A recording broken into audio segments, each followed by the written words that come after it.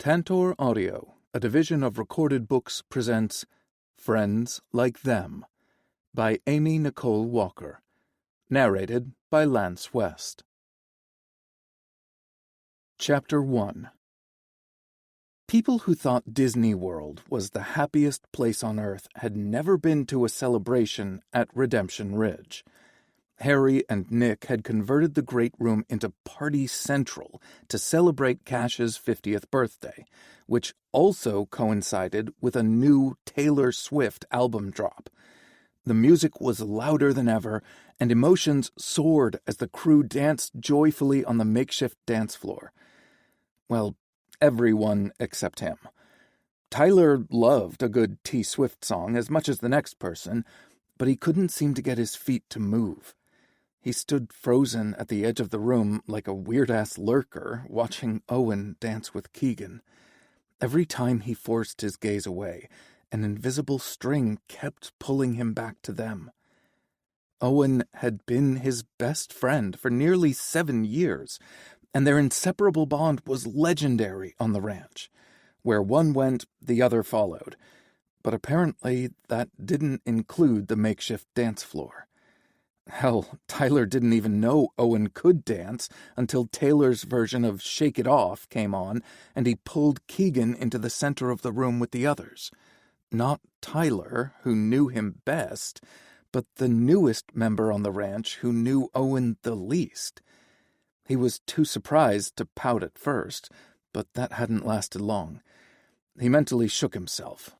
Tyler's version, and scanned the room for anything to distract himself from the pity party he had going on. Why he decided to count the navy blue and gold balloons forming a massive happy birthday arch was beyond him, but he got to 69 before his gaze honed in on Owen and Keegan again. Was it his imagination, or had they moved closer together? Their bodies weren't touching, but they were close enough to make Tyler's stomach cramp. Their movements were fluid and perfectly in sync with one another and the fast-paced music. Damn, they looked like they belonged together. Tears stung the back of Tyler's eyes and nose as unfamiliar and confusing feelings washed over him. It felt a lot like grief, which made zero sense. Owen hadn't died, he just didn't have as much time for Tyler anymore. He honestly didn't know what Keegan and Owen were to one another. It was crystal clear that Owen had a soft spot for the guy, but you'd have to be a monster to feel nothing for someone who'd barely survived a conversion therapy on par with hell. Tyler had learned firsthand in jail that Owen's protective streak was a mile wide and as unyielding as a hurricane. But no one else had triggered that reaction in his best friend since they met almost 7 years ago. And Tyler selfishly realized he didn't enjoy seeing the instinct displayed with anyone else. He puffed out his cheeks and blew out a frustrated breath. He was the worst kind of asshole to resent the time and attention Owen gave to Keegan. The rented photo booth shook and distracted Tyler from his maudlin thoughts, and the husky laughter escaping the little structure made him smile. He scanned the room to see who was missing, and noticed all the ranch's inhabitants and employees were dancing or milling near the food and drinks. Then who was in the booth? Tyler got his answer a few seconds later when the door swung open to reveal Finley and Harry's parents, Hope and Gary Newton. Gary ran a hand through his silver hair to tidy it, while Hope reapplied lip balm.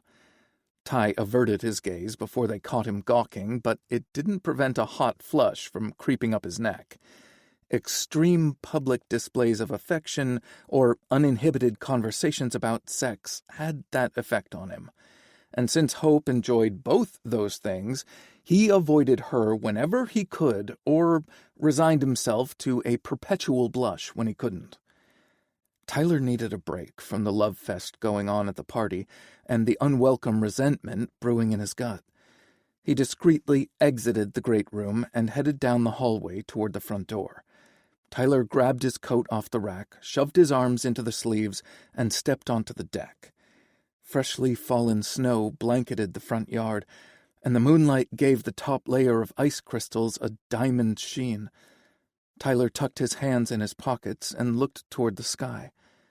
The midnight shade of blue was the same color as Owen's eyes, and the peace he'd expected to find turned into a memory of meeting Owen's gaze through a fog of withdrawal in a tiny jail cell. Tyler had been scared to death and aching from head to toe, but something comforting sparked in the dark blue gaze. Owen became an unyielding boulder Tyler clung to when addiction battered his body, mind, and soul. Then he was the beacon who guided Tyler's way, just like the twinkling stars overhead had navigated weary travelers for centuries.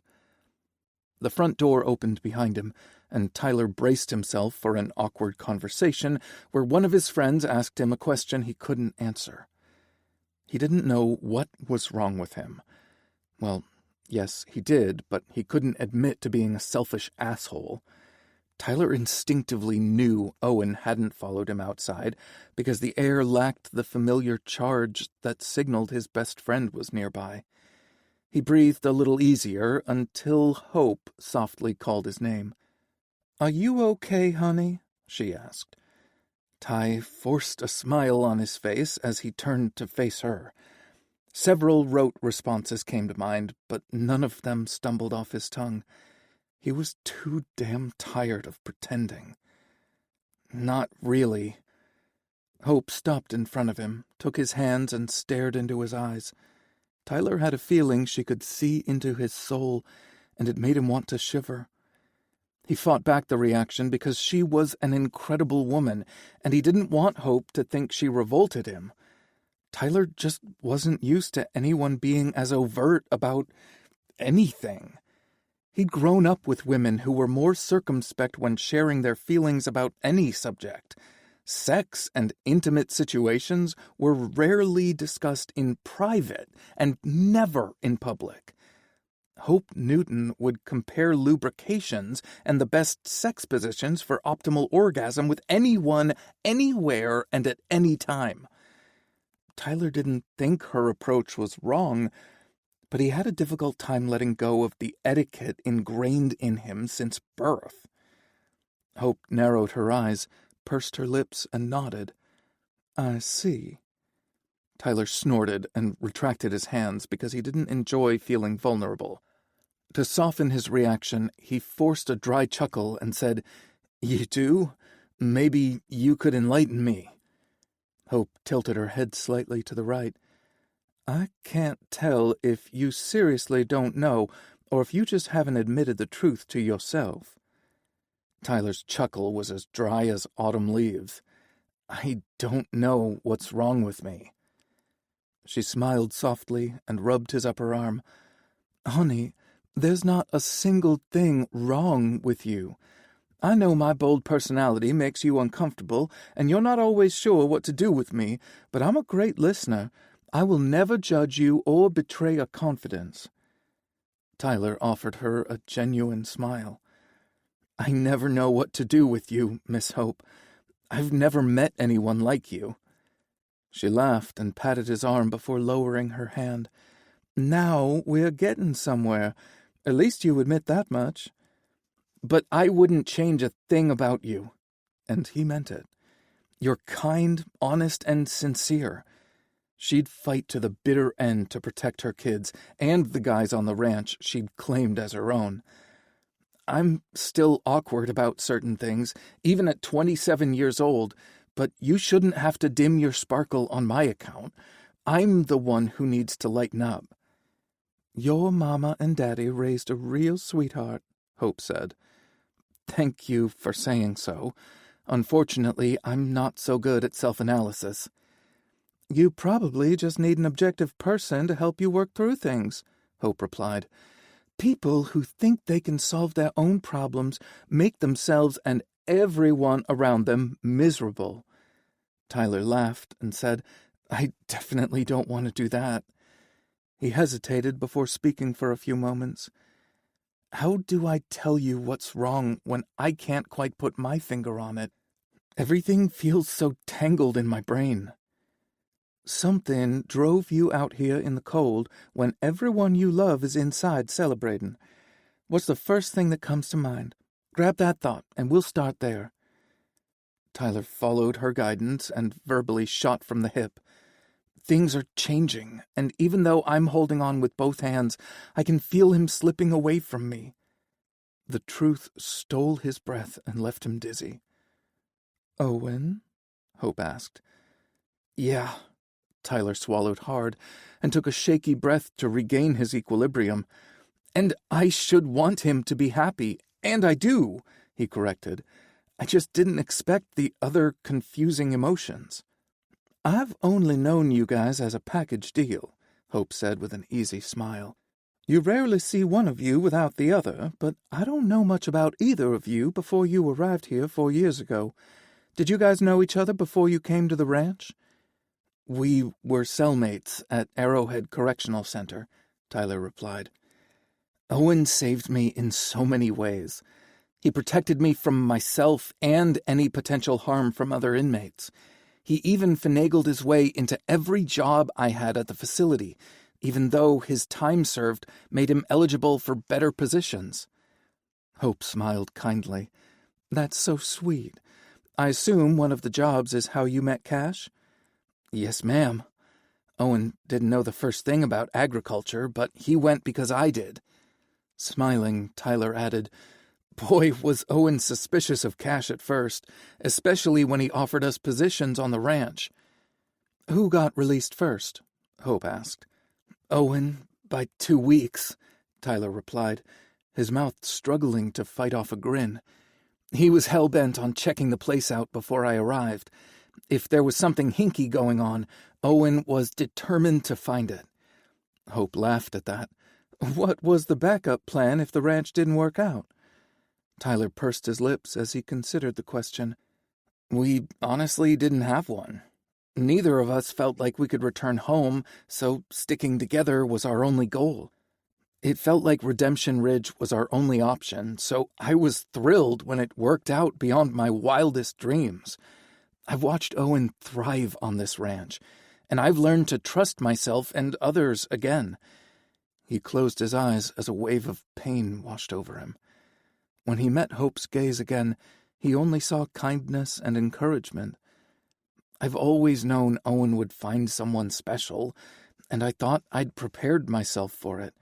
Hell, I thought I'd welcome this kind of happiness for my best friend, but it hurts so bad, and I don't know why."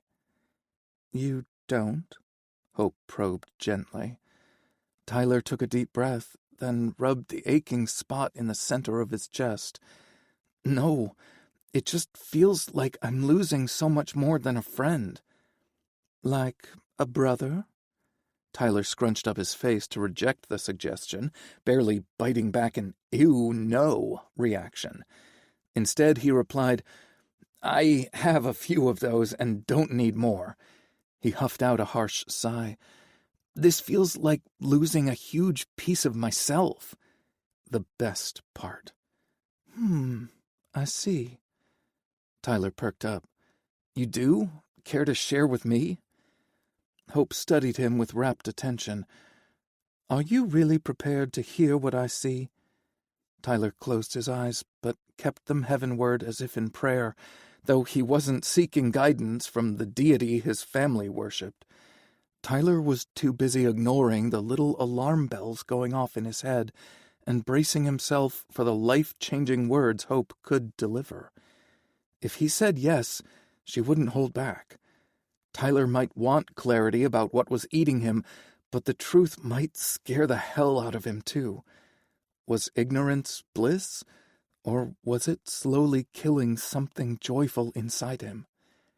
He lowered his head and met Hope's intelligent gaze head-on. "As ready as I'll ever be." "I'll be gentle," she teased. Tyler's laughter eased the tension in his chest, which was probably what Hope wanted. "When I look at you," she began, "I see a young man who's standing at a major crossroads in his life. One turn will take you in a familiar direction that feels safe and comfortable, if not a little dull. The other takes you on an alternative path that is thrilling but fraught with uncertainty. Hope's remarks were ambiguous enough to apply to just about anyone and any situation.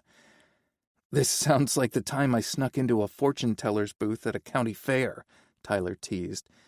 He'd expected to find someone his grandmother's age wearing a shapeless caftan and a matching head wrap. Mistress Devine had been in her early 20s and drop-dead gorgeous. Her dark wavy hair hung to a tightly cinched waist. Her eyes were as dark as midnight, and she wore a deep red lipstick that drew Tyler's attention to her full lips. He'd been 13, hormonal, and completely fascinated by the swell of breasts rising out of Mistress Devine's dark purple corset. Hope laughed, and her eyes sparkled. "And did this fortune-teller impart life-altering wisdom?" Mistress Devine had told Tyler he was on the dawn of awareness, and he should embrace it with both hands. He'd gotten his first erection later that night when reliving his encounter with the enchanting woman. He'd only embraced it with one hand, but the moment was definitely life-altering. Young Ty had floated down to breakfast the next morning with a new lease on life, until his mother met him in the kitchen with a deep scowl on her face. She'd found out about his adventure to Mistress Devine's ungodly tent and grounded him for a month. Ty had been pissed at first because it meant he only got to leave the house to help at the family's plant nursery or go to church.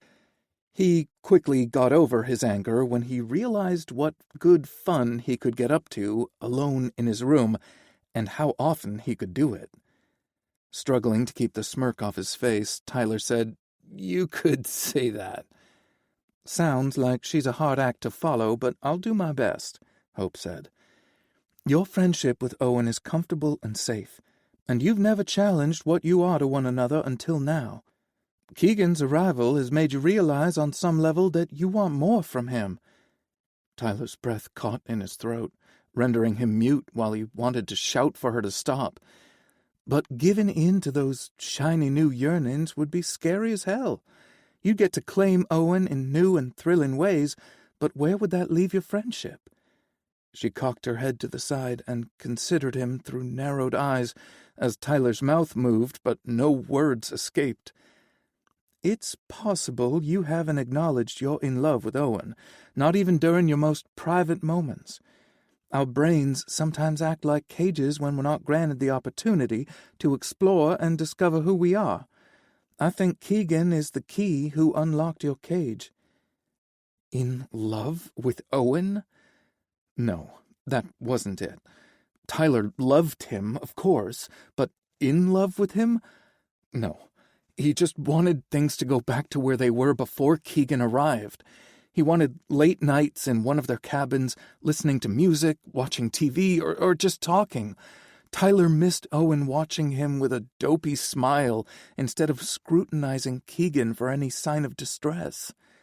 So basically, he wanted all of Owen's time and affection. Holy shit. But wait, that didn't mean he was in love with his best friend. Tyler's breath escaped him in a rattling wheeze as an invisible hand cinched around his chest. "Oh, dear," Hope said. "I've scared the air right out of you." She patted his chest and made soothing noises. "Breathe with me, Ty. Inhale deep and fill up your lungs with precious air." Ty sucked in a half-lungful before he coughed. "Come on now," Hope crooned. "Try again." Tyler expanded his lungs more fully on the second attempt. The band loosened, but he still wasn't getting enough oxygen. His brain spun with words and images from both past and present, Mistress Devine's and Hope's claims that he was on the cusp of awareness, combined with fantasies he'd never considered. Tyler closed his eyes so the world would stop spinning, but the darkness only invited tantalizing images to play out like scenes from a movie. Tyler feasted his eyes on Owen's golden skin and toned pecs. The yearning to touch and explore shook him to the core. The hard-earned breath he'd reclaimed whooshed out of him as if Hope sucker-punched him. And she had, only verbally. Tyler's eyes opened wide, and he pleaded with her to make it stop, or make it real. He wasn't sure what he wanted. Tyler had never been so confused in his entire life.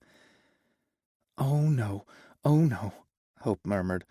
"I've really done it this time." She cupped Tyler's face and stared into his eyes. "I'm so sorry. Everything is going to be okay.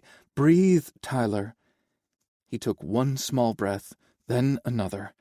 "That's it, honey. A little deeper next time. You're doing great," Hope said when he complied. "Now longer this time." She snorted and rolled her eyes. "It sounds like I'm trying to coach you on how to have sex." Tyler choked, and Hope winced. "Christ, I'm really making a mess of things," she said. "I swear to the goddess that I can have an appropriate conversation."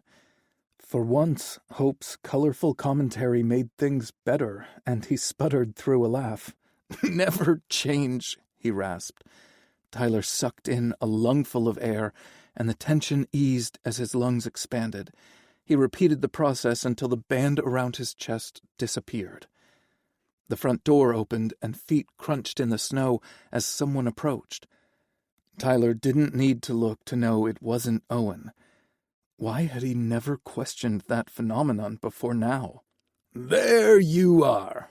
Gary's booming voice reached them before he did. "I've been looking all over for you." Kindness and possibly regret shimmered in Hope's eyes. Tyler didn't want her to feel bad, so he removed his hands from his pockets and hugged her. "I'm okay," he whispered. Hope squeezed him tightly before stepping back and letting go. Gary said, "Did I interrupt something?" Hope turned to face her husband, but Tyler couldn't do it yet, not with so much emotion simmering just beneath the surface. He needed to be in better control of his expressions before interacting with anyone, so he kept his gaze locked on Hope's profile. "Not at all," Hope said. "Your timing is impeccable. I'm in the mood to dance with my husband." She smiled at Tyler and patted his arm. "I'll see you back inside." He lifted his head and stared at the diamond-studded sky after they left. "I can't be in love with Owen, can I?" Tears filled his eyes, turning the sparkling stars into blurry dots. The surrounding forest was usually quiet, but the muffling snow made it eerily so. His pounding heart was the only sound Tyler heard, and it almost felt like the organ was mocking him, like Tyler was the last to get the punchline of a joke. The urge to retreat to his cabin hit him full force, and he might have given in if a fat snowflake hadn't splatted against his forehead like a wake-up call. If he wanted more time with Owen, then he needed to stop retreating and moping. Not that he wanted to challenge Keegan or anything. He just needed to quit fading into the background like boring drapes and give Owen incentive to seek him out. An unbidden image of Tyler's tongue circling Owen's nipple came to mind, and he shook his head to erase it. He couldn't be sure what drove him into the house faster, the cold or his sudden need to see Owen. Tyler hung up his coat and stomped off his shoes on the rug before returning to the great room. He slammed to a stop at the end of the hallway, and his heart fell to the floor when he spotted Owen and Keegan slow dancing together.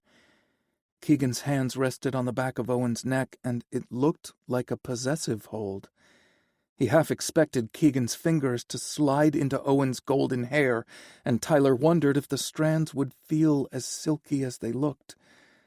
Owen's hands rested low on Keegan's back, but a few inches lower and they'd be on the guy's ass. The pair looked so comfortable together as they danced and talked. Tyler didn't want to contemplate the reasons for the dread in his stomach, so he pivoted and headed toward the kitchen to make himself useful instead of staring at Owen and Keegan. He snagged some empty platters off the table and noticed there were only a few pumpkin spice whoopie pies left, so he grabbed that plate too. Owen adored those things, so he wrapped them in aluminum foil and set them aside for him.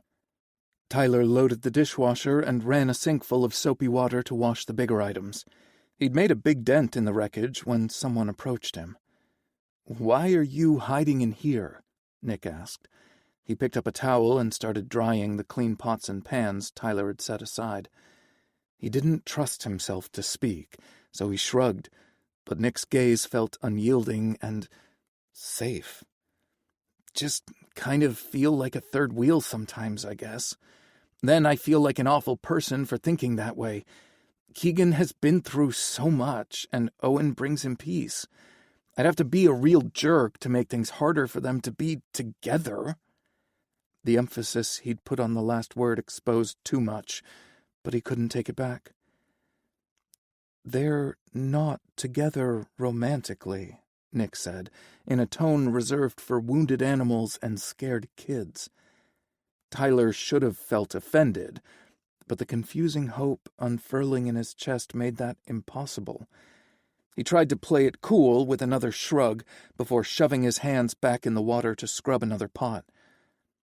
"That isn't what romantic love looks like," Nick insisted, with a doggedness that had likely served him well in the FBI. Something warm and effervescent bubbled inside him. Hope's words echoed in Tyler's head, and his hands stilled in the water. Tears stung the back of his nose and filled his eyes. Was it true? Was he in love with Owen? Tyler turned his watery gaze to Nick. "When did you know you were in love with your best friend?" Nick set the towel down, crossed his arms over his chest, and considered Tyler for a few moments. "I didn't have a big aha moment," he said. "It happened slowly. I noticed little things at first. Catching guys checking cash out made me jealous. Thinking of him falling in love with someone else and being intimate with them drove me mad. Not being with him became a bone-deep ache." He knew exactly the pain Nick described. Tyler emitted a feral little growl that caught him by surprise and made Nick smile. He rubbed a hand over his sternum, but that didn't make the ache go away. "You'll miss 100% of the shots you don't take," Nick told him. "I wasted so much time pining after something that was mine for the taking all along. Swing for the fences, Ty." "What if he doesn't feel the same way?" "But what if he does?" Nick patted him on the shoulder. "Don't wait too long." Nick headed to the refrigerator, removed 2 water bottles, and headed back to the great room. But what if he does? Tyler had so many thoughts echoing in his head, but those 5 words were the loudest. He felt a familiar electric charge in the air that announced Owen's arrival. "Ty, I want to get pictures with you in the booth." Owen's voice was soft, but his suggestion landed like a bomb. That tiny, cramped space wasn't big enough. One would have to practically sit on the other's lap. Tyler's mind didn't need additional encouragement to replay the earlier fantasy. "Ty," Owen's voice was more urgent as he stepped beside him. "Are you okay?" No, he wasn't, but an honest answer would only invite additional questions he wanted to avoid. Tyler forced a smile and said, "Yeah, I'm great. Let's go take pictures." Owen responded with an excited whoop before he bounded out of the kitchen. Tyler dried his hands and trailed behind him at a more sedate space so he could coach his body and brain into remaining calm. It felt like every pair of eyes was on them as they made their way toward the booth, which looked even smaller up close. Owen reached for the door just as it swung open. Finley and Kieran stumbled out with mussed hair, swollen lips, and strips of photos in their hands. Clearly, the couples used the cramped space to suck face instead of smiling for the camera. Tyler's heart skipped a beat before galloping like a racehorse. "It's all yours, fellas," Finn said with a sweeping gesture.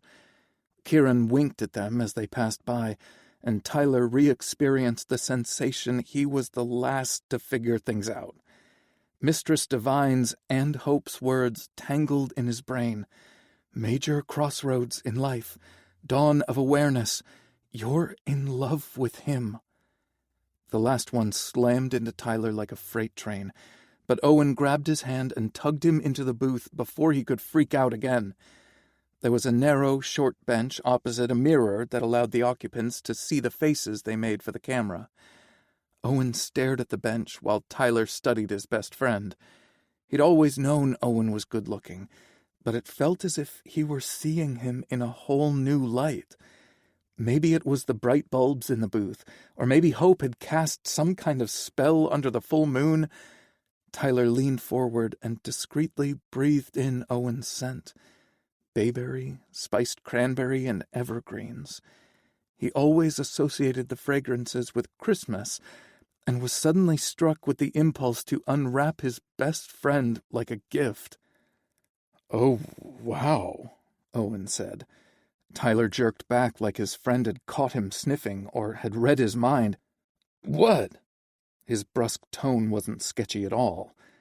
Owen quirked a brow but didn't comment on his weird behavior. "This is going to be a tight fit." Tyler swallowed hard as Owen's innocent remark conjured not-so-innocent thoughts. As he stared at Owen's reflection, he imagined his hand gliding over his best friend's bare chest again. Tyler pictured brushing his thumb over Owen's nipple and making him gasp. What would his sighs taste like? What sound would Owen make if Tyler licked his nipple, sucked it between his lips, raked it with his teeth? Did men even like that? "It will be worth a little discomfort, though," Owen said. Tyler jerked out of the fantasy, and his elbow connected with the side of the booth hard enough to make it rattle. "You better settle down before people get the wrong idea about what we're up to in here," Owen cautioned with a wry smile. "Damn, that bench is tiny. I'm going to give you a lap dance. You okay with that?" Owen waggled his brow. "Or do you want to give me one?" Tyler growled his frustration and plopped onto the bench. He tugged Owen down between his spread thighs and reached for the start button. The sooner they got this over with, the quicker he'd stop thinking about Owen's pert ass pressed against his groin. "Hold up," Owen said, knocking his hand away. "You're way too tense. Your body is hard as a rock, and about to get harder. Look at that somber expression on your face." "I don't know where to put my hands," Tyler blurted. "Anywhere you want to, baby," Owen teased. Tyler was used to his flirty remarks. Owen had used them as a test when they were cellmates to make sure he wasn't a homophobe. When they failed to get a response, Owen brought them out to lighten a tense mood. This time, the remarks ruffled Tyler's nerves instead of soothing them, and triggered a reaction in his groin. Tyler settled his hands on Owen's thighs and felt the muscles tremble beneath denim and flesh. Their eyes met in the mirror. Owen's midnight blue eyes shimmered with a mysterious emotion Tyler couldn't name, though he recognized it was only for him. Was this what romantic love looked like? Had Owen's 6 years of flirting meant something deeper? "Ready?" Owen asked. "Yeah." Tyler's voice sounded like he'd dragged it over a gravel driveway. "Then smile." Owen leaned forward, pressing his ass harder against Tyler's crotch, and pushed the button. A digital clock counted down from 3, and Tyler forced a smile on his lips. He posed and fooled around when the camera started clicking, but his mind was back in his fantasy of Owen, who turned this way and that, rubbing himself against Tyler's hardening dick. He knew the instant Owen felt it because his entire body tensed. Their gazes met in the mirror and held. Owen's mouth fell open in surprise, but thankfully not horror, as he searched Tyler's face for answers. For a heartbeat, Tyler thought Owen was going to bolt from the booth, but instead he angled his body, turned his head, and kissed Tyler. Chapter 2. Oh my God, oh my God. He was kissing Tyler. Owen hadn't planned it. He'd just turned around to see if the desire and curiosity he saw in Tyler's reflection was real, and to confirm he hadn't imagined the erection pressed against his ass. Tyler's mouth was right there, his lips parting in surprise, and the expression in his coffee-colored eyes was even more potent up close. Owen had fantasized about this moment for 6 fucking years. From the first time he locked eyes with Tyler, he wanted to kiss him. There were days when he thought about nothing else. Maybe that was why Owen kept his eyes open for those first few seconds after pressing his mouth to Tyler's. Yes, he could have wanted to make sure his best friend wasn't revolted, but that wasn't it. Owen didn't want to miss a single second of their first, and maybe only, kiss. Tyler's eyes widened in surprise for a few seconds before his long lashes fluttered and his eyelids lowered to half-mast. Firm lips trembled against Owen's and parted to release the softest sigh he'd ever heard. The sound went straight to Owen's balls and squeezed them like a vice. Tyler fisted Owen's shirt at his waist, closed his eyes, and released a needy whimper, prompting Owen to stop thinking and start reacting. He shut his eyes too and lightly cupped Tyler's neck. Owen angled his head and swept his tongue over Tyler's bottom lip, making his intentions known and giving him the option to pull back or open wider. Tyler groaned hungrily as he parted his lips more, and Owen swept in. The first rub of their tongues sent a hard shudder through Owen. Tyler bunched his shirt until it pulled free from his waistband, and his warm fingers pressed against Owen's flesh. At least a tiny part of his brain set off alarm signals that maybe things were going too far too fast. They needed to talk before things went further, and both the conversation and whatever followed needed to happen in a more private location. But then Tyler's curious fingers bumped along his spine, and Owen's ability to reason tumbled like a house of cards. Whatever Tyler wanted, he would have. Whenever, however, and how often he wanted it. Owen cupped the back of Tyler's neck, and though his hold was light, the embrace was possessive. It said, "You are mine." He deepened the kiss, pressing deeper into Ty's mouth and seizing complete control, while Tyler's fingers dipped beneath his denim waistband. If Ty could explore, so could he. But a repetitive beeping sounded in the booth before Owen could make his move. The guys sprang apart and looked toward the mechanism under the mirror just as it spit out a strip of photos with a whir. The paper fell face down into the tray below, but neither man moved to retrieve it.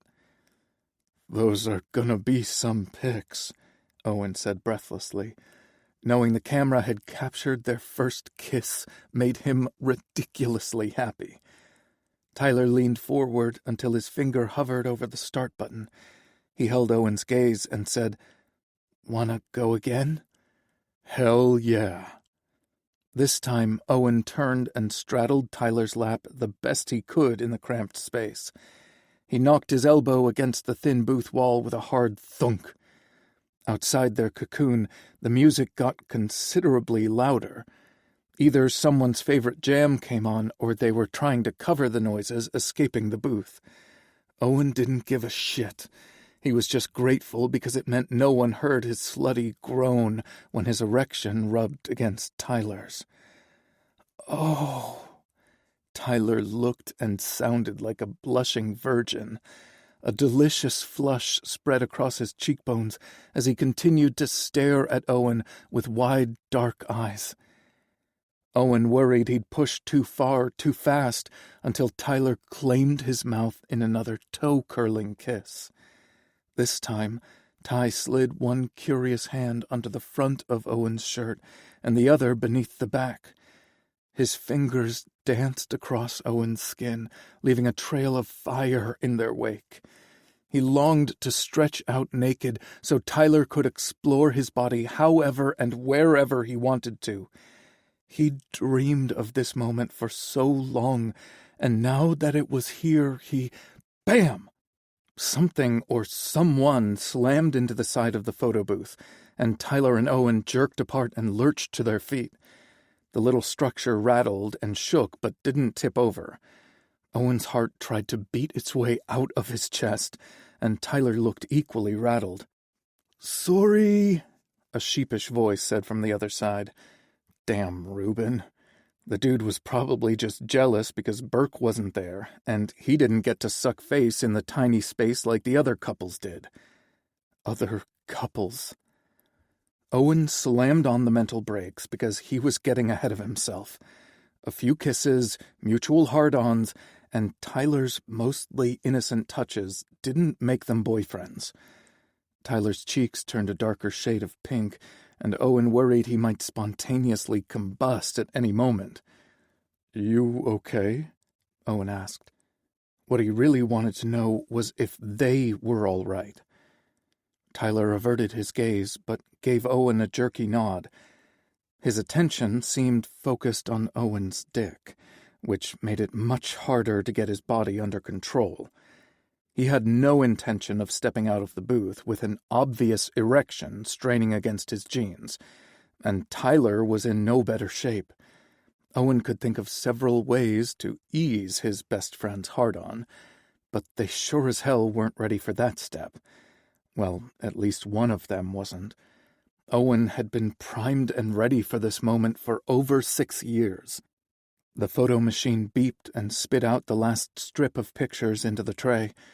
Neither of them moved to retrieve the photographic proof of what they'd shared, though Tyler's taste, his touch, and his moans were seared into Owen's brain. "I have a hard-on," Tyler whispered. He lifted his head, met Owen's gaze, and swiped his tongue over his bottom lip. "For you." Tyler stepped closer and swallowed hard. "And you're hard for me, too." The wondrous expression on Tyler's face made Owen want to smile and laugh, but he didn't want Tyler to think he was making fun of him. That was the absolute last impression he wanted Tyler to have about their first kisses. But how honest should he be? He didn't want to scare Tyler off after yearning for this opportunity for so damn long.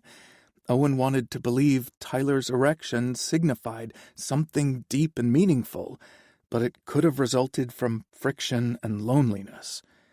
"Please let it be door number 1. Owen tempered his naturally assertive personality and aimed for chill. He took a step forward, too, so that they were toe-to-toe in the cramped space. "I am very hard for you." Tyler closed his eyes and swallowed hard. Owen longed to lean forward and kiss his neck, but he didn't dare move. Tyler twisted his fingers in Owen's shirt again and opened his eyes. "I don't know what to do with this." He didn't mean literally. They'd shared a small jail cell for 2 years, and Owen had heard the unmistakable sounds of Tyler jerking off when he thought Owen was sleeping. Tyler had meant he didn't know what to do with an erection for his best friend, who also happened to be a guy. Tyler wasn't raised in a world where men chose other men. Yes, he'd been around gay and bisexual men for the past 4 years on the ranch, but he never pictured that for himself. The turmoil in Tyler's voice made Owen's heart fall. In a perfect world, one kiss would prove they were meant to be together. Hell, that sounded more like a fantasy than any version of the world they lived in. "We don't have to do anything about it, Ty. We could pretend it never happened." Well, Ty could. Owen would hold on to the moment until his dying breath. Tyler darted a glance toward the photo tray. Owen removed the strips, folded them in half without looking at the images, and tucked the pictures in his pocket. He'd take them out later when he was alone and let his mind run free as a wild Mustang. "We don't have to talk about this if you don't want to, Ty. Nothing has to change. You're still my best friend." Owen's voice came out a little shaky, and Tyler's eyes widened. One of them sounded terrified, and the other looked it. Their friendship was the single most important thing in both their lives. Owen would do anything to keep Tyler in his life, even if it meant an end to his impossible dream. Tyler swallowed hard. "You want to pretend it didn't happen?" "I didn't say that," Owen replied carefully. "I said we could." He again debated just how honest to be with Tyler, because he couldn't get a good read on his reaction. Tyler seemed upset by the idea Owen could forget about their encounter, but he didn't sound encouraged by the notion Owen wanted to remember it. He felt damned no matter how he responded. Someone thumped into the booth again, giving him a valid excuse to postpone a further response. "Can we talk about this in private?" Tyler searched his eyes for several seconds before nodding. "We should probably get back out there," Owen suggested. He received another nod, but neither made a move toward the door. "You should probably turn loose of my shirt first." Tyler looked down at his hands, but didn't release Owen's shirt. "I can't." Those two words took Owen back to the first day they'd met. Ty had been battling withdrawal symptoms from his pain pill addiction and was frightened out of his mind. Doing the simplest tasks, like leaving the cell to get in the chow line, was too much for him. "I can't" was a common refrain during those first weeks. It had taken a ton of patience to earn Tyler's trust, and Owen would sooner lose a limb than break it. Tyler leaned forward in the booth and rested his head on Owen's shoulder. "I can't lose you." "I'm not going to disappear on you, Ty. It's me and you, remember?" Tyler wrapped his arms around Owen's waist as if he were holding on for dear life. "Promise?" he whispered. "Always." Tyler's sigh ghosted over Owen's neck and made him shiver. "Can we go talk now?" Talk, kiss, grind until they came in their pants. Owen was up for anything Tyler wanted. "Let's go." But neither of them stepped away from the other. "We'll have to separate if we're going to get through that skinny doorway." Owen received another nod. He longed to kiss Tyler again in case it was the last time, but he stepped back and opened the door instead. He felt every curious gaze swing their way when they exited the booth. "We deserve this," Owen said as he studied every raised brow, smirk, and wink. "And so much worse," Tyler replied. They'd placed a lifetime's worth of bets on relationship outcomes and instigated twice as many shenanigans on the ranch. The chickens had come home to roost, and payback would be hell. "Come on," Owen said. "Might as well give them something to talk about." "I need to grab something first," Tyler said before making a beeline for the kitchen. Owen watched his retreat longer than he should, knowing he was just fanning the flames of their audience. He tore his gaze away from Tyler and forced his feet to move, not stopping until he reached the front door. Owen grabbed his coat off the hook but didn't stop to put it on. He was hot enough to fuel a furnace for days, and should probably cool off a little before he shut himself in a small cabin with Ty. Owen needed to exercise caution and control. Two things no one ever associated with him. "Okay, I'm ready." Tyler sounded breathless when he joined Owen by the front door with something wrapped in tinfoil. "What's that?" "I snagged the remaining pumpkin spice whoopie pies for you." Tyler's thoughtfulness never failed to move Owen. He showed how much he cared in a million little ways and made him feel like the most important person in Tyler's world. Owen leaned forward and pressed a kiss to Tyler's mouth. "So much for caution and control." Tyler's lips trembled and parted invitingly, and Owen wanted more than anything to deepen the kiss, but not until they talked first. Tyler scowled when Owen pulled away, and he wanted to kiss his cute pout away. I really, really want to be alone with you right now, Owen told him. The front door wasn't visible from the great room, but that didn't mean someone couldn't wander down the hallway. They didn't need interruptions or input from anyone else. Tyler thrust the whoopie pies at him and grabbed his coat. My cabin is closer. Fat snowflakes pelted them as they stepped onto the porch. It was coming down much harder, and the wind had picked up. The quick trip to Ty's cabin took twice as long as normal because of the deepening drifts, and Owen wished he'd put on his coat. They'd traveled this route so many times, but this time Owen didn't resist the urge to reach for Tyler's hand. They ducked inside the cabin and shut themselves away from the outside world. 2 cats, one bright orange and one the color of butterscotch, raised their heads from where they were curled around each other on the couch. When the ranch rescued a pregnant stray, Little Mama, they couldn't bear to part with her precious kittens. Tyler and Owen each chose one, naming them Lucy and Ethel after their favorite fictional duo. The cats followed them nearly everywhere on the ranch, but Owen wasn't sure he wanted witnesses to what he hoped would happen next. Then again, if what he truly wished for came true, there would be a lot of sleepovers, and the girls would have to get used to it. They hung their coats on the peg by the door, and then Tyler was on him, backing Owen against the wall. Tyler's lips were cold, but his tongue was hot and curious. He took the foil package from Owen's hand and flung it toward the coffee table, but it overshot and landed on the sofa. The girls bolted from the couch and darted onto the bed.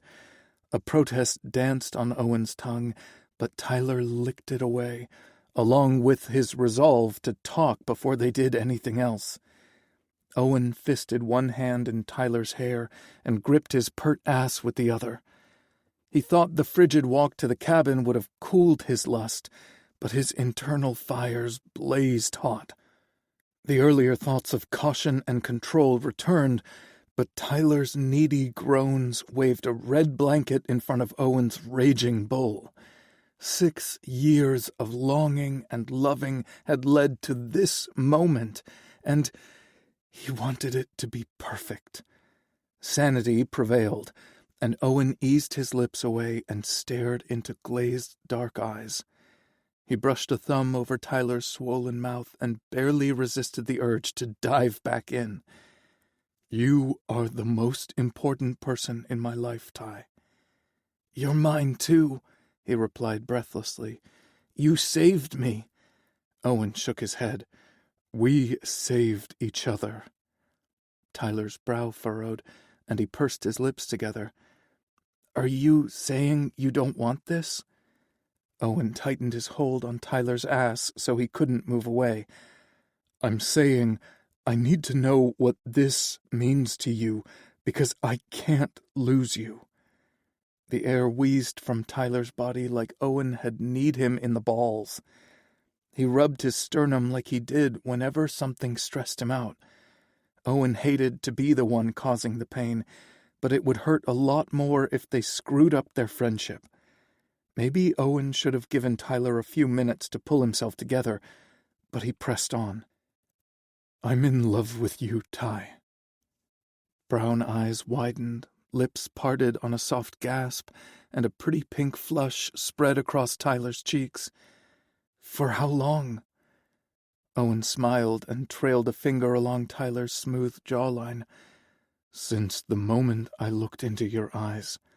I just knew you were sent to me, and for the first time in my life I felt like I belonged. Tyler scrunched up his nose. In jail? No, Owen replied. I belonged to you.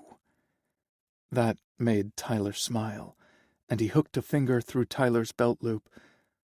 Tell me more. The confession seemed like a one-way street to Owen, but he wasn't walking it alone. He took Tyler's hand and led him to the sofa. He sat on the same cushion instead of the one beside it and didn't pull his hand free.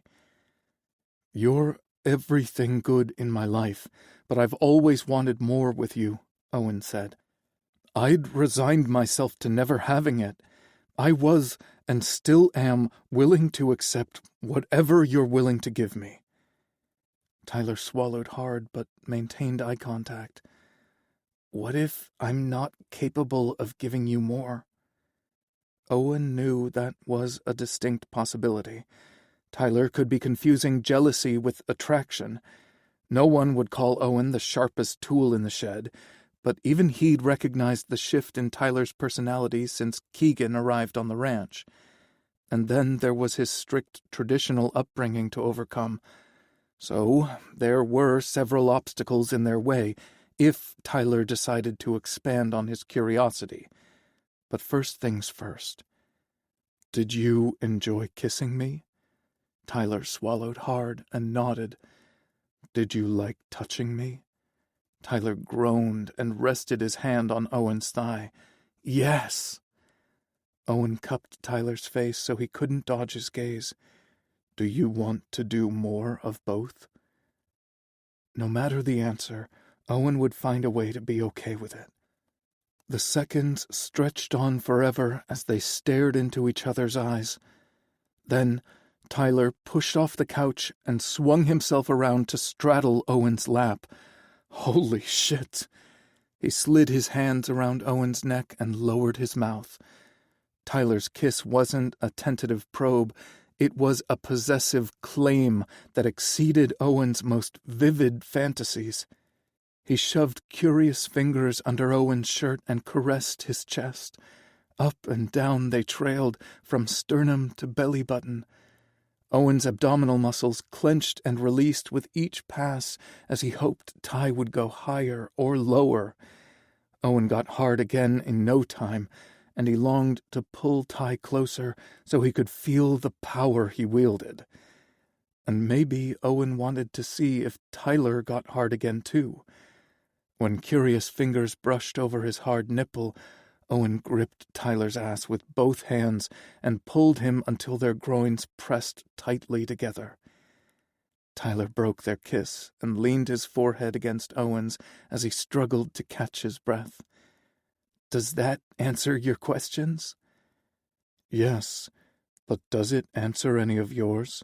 Owen asked. Tyler smiled shyly as he considered. It's answered some and sparked several others. Oh, yeah? Owen waggled his brows. Anything I can help you with? Tyler pressed a quick kiss to his lips. Definitely. Owen rested his hands on Tyler's thighs. We'll take this as slow as you need. You set the pace and the boundaries. Tyler pursed his lips as if that were a bad thing. Why am I in charge? This is new territory for you, so you get to decide. And because Tyler fiercely guarded his freedom to make decisions after a lifetime of having someone else make them for him, Owen didn't want to be another person who presumed to know what was best for him. And if you were taking the lead? Tyler asked. Owen brushed his thumb over Tyler's lips once more. I'd stretch you out on your bed and kiss you for the rest of the night. Tyler moaned and swayed forward. Yes, I want to do that. What about touching? You can do whatever you want to me, and I'll reciprocate, Owen promised him. Tyler's dark eyes shimmered with curiosity and desire. Kiss for kiss and touch for touch? Exactly. Tyler glanced over his shoulder, then dragged his bottom lip through his teeth. The bed isn't very big. Owen cupped the back of Ty's neck and pulled him down for a quick kiss. Even better. Chapter 3.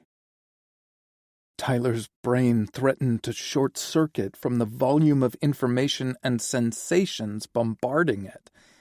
His heart swelled with emotions he struggled to process and contain. Owen loved him. No, he'd always known that.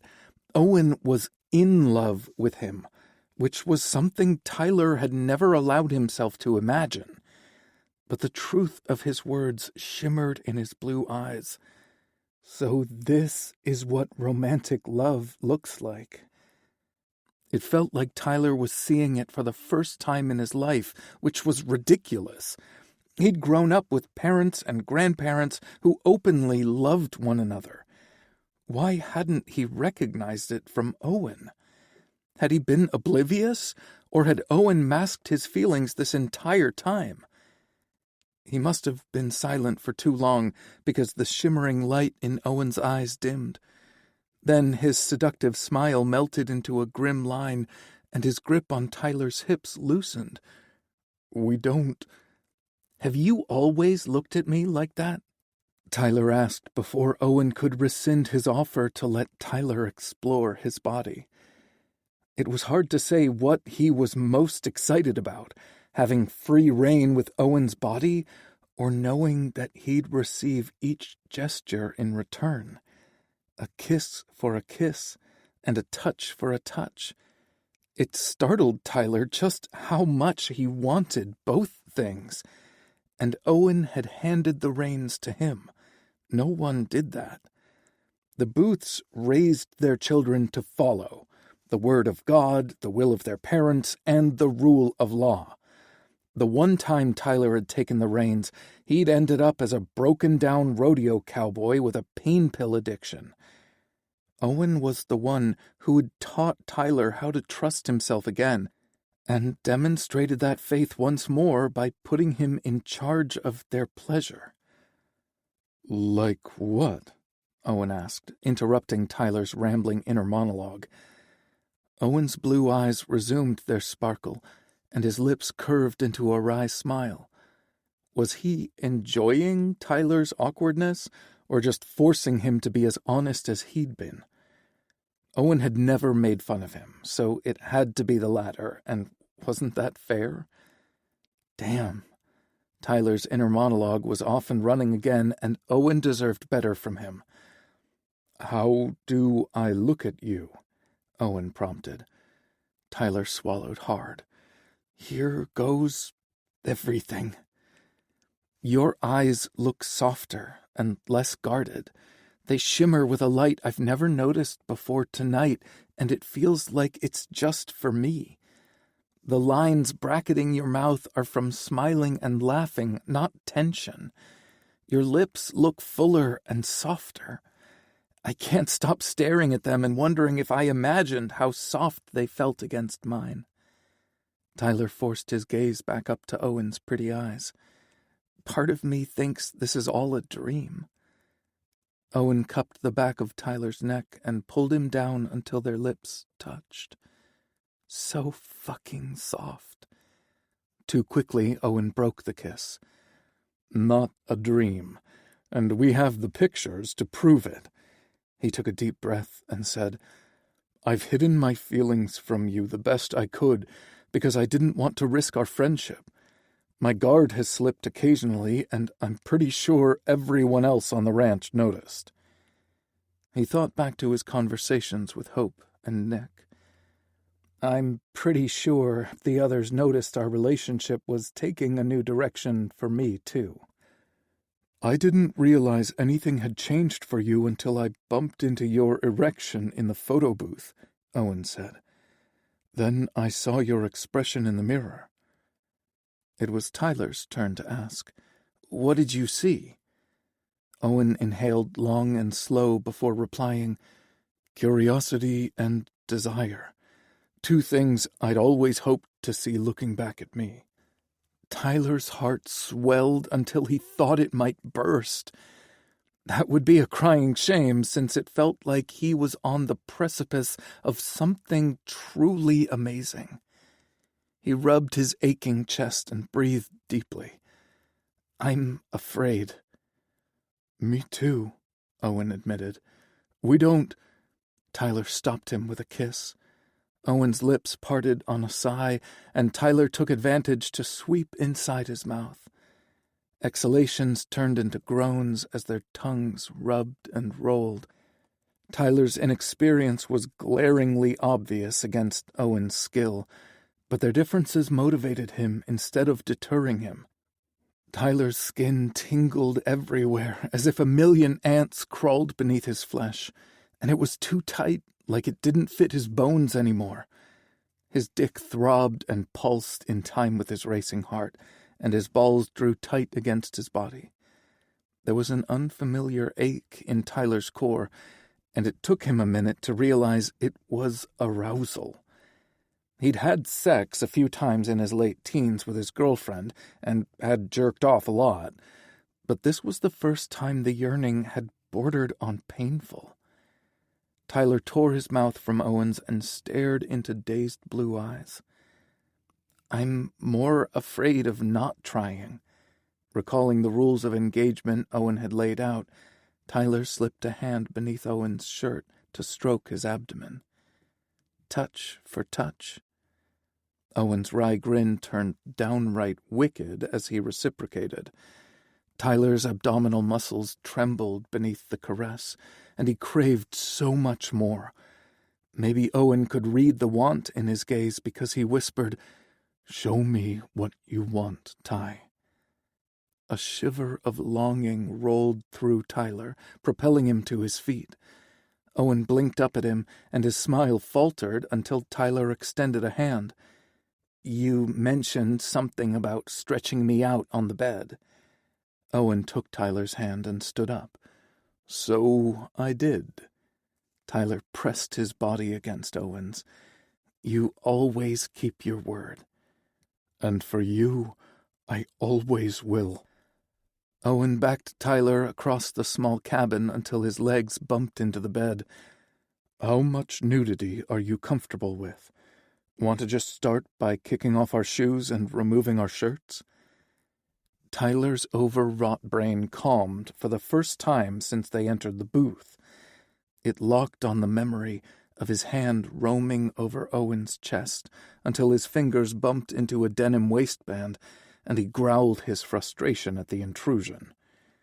When Owen arched a brow, he realized he hadn't just made the noise in his head. Tyler answered the inquisitive expression by dropping his hand to Owen's waist and opening his belt. Owen sucked in a sharp breath as he matched Tyler's gesture. He wasn't sure how far he was willing to go, but Owen's complete acceptance made Tyler brave enough to unzip his jeans. Blue eyes burned hot enough to set Tyler on fire as Owen went to work on his zipper, too. Tyler reached for Owen's jeans again, then realized they still wore their boots. There was nothing sexy about getting tangled up and falling on their asses, so he eased down to his knees. Owen groaned lustily and slid a hand through Tyler's hair. The position put him at eye level with Owen's crotch, and he could smell his arousal.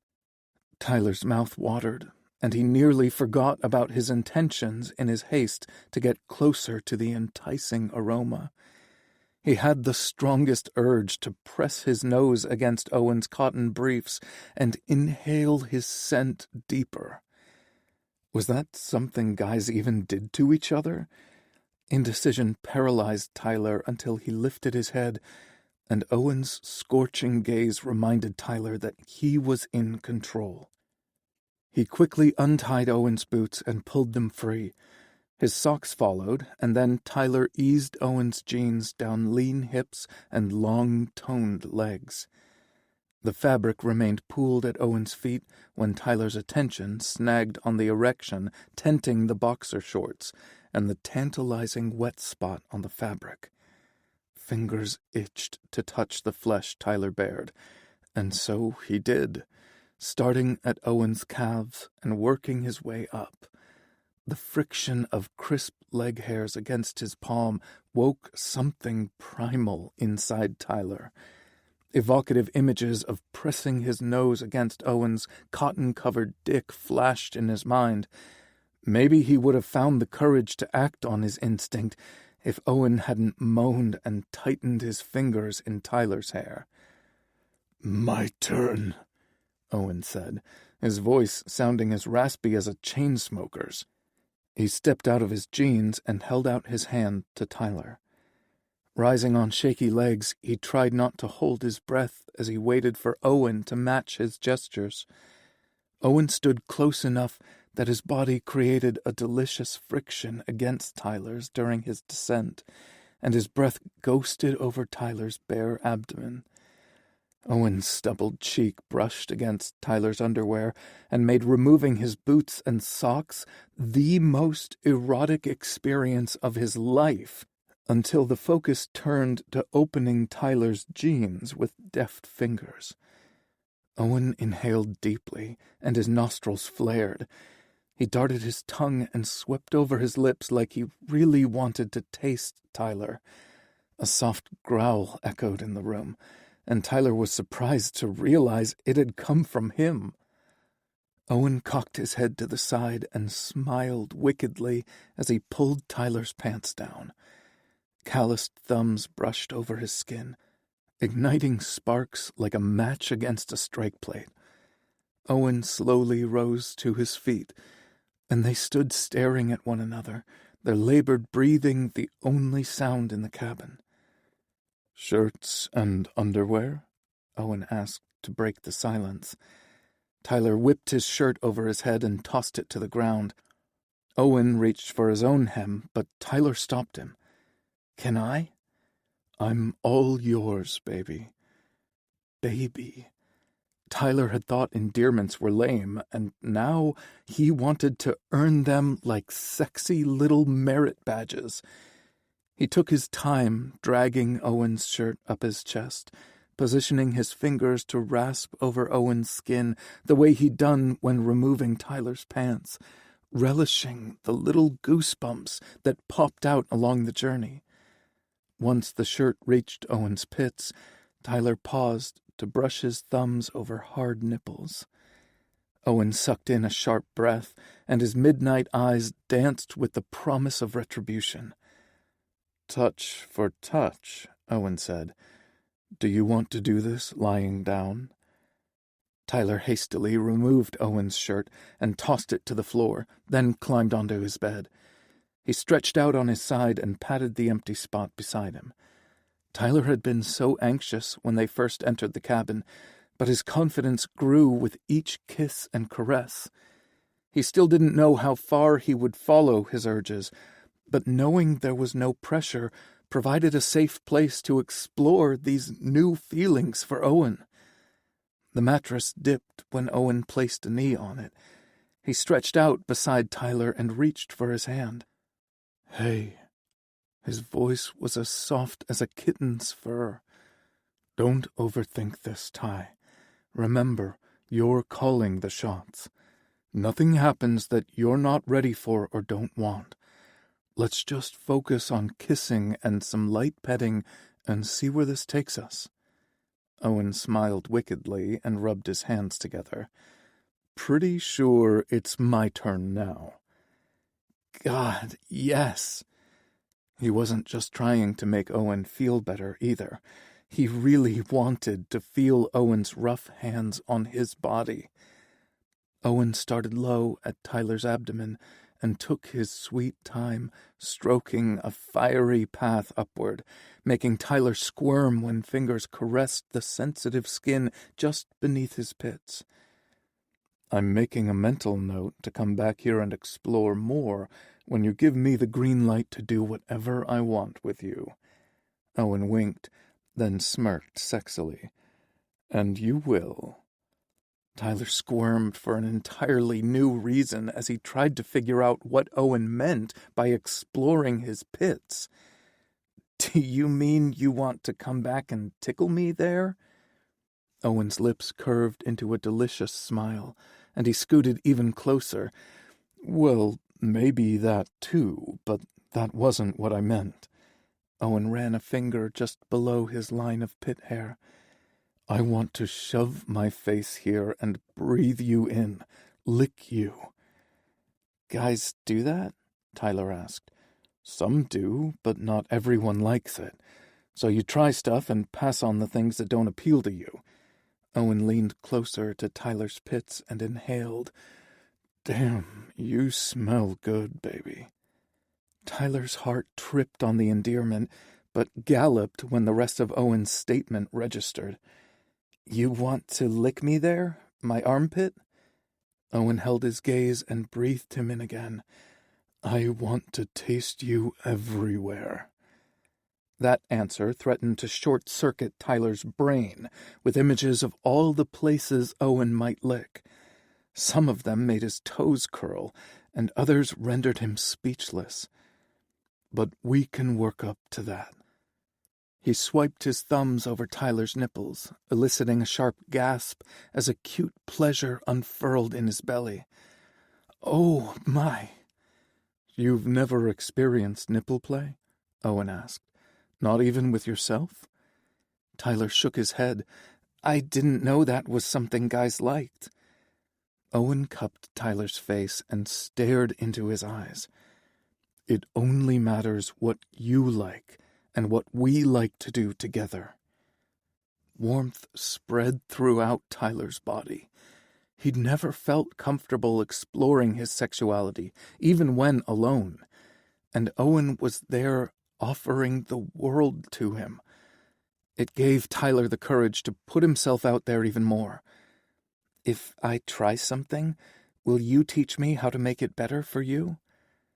"As long as you only do things that you're comfortable receiving from me." Tyler nodded vigorously before leaning in and swiping his tongue over Owen's nipple. "Baby," Owen groaned. He slid one hand into Tyler's hair, holding him close to his chest.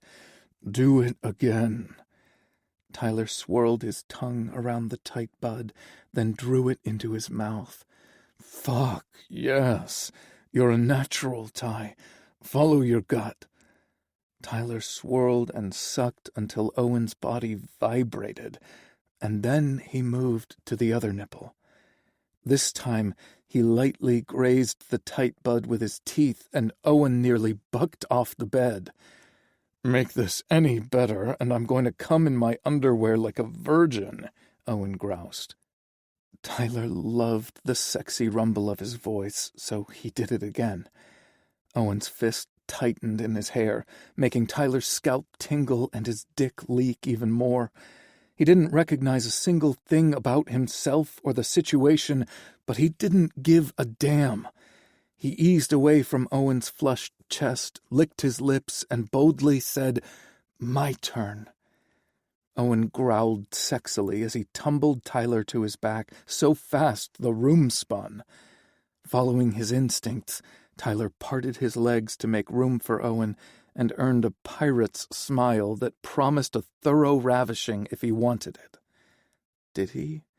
Could he make such an enormous leap after only a few kisses and caresses? Owen's swagger dimmed a little as he studied Tyler's reaction. "Too much?" Owen asked. He'd used his forearms to take the brunt of his weight instead of lying fully on top of Tyler, but their lower halves aligned, and he felt Owen's urgent need pressed against his. It both terrified and thrilled him how badly he wanted to remove the last barriers between them. Tyler's heart skipped a beat, and butterflies stirred in his stomach. It felt like he had a front row seat on a roller coaster that teetered at the top of an enormous hill. Any second, he'd careen down at breakneck speeds, but he knew Owen would be right there to keep him safe.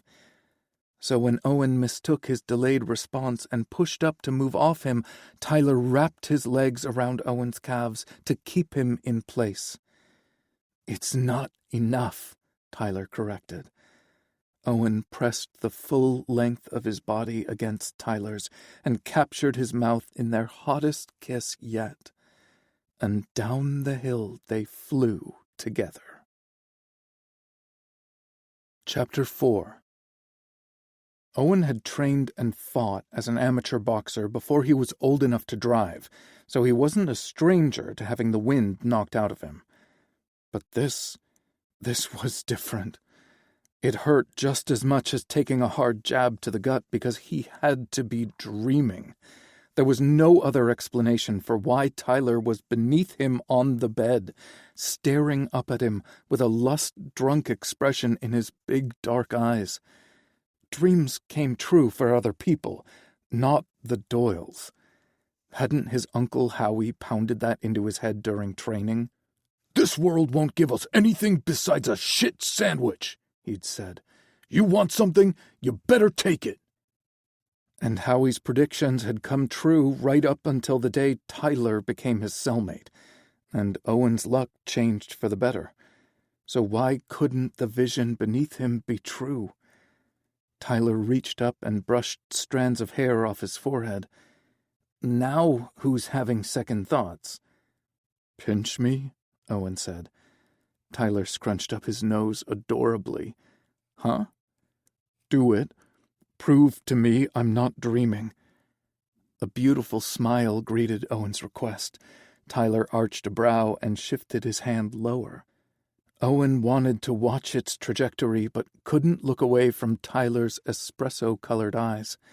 A sharp pain ignited in Owen's left nipple, and he sucked in a sharp breath. "Fuck me, not dreaming." Tyler's eyes flew wide with panic as he drew his hand back. Owen captured it, sucked a finger in his mouth, and returned the wet digit to his nipple. "Now make it better." A wet warmth replaced the sharp sting. The pleasure was so intense that Owen rocked his hips forward. Tyler grunted, and his eyes nearly rolled back in his head. He couldn't wait to introduce Tyler to the delicious secrets his body held. "I believe it's my turn to kiss and touch you." Tyler squirmed on the bed and thrust his hips upward, seeking more friction. Owen shifted his body weight to hold his pelvis still, earning a dark scowl and a pouty mouth he couldn't resist kissing. The bedding smelled like Irish Spring soap, which comforted Owen and aroused him to no end. Tyler tasted like the butterscotch candies he preferred, and a hint of the coffee he could never resist. Owen didn't stop kissing Tyler until forced to separate so they could catch their breath. Then he eased down, though not as far as he would have liked. One day, he'd kiss a path down to Tyler's dick and blow his mind. But for now, he stopped at Tyler's sternum. Did he go left or right? Owen licked his lips while he considered, and Tyler watched his tongue movement with intense regard. He went left, curling his tongue around and around the hard nipple before sucking it into his mouth. Tyler cried out, fisted both hands in Owen's hair, and rubbed his pelvis against Owen's abdomen. "Christ! Oh, fuck!" Owen chuckled and pulled the nipple harder between his lips. He swirled his tongue around it to ease Tyler, then sent him out of the stratosphere by grazing it with his teeth. "Oh, Tyler stammered. He locked his legs tighter around Owen and snapped his hips up over and over. Owen felt the wet evidence of Tyler's arousal on his stomach, and the scent drove him wild. Fuck! He wanted to peel those briefs down and give Tyler what he needed, but Owen had promised to let Tyler set the pace. He clearly wanted to get off, but he might not be ready for it to occur by Owen's mouth or hand. So he switched to the right nipple and repeated his sensual onslaught, while Tyler dug his fingers into Owen's scalp and his heels into the mattress. Oh, Owen, please!" With one last scrape of Owen's teeth, Tyler came on a strangled cry. His briefs were no match for his hot release. It soaked his underwear and smeared up and down Owen's belly as Tyler rubbed out his orgasm. Owen nuzzled a path back up to Tyler's mouth and kissed him until he was fully pliant and replete beneath him. Pushing up on his arms, Owen moved to roll over, but Tyler wrapped his legs around his calves once more and tightened his fingers in Owen's hair. If Ty weren't careful, Owen would have a bald patch or two in the morning. "But you didn't," Tyler said. "This isn't about me." Tyler scowled. "Kiss for a kiss and a touch for a touch. You got to see me come." Owen smirked. "And I felt it, too. Do you always come that much, or have you been saving it up?" A blush stole across Tyler's cheeks. "You don't have to answer that, Ty." Owen inhaled deeply and said, "I love smelling your spunk and wearing it on my skin." Tyler's cheeks flushed a darker pink, but his eyes glittered with pure arousal. "I want the same. Your dick does too. It's escaped your boxers." Owen had been so caught up in taking care of Tyler that he hadn't noticed. He pushed up on his elbows and looked down the length of their bodies. "So he has." Owen met Tyler's gaze again. The idea of getting off while Tyler watched amplified Owen's arousal to dangerous levels. He didn't want to stroke out before he shared this moment with Ty, so he focused on a strategy. "Your dick is going to be too sensitive for me to rub one out against it." "Straddle me and jerk off so I can watch," Tyler said. Owen could only blink for a few seconds as he inhaled deeply through his nose. If Ty kept up the dirty talk, the fun would be over before he wrapped the first finger around his dick. "You'll need to let go of my hair, then." "Oh," Tyler said. He relaxed his fingers and took his sweet time, carding them through the strands. "Sorry." Owen gave him a quick kiss. "I'm not." He pushed up and straddled Tyler's lean hips. His flushed dick jutted out in front of him, pointing at Tyler like he was due north. "Do you want me to tuck this back inside and jerk off inside my boxers?" Tyler frowned at him for a second before shaking his head. "Show me what you do when you think about me." Where the hell had inexperienced, shy Tyler gone? Owen nearly asked as much, but didn't want to ruin the moment. He shoved his boxers down his thighs to fully release his dick. Owen's balls, full and heavy, drew Tyler's attention until Owen wrapped one hand at the base of his cock. "Want lube?" Tyler asked. Owen wanted to come and was prepared to spit in his hand, but Tyler rotated his upper body to open his nightstand. He handed Owen a bottle of lube from Hope's store. Tyler avoided that place like the plague, so Owen wasn't sure how he got it, and he forgot to care once he drizzled the cool lubricant on his erection. His cock throbbed and pulsed in his hand as he slicked his flesh. On the second pass, Owen tightened his fist to give maximum pleasure, rotating his wrist at the end to hit the sweet spot just under the cockhead. He wanted to close his eyes and let the sensations wash over him, but he couldn't look away from Tyler, whose gaze raked up and down his body. Tyler's lips parted, and he panted softly as if he felt every one of Owen's strokes, too. He was so fucking ready to come, but wanted to drag this pleasure out for as long as he could. Maybe he was dreaming. Perhaps Tyler would change his mind when the sun came up, or just fucking possibly everything he dreamed of was coming true. Owen reached down and cupped his balls with his free hand. He gave them a firm tug as he continued working his cock faster and harder. Watching Tyler's reactions to Owen getting himself off was the hottest thing he'd ever done. Pleasure built inside him like a pressure cooker. "On you?" Owen rasped. "Please." Owen leaned over Tyler, bracing his weight with one hand by Ty's head and working his dick with the other. It only took a few pumps before he painted Tyler's abdomen. Black dots danced in front of his vision as he sucked air into his lungs. He'd never come so hard in his life, and they'd barely scratched the surface of intimacy. Owen's bones had turned to jelly, and the arm supporting his weight trembled from strain. Reality tried to intrude as his blood flow redirected back to his post-climax brain, but Owen ignored any negative thoughts.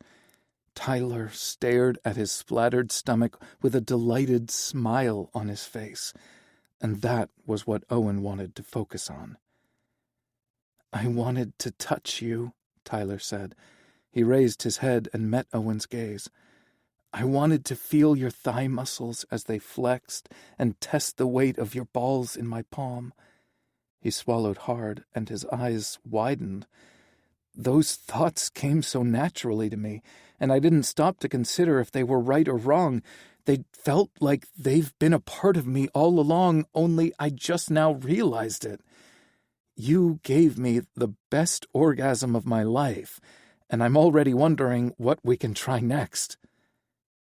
Pride swelled in Owen's chest. "It was the best I've ever had." Tyler wore a dubious expression that Owen quickly kissed away. "Have I ever lied to you?" "No, and I never will," Owen vowed. "I've never shared an orgasm with someone I love before tonight. I hooked up with guys, but I never emotionally engaged with them." Owen covered his heart and added, "Makes all the difference in the world." Tyler's mouth opened and closed a few times, like he wanted to say something but couldn't get the words to come out. Maybe Owen had gone too far with his love declaration, but he'd waited 6 fucking years to confess his feelings, and apparently had run out of chill. That didn't mean he expected Tyler to reciprocate. "We said touch for touch and kiss for kiss," Owen reminded him. "We didn't promise to exchange endearments or commitments. Hang on to those words until they flow as naturally as breathing." Tyler opened his mouth as if to protest or defy him, and Owen covered his lips with his fingers. "You're not ready." Or maybe Owen was the one who wasn't prepared. He couldn't risk Tyler saying those words to him in the heat of the moment, only to take them back later. Tyler pursed his lips together in the sexiest pout Owen had ever seen. "Fine. I want more kissing, though." "You got it, but we better clean up first." He leaned over the side of the bed to snag his shirt off the floor. He wiped them both off before tossing it back down. Owen rolled to his side so Tyler could get out of bed. Those wet briefs had to be uncomfortable as hell, but they sure were sexy. He was nearly giddy from the evidence that he'd made Tyler come. "I'll just change my underwear and clean up," Tyler said as he rolled to his feet. "Don't fall asleep." "I won't," though his limbs and eyelids were heavier than they'd been a few moments ago. Tyler narrowed his eyes as if he had read Owen's mind. "Don't leave either." "I'm not going anywhere," even if it was probably the smartest course of action. Tyler watched him for a few more seconds before disappearing into the bathroom. Owen propped himself up on an elbow, mentally pushed away his sleepiness, and watched the doorway for Tyler's return. The sound of running water made it a little harder to stay awake, but he reminded himself that Tyler wanted more kisses. Owen had never been much of a kisser, since hookups didn't invite that kind of intimacy. But he really fucking loved kissing Tyler. "Are you asleep?" Tyler called out from the bathroom. "Yep," Owen quipped. "You're taking too long. Come back to bed." Words he had never expected to say to Tyler. The water shut off, and Tyler stepped through the doorway holding his towel. A surge of adrenaline hit Owen's bloodstream like 5 shots of espresso, and he bolted upright, his heart hammering like he'd just finished a marathon. He'd gone from lethargic to hot-wired in an instant. Tyler's abdomen was still dewy because he hadn't bothered to dry off yet. Owen watched a water droplet snake its way down his flat stomach and disappear into his dark pubic hair. Owen's nostrils flared as he imagined burying his nose in that thatch while giving Tyler head. "Like what you see?" Owen tore his gaze away from Tyler's cock to study his expression. He appeared bolder and more confident post-orgasm, maybe even a little smug. It was a good look on him. "Come over here and find out." Tyler made a quick trip to his dresser to retrieve clean underwear before drying himself off and stepping into them. Owen enjoyed every second of the show. There was definitely a bit of swagger in his gait when he strode to the bed. "You're on my side." The mattress was barely big enough for one person, let alone designated sides, but Owen played along. He made a big show of moving until Tyler put a hand on his arm to stop him. He rolled Owen to his back and made himself comfortable between his thighs. Tyler kissed his sternum, then rested his cheek against Owen's chest. "You're my new favorite pillow." "You won't be saying that when you wake up with a stiff neck," Owen teased. Tyler's weight pressed him deeper into the mattress, but he had zero complaints. He could tell by Ty's even breaths he was almost asleep. Owen trailed a hand up and down his back a few times before covering them with a blanket. He turned the bedside lamp off and pressed a kiss on top of Tyler's head. He'd never snuggled with anyone before, and it surprised Owen to learn how much he liked it. Of course, that probably had a lot more to do with the person in his arms than the act itself. "Just catching my breath for a minute," Tyler's words stretched into an enormous yawn. "Then we'll make out some more." Owen closed his eyes and smiled into the darkness. "Sure we will." He wasn't sure what time it was when they next woke up tangled in each other. The only light in the room was from the alarm clock on the bedside table, which cast a faint blue glow around the room. Its illumination was enough to reveal a set of big brown eyes watching him.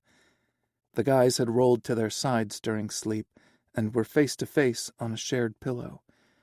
Owen searched the expressive gaze for any signs of regret, but only found relief. "It's about damn time," Tyler mumbled before capturing Owen's lips in a hungry kiss. Owen tore his mouth free and said, "You could have woken me." Tyler snorted. "You needed your rest because I have so much to learn." "You know the rules." Tyler nibbled on his bottom lip as he timidly placed his hand on Owen's chest. "Your heart is pounding." Owen matched Tyler's gesture. "So is yours." Tyler's nostrils flared, and his hand began a slow descent down. Owen followed his lead, and they learned each plain and valley of their abdomens. They traced each rib, explored happy trails, and discovered erogenous zones and ticklish spots.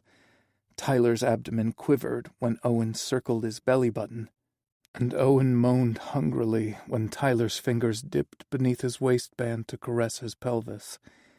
Their foray under the briefs and boxers ended there, much to Owen's relief and regret. Tyler had come so close to touching his dick, and he probably would have made a fool of himself had he made actual contact. Just thinking about it nearly made him come in his boxers. They moved their hands to safer territory by exploring one another's backs.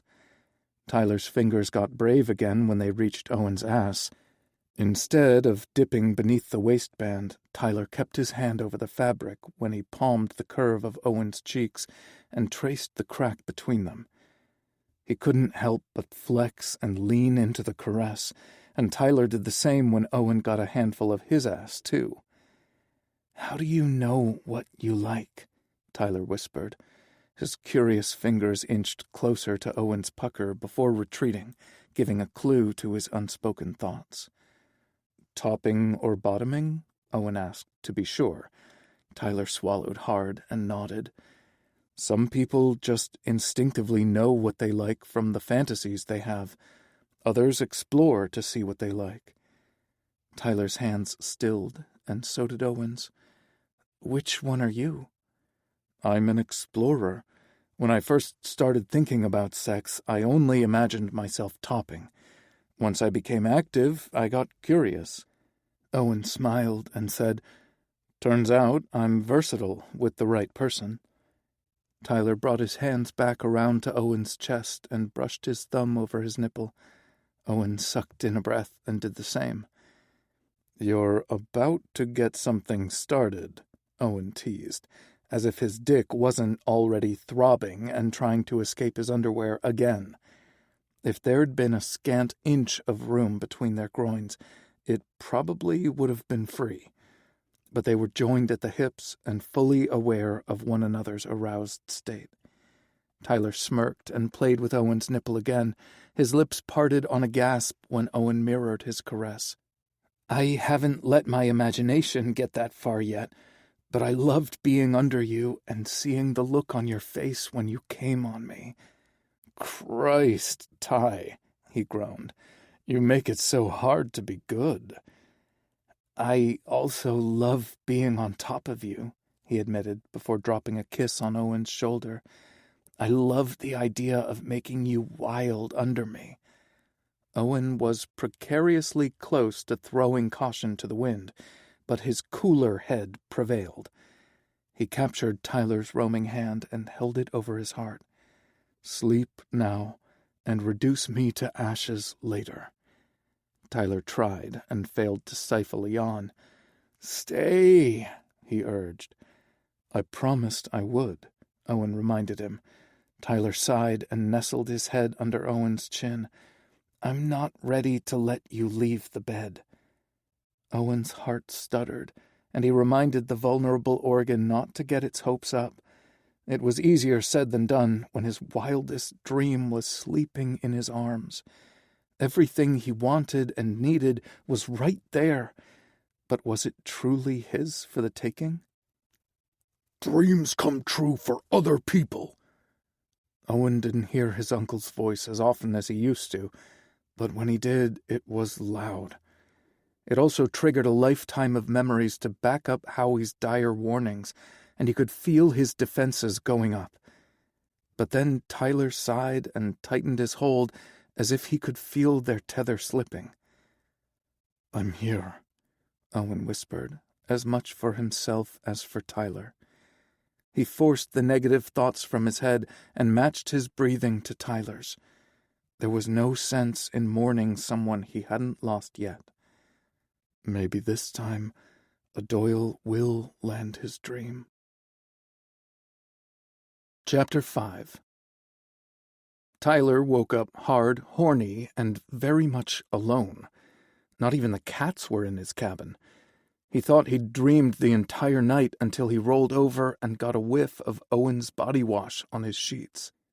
Tyler pulled his bedding higher and inhaled deeply, catching the mingling of their preferred soaps and shared orgasms. He meant to check the time on his alarm clock, but got distracted by the strips of photos on his bedside table instead. Tyler bolted upright and turned on the lamp to look at them. He smiled at the images in his hand as they immortalized each second to perfection. The two of them started off hamming it up for the camera, smiling like it was any other day. Then came Owen's shock when he bumped into Tyler's arousal, the curiosity on Tyler's face as he studied Owen's reflection. Then their first kiss when they stared into each other's eyes. It was impossible to say which of them was more surprised by Owen's bold move before shock gave way to something so much hotter. The camera captured Owen straddling him and Tyler's hand disappearing under Owen's shirt. He could almost hear their hungry sighs and taste their mutual desire.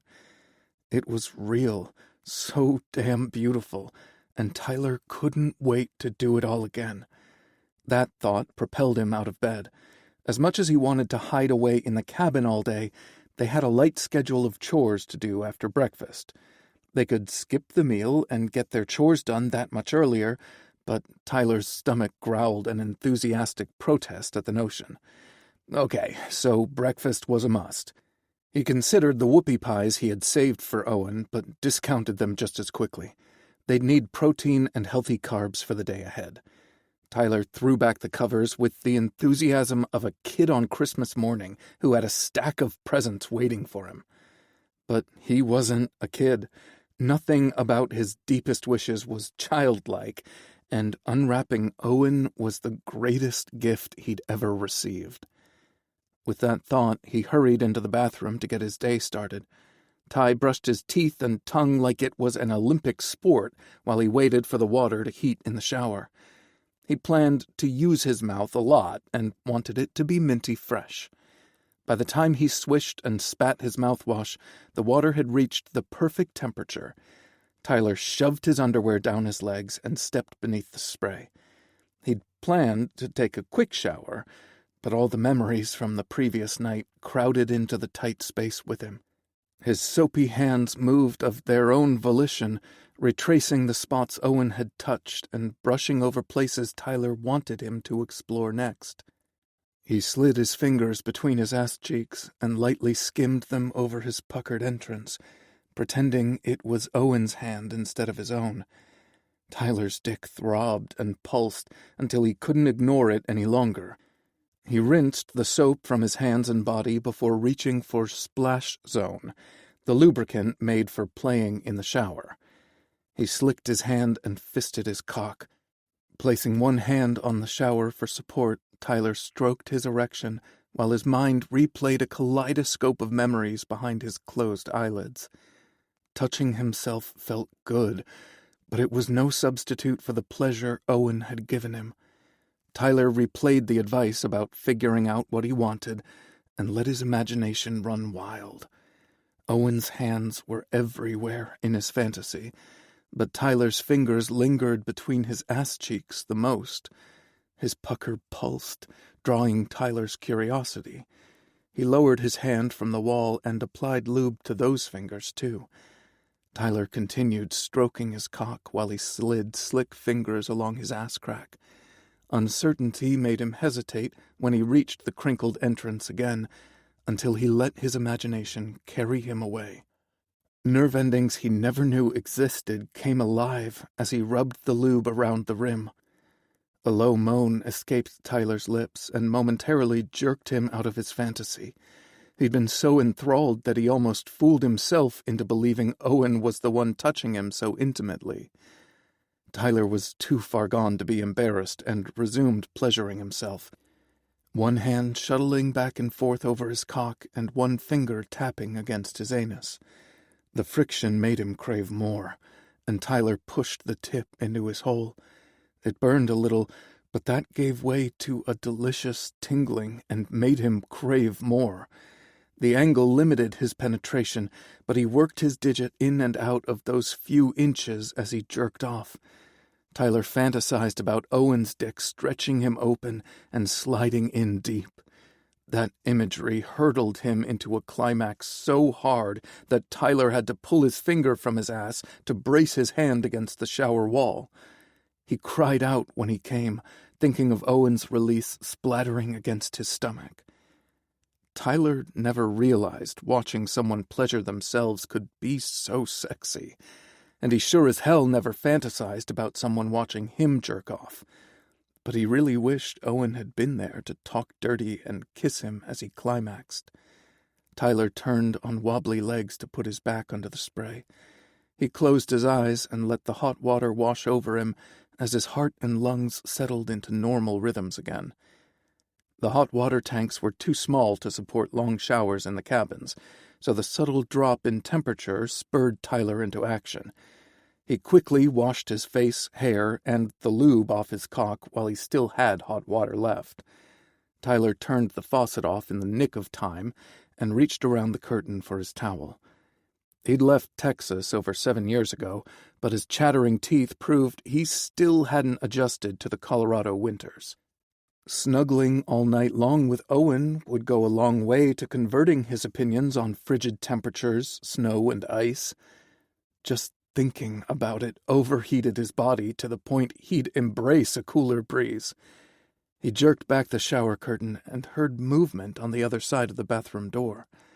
The hair stood up on the back of his neck, not from fear for his safety, but from embarrassment over what his visitor had overheard. Owen was the only person who would have let himself into Tyler's cabin. How long had he been there? Had he overheard Tyler jerking off? He didn't think he'd made a lot of noise, but it would only take one grunt or groan to give someone away. Tyler recalled the fantasy that had made him come so hard. He loved the idea of Owen watching him and spurring him on with his dirty mouth. How much hotter would it be in reality? Tyler wrapped the towel around his waist without bothering to dry off and exited the bathroom. Lucy and Ethel sprawled on his bed, bathing themselves like they did after every meal. "Looks like the girls ate breakfast already," Tyler said. Owen sat on the couch with a half-eaten whoopie pie in one hand and his phone in the other. 2 cups of steaming coffee rested on the table in front of him. "Yup. They were carrying on like they hadn't eaten since birth, and I didn't want them to wake you. Sounds like you put the extra quiet time to good use." He looked up from his phone with a smirk on his face, but the smug expression faltered when he saw Tyler's state of undress, and the whoopie pie fell forgotten to the sofa. Owen raked a hungry midnight gaze over him from head to toe. He swallowed hard when their eyes met, and the little gesture gave Tyler a shot of confidence. "Pity you didn't return sooner," he said, crossing the room to stand in front of the couch. Owen's hands opened and closed into fists, as if he were fighting off the urge to reach for Tyler. His hesitation just wouldn't do, so Tyler pushed harder. "You could have been an active participant instead of just listening like a perv." He whisked the towel from around his hips, then reached for his coffee like he was used to standing naked for his perusal. It had never surprised him that Owen knew how to doctor his coffee to perfection until just then. He'd taken the simple gesture for granted and worried their friendship had been too one-sided over the years. He meant to question him until he noticed the ravenous expression on Owen's face. His hands were flat on his thighs, rhythmically rubbing the denim back and forth. The slow and steady friction reminded Tyler of the way Owen's hips had moved last night. Tyler's skin flushed all over, reducing the room temperature and modesty to insignificant things. He set the coffee down before he dumped it all over himself and scalded something he desperately hoped to use later. Owen sat up, bringing him closer to Tyler's nude body, but not close enough to touch. "May I?" he asked, holding his hand out for the towel. Tyler silently handed it to him and waited with bated breath while Owen rose to his feet. They stood close enough for Owen's soft flannel and worn denim to rub against Tyler's bare skin. He'd never been as aware of his body as he was right then. Every cell and hair follicle hummed with electricity, and he wanted everything. "It's a new day, so can we make new rules?" The corners of Owen's mouth quivered briefly, like he was fighting back a smile or a laugh. He kept a stoic expression on his face when he nodded. Tyler only wanted genuine reactions from Owen, and made that rule number 1. "First, I don't want you holding back or stifling your reactions because you're not sure how I will react. I might be inexperienced in some areas, but I'm a quick study." Owen raked his gaze over Tyler's body. "I can see that. What else?" Tyler nibbled his bottom lip while he considered his next rule. Owen brushed a thumb over his mouth and savored the tender flesh from self-inflicted wounds. "Those rules apply to you too," Owen said. "Don't hold back your thoughts. What else do you need from me?"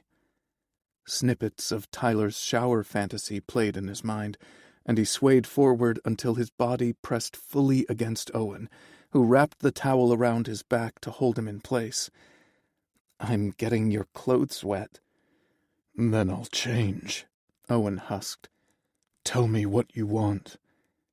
"Kiss me wherever you want," Tyler blurted. Once he broke the ice, the rest of his words tumbled free, too. "Putting the responsibility on me will cause a bunch of anxiety neither of us need." Owen took the towel and ran it in slow circles over Tyler's back. "Does that include touching, too?" Tyler's lips parted on a moan as Owen's terry-cloth-covered hand inched closer and closer to his ass. "Yes, please. Trust me to speak up when I'm not ready for something." Owen leaned forward and kissed Tyler's neck. "Okay." His warm breath and soft lips made Tyler shiver hard. Owen dropped the towel and slid both hands over the curve of his ass, touching bare cheeks for the first time. Tyler moaned and swayed a little. I can't think of anything else right now.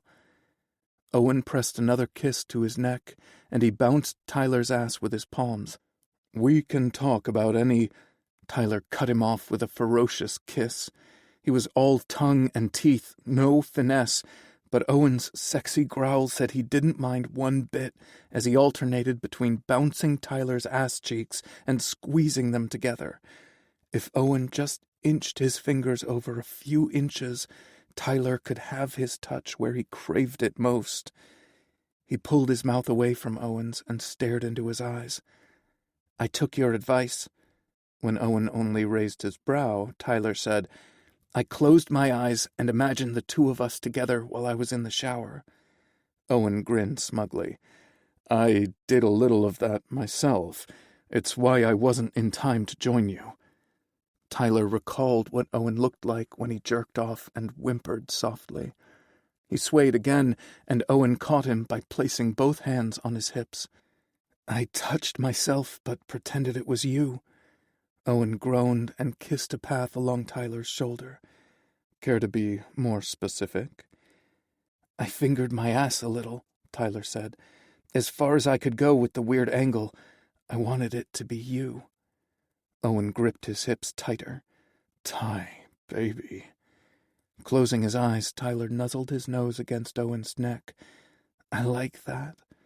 Fingering yourself, or when I call you baby? Tyler chuckled. Yes? Owen wedged a hand between their bodies and caressed his pelvis. Tyler shivered and wrapped his arms around Owen's neck. Wicked fingertips inched closer to his pubic hairline, but never dipped lower. God, you terrify me. That caught Tyler by surprise, and he took a step back. Me? Owen stared into his eyes and said, You make me believe something truly wonderful could be mine. Good. They kissed for a long time, their hands exploring freely under the new rules, mostly concentrating on one another's asses. Owen seemed obsessed with the shape of Tyler's, while Tyler wondered how Owen's glutes would flex when he penetrated inside him. Think we can skip breakfast? Tyler asked between kisses. Exist on whoopie pies and coffee for a while? Owen turned them around and guided Tyler down onto the couch. Unfortunately, he landed on the whoopie pie Owen had dropped. The whipped filling squished out from the middle and smeared against Tyler's right ass cheek. Owen's eyes widened momentarily, before a wicked gleam settled in their blue depths. Looks like I can have my cake and eat it too, Owen said. Tyler arched a brow in question, but didn't resist when Owen guided him to kneel on the couch with his ass in the air. He felt awkward and too exposed, until Owen's wet, hot tongue swiped a trail through the cream filling on his ass cheek. Oh, my God. Owen said after a second lick. I want to eat this every day. Did he mean the cream or the ass? Tyler was okay with either and would roll around in the cream until it covered him from head to toe. Sugar and spice, Owen said, as he worked his way closer to Tyler's butt crack. He pulled the cheeks apart to expose even more of Tyler. And everything nice. He felt Owen's hot breath against his quivering pucker. Surely he wouldn't lick him there. People didn't do that. Owen chuckled and said, Oh, yes, they do. Tyler didn't realize he'd spoken his thoughts out loud. Owen turned his head and rubbed his face against Tyler's ass and then nipped one of the cheeks. But only when you're ready. Tyler wanted to scream he was ready now, but it would be a lie, and they promised complete honesty. He did like it when Owen licked the filling off his ass, so he pointed to his right cheek and said, I think you missed a spot. Their phones went off simultaneously with incoming texts, eliciting groans from both men. They never received messages before breakfast, which meant they were either getting harassed in a group chat or there was an emergency. "We could ignore it," Owen suggested. Tyler inhaled deeply and rolled over to sit on the couch. "Better not. My phone's across the room. What's yours say?" Owen reluctantly removed his phone from his pocket and looked at the screen. "It's a message from Cash. He's requesting a family meeting at breakfast." Tyler checked the time on his alarm clock and snagged the towel off the floor and the crushed whoopie pie off the couch. "Better get a move on." He got dressed and ready in a matter of minutes, but Owen stopped him at the door before he could open it. "We don't owe an explanation to anyone, okay?" Owen looked suddenly nervous, as if he worried Tyler might regret what happened between them if someone mentioned it. "These are our friends." Then he recalled how Cash phrased his text. "Our family," Tyler corrected. "They only want the best for us." Owen scrunched up his face for a few seconds as he considered that. "I'll give you that," he said, "but the two of us have stuck our noses in a few places they shouldn't have been. It's hard to imagine there won't be some payback, though I suspect I'll take the brunt of it." He pressed a kiss to Tyler's mouth.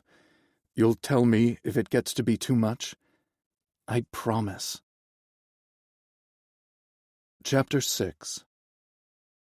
They bundled up and stepped out into a winter wonderland. At least a foot of snow had fallen overnight, and the early morning sunshine bathed their surroundings in pink light. Someone, Owen suspected it was Ivan, had already plowed the driveways and accesses to outbuildings. Their beautiful setting drove the worry from Owen's mind as they headed toward the large ranch house. "Looks like cotton candy on the roofs instead of snow," he remarked. Tyler laughed. "Reminds me of playing Candyland as a kid." Owen glanced over in time to catch a wistful expression on Tyler's face. "What's that?" Tyler met his gaze with a raised brow. "You've never played the board game as a kid?" Owen had told Tyler a little about his childhood, but not much. A family who played kid-friendly board games was a foreign concept to him. His first stepdad taught him how to play poker before Owen learned the alphabet. The one after that taught him how to barter their precious food stamps for cigarettes and beer. He didn't want to get into any of that just then, so Owen simply said, "Nope." "My sisters were obsessed with it." The wistful smile returned to Tyler's face again. He hadn't visited Texas in nearly 2 years, and Owen wondered if he was missing his family. "I pretended to be annoyed every time they dragged the box out, but I secretly loved it. Not as much as Chutes and Ladders, though. I clobbered my brothers and sisters at that game." Owen loved hearing stories about the Booth family and would have probed for more information if they hadn't reached Cash's house. Someone had already shoveled the steps and porch and treated the surfaces to melt the icy layer underneath.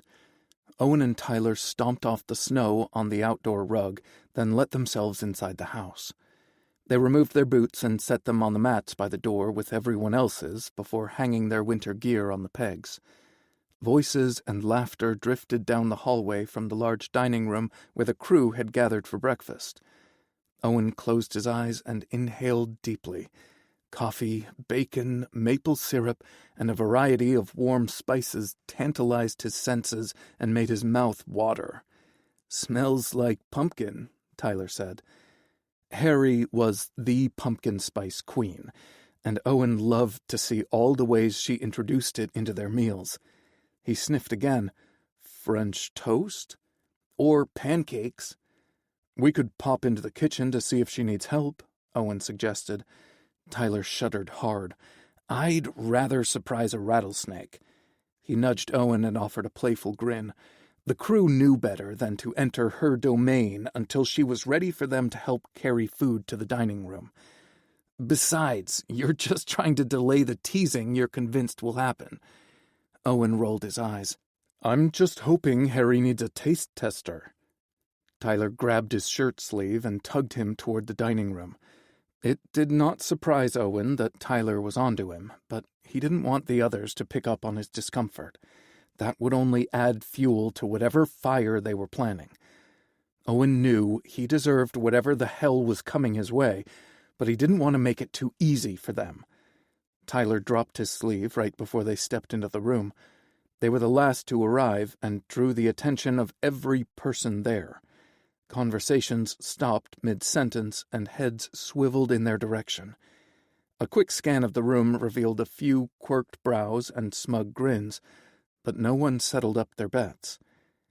Owen had harassed everyone without mercy except for Keegan, so it was hard to predict which one of them would throw the first jab. He held his breath while waiting for the blow to land, but everyone resumed their conversations instead of taking a shot at him. "Told you." Tyler headed to the coffee pot on the buffet while Owen continued to watch the crew. Then he backtracked, leaned in close, and added, "I want to be the only one to leave you breathless. Inhale, please." And so he did. Owen followed Tyler to the coffee pot and waited for him to pour first. He'd only managed a few sips of the brew he'd made before Tyler had come out of the bathroom earlier. It was a good damn thing he hadn't been drinking the hot liquid when Tyler whisked the towel off his hips. He probably would have burned something vital. Owen felt eyes on them as they filled their mugs and doctored the coffee, but he didn't catch anyone openly staring when he turned back around. The dread in his stomach lessened and was all but forgotten when Harry breezed into the room with a platter holding a mountain of French toast. "You guys know what to do," Harry said as she set her bounty on the buffet. The crew fled the dining room and headed to the kitchen like a swarm of killer bees. They each grabbed the nearest platter, pot, bowl, or carafe and returned to the dining room to set up the buffet the way Harry preferred. Then they formed a single line and filled their plates before getting settled at the long table. Tyler's leg knocked against his like it had during nearly every meal they shared, but instead of the usual hasty apology, Ty maintained the connection, proving how much their dynamic had shifted overnight. A jolt of electricity zipped through Owen's body like someone had hooked a jumper cable to his balls. He dropped his fork and nearly knocked his coffee over. A few snickers echoed around the table, and he caught Rory elbowing Ivan across from them. Let them have their well-deserved laughs and poke fun at him as he paid his pound of flesh. "Now that we're all here," Cash said, "I should probably explain about the group message I sent." He smiled over at Nick and reached for his hand. "We're getting married." Excitement erupted in the room. Food was forgotten as everyone took turns congratulating Cash and Nick, even Harry, who hated it when something or someone upstaged her cooking. "Thank you so much," Cash said once everyone settled down and returned to their seats. "There's more." "This is starting to sound like an infomercial," Reuben said. Cash laughed and shook his head. "I'm not trying to sell you anything. I want to invite you to our wedding in 2 weeks. A stunned silence washed over the room as everyone stared at Cash and Nick. Harry was the first to speak. 2 weeks? She asked indignantly. "You expect me to prepare a wedding for you that fast?" Then she scowled like she'd just considered something. "You do plan to get married on the ranch, don't you?" Her furrowed brow and narrowed gaze dared Cash to say anything other than yes. Rory hummed the iconic music to The Good, the Bad, and the Ugly, while Harry and Cash stared at one another like gunslingers. Owen volleyed his gaze between the newly engaged couple. Nick relaxed back in his chair, crossed his arms over his chest, and wore an "I told you so" expression. Cash sat taller and exuded the force of will that fueled his rags-to-riches story. Owen admired him so damn much because he and Cash had similar starts in life, born into abject poverty with disadvantages at every turn. Both high school dropouts, Cash had tried to race his way out of the poorhouse on a track, while Owen squared off with poverty in the ring and tried to pound it into dust. But that was where the similarities ended. Cash had earned his GED in jail and started his secondary education after coming to work on the ranch he now owned. Owen stubbornly resisted the subject of getting his GED any time someone brought it up. Reading might be fundamental, but it was pure torture for him. There was no way he'd voluntarily put himself through that hell again. Not for anyone. But then Tyler placed his hand on his knee, and Owen amended his thinking. Okay, maybe he'd do it for one person. Yes, Cash said, dragging Owen's attention back to the discussion. I wouldn't dream of getting married without my family. Nick and I don't want anything formal or complicated, Cash continued. We need an ordained officiant and all of you there to witness our vows. That's it. He looked at Rory and said, This is just for us. I don't want any part of the wedding to go on our Redemption Ridge YouTube channel. Rory had used his public relations and social media prowess to thwart the hateful bastard who'd used his personal vendetta against Cash to fund Salvation Anew to make trouble for the ranch and wreak havoc on the local community. The webisodes caught on like wildfire and turned Rory's small endeavor into a pretty big phenomenon, with the proceeds going to local charities Cash established. Ro was always looking for fresh content, but the boss was drawing a line in the sand. I wouldn't dream of it, Rory told Cash. You'll need good food and a cake, Harry said, pulling focus back to her. We can order pizza from a carryout and cake from the grocery store for all I care, Cash replied. Speak for yourself, Nick said. We don't need lobster and prime rib, but I think we can do a little better than carryout. Sounds like a perfect excuse to fire up the smoker, Dylan said, rubbing his hands together. Nothing celebrates happily ever after like barbecue. Harry smiled adoringly at her boyfriend. Rory and I could easily handle the sides. Don't wear out my brother too much, Nick said. He'll need to stay sharp as my best man. Rory shoved back from the table and rushed Nick hard enough to tip his chair back during their hug. I'm so happy for you, Nicky, he said before returning to his seat. Ivan? Cash's voice sounded extra gravelly when he called out their foreman's name. The big guy had lived on the ranch the longest and was Cash's first attempt at redeeming someone besides himself. Yeah, boss? Will you be my best man? Ivan's eyes widened in surprise, but he was the perfect one to stand beside Cash on his big day. It would be my honor. Then he cleared his throat and averted his gaze. Damn it, he muttered before wiping his eyes. Are you going on a honeymoon? Finley asked. We leave the day after Thanksgiving because no one in their right mind would skip out on Harry's feast, Cash said. Harry nodded her approval. Got that right. She gestured around the table and said, Everyone needs to eat their breakfast before it gets cold. She turned her attention to the newly engaged couple next. We can work out all the details later. No one had to tell Owen to eat a second time. He tucked into his food as if he hadn't eaten in a week and tried his best not to react to the weight of Tyler's hand still resting on his leg. The sooner they finished breakfast and their chores, the faster they could shut themselves away from the rest of the ranch. Conversation buzzed around the table, but luckily none of it was about him and Tyler. Oddly, Owen found that more worrisome than if they'd started probing him about their evening.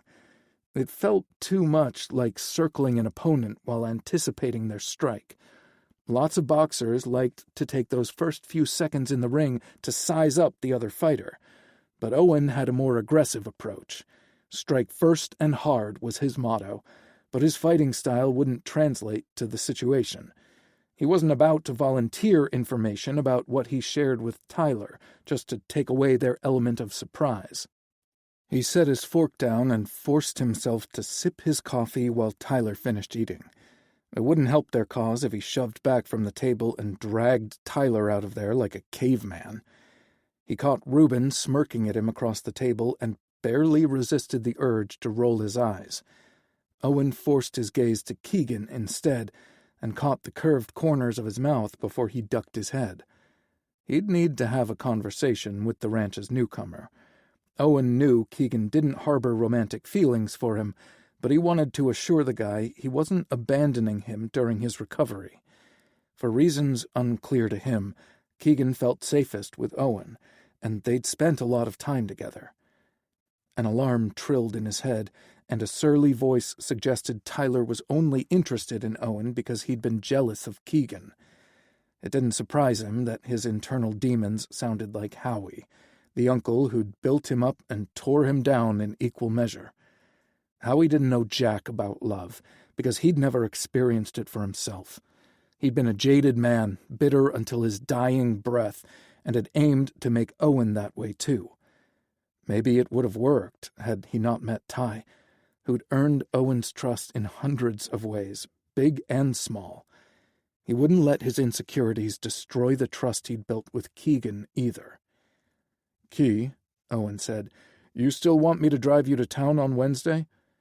Keegan raised his head, and weary amber eyes darted in Tyler's direction before meeting Owen's gaze.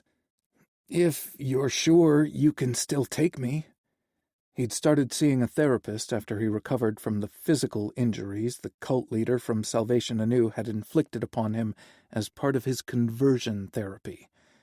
Keegan's mom had joined the religious order and had literally thrown her only child to the wolves. The woman had better hope she never showed her face near Keegan again. The last they'd heard, she'd moved in with another cult member's family near Boulder. "Of course I can. We need to leave by 2:00, right?" Keegan's shoulders sagged in relief as he nodded. He shifted his gaze toward Tyler and said, "You should come with us and keep Owen company while he waits for me." "That would be great," Tyler said. "There's a new chicken wing joint that's getting rave reviews. Maybe we could check it out afterward if you're up to it. My treat." The room went completely quiet while they waited for Keegan's response. Everyone who cared about them had a vested interest in their relationship, sure, but the silence felt deafening as they waited to see Keegan's reaction to Tyler's gesture. It wasn't as if they hadn't gotten along, but tension definitely existed between them. Doubt tried to wiggle and worm its way into Owen's happiness again, but he hit it with an uppercut to the chin for the KO.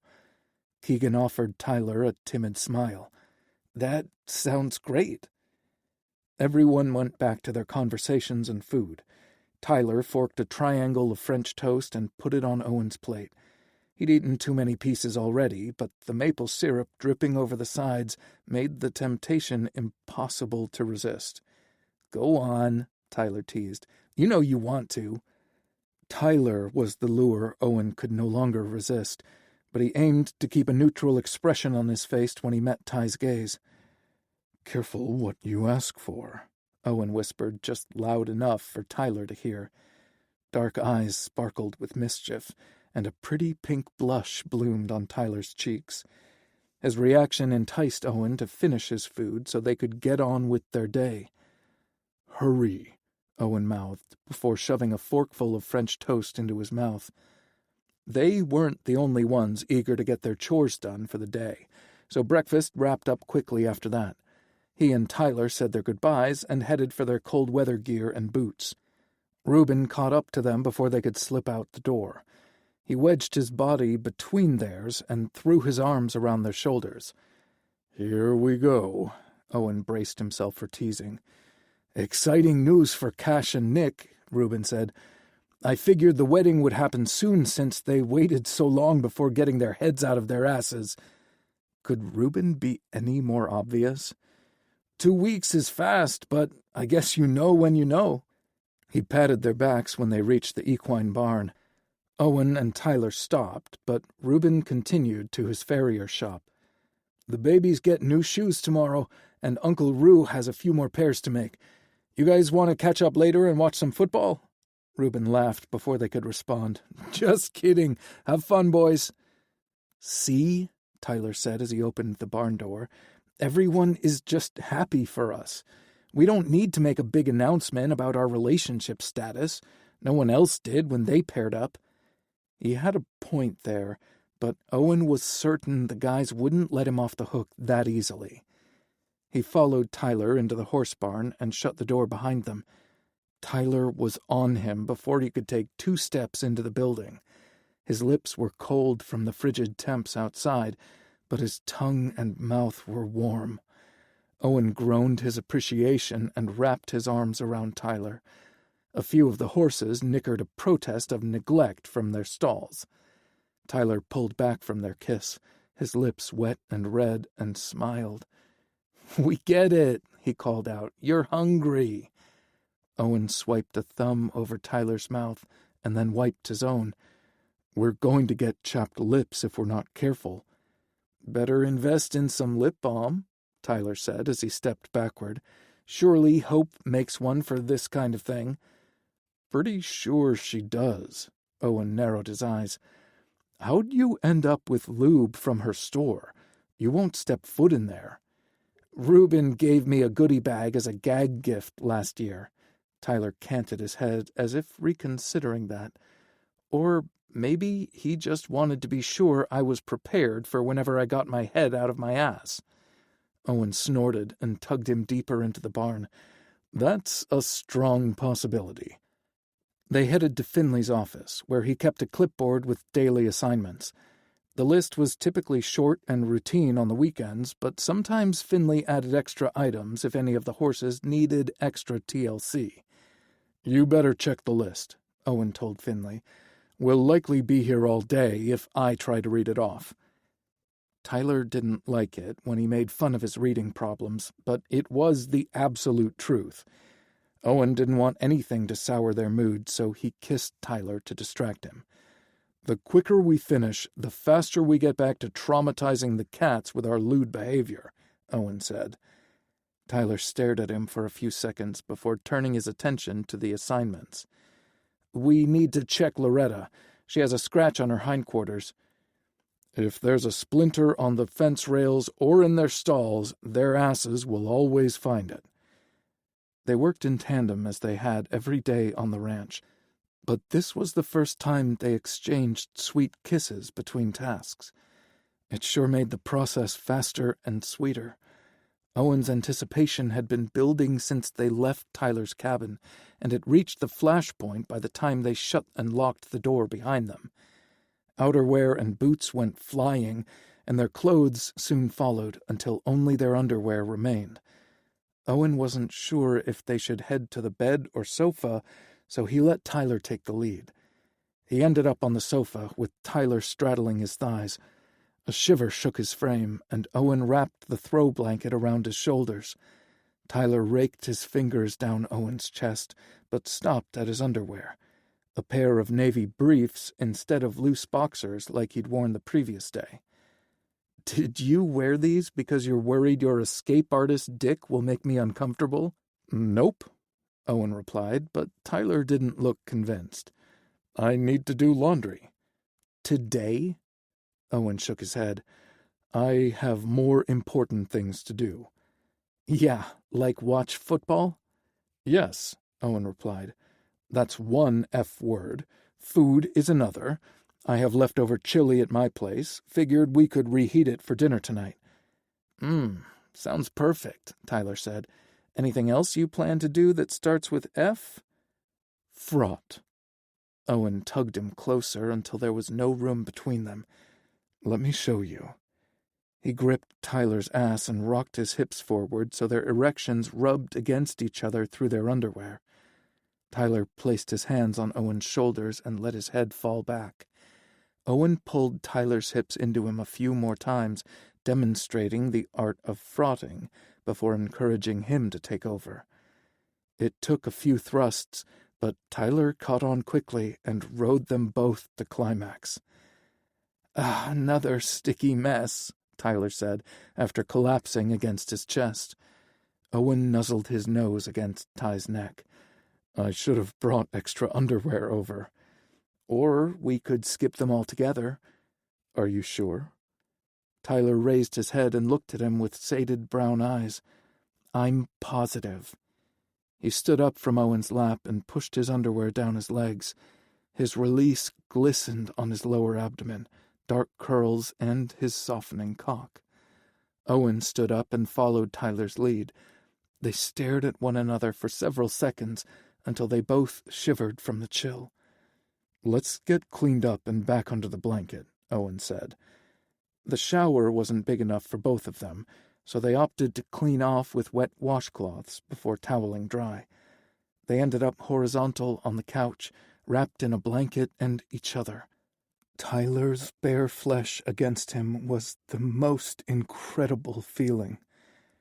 "I'm going to get hard again once I recover," Owen admitted. Tyler moaned softly.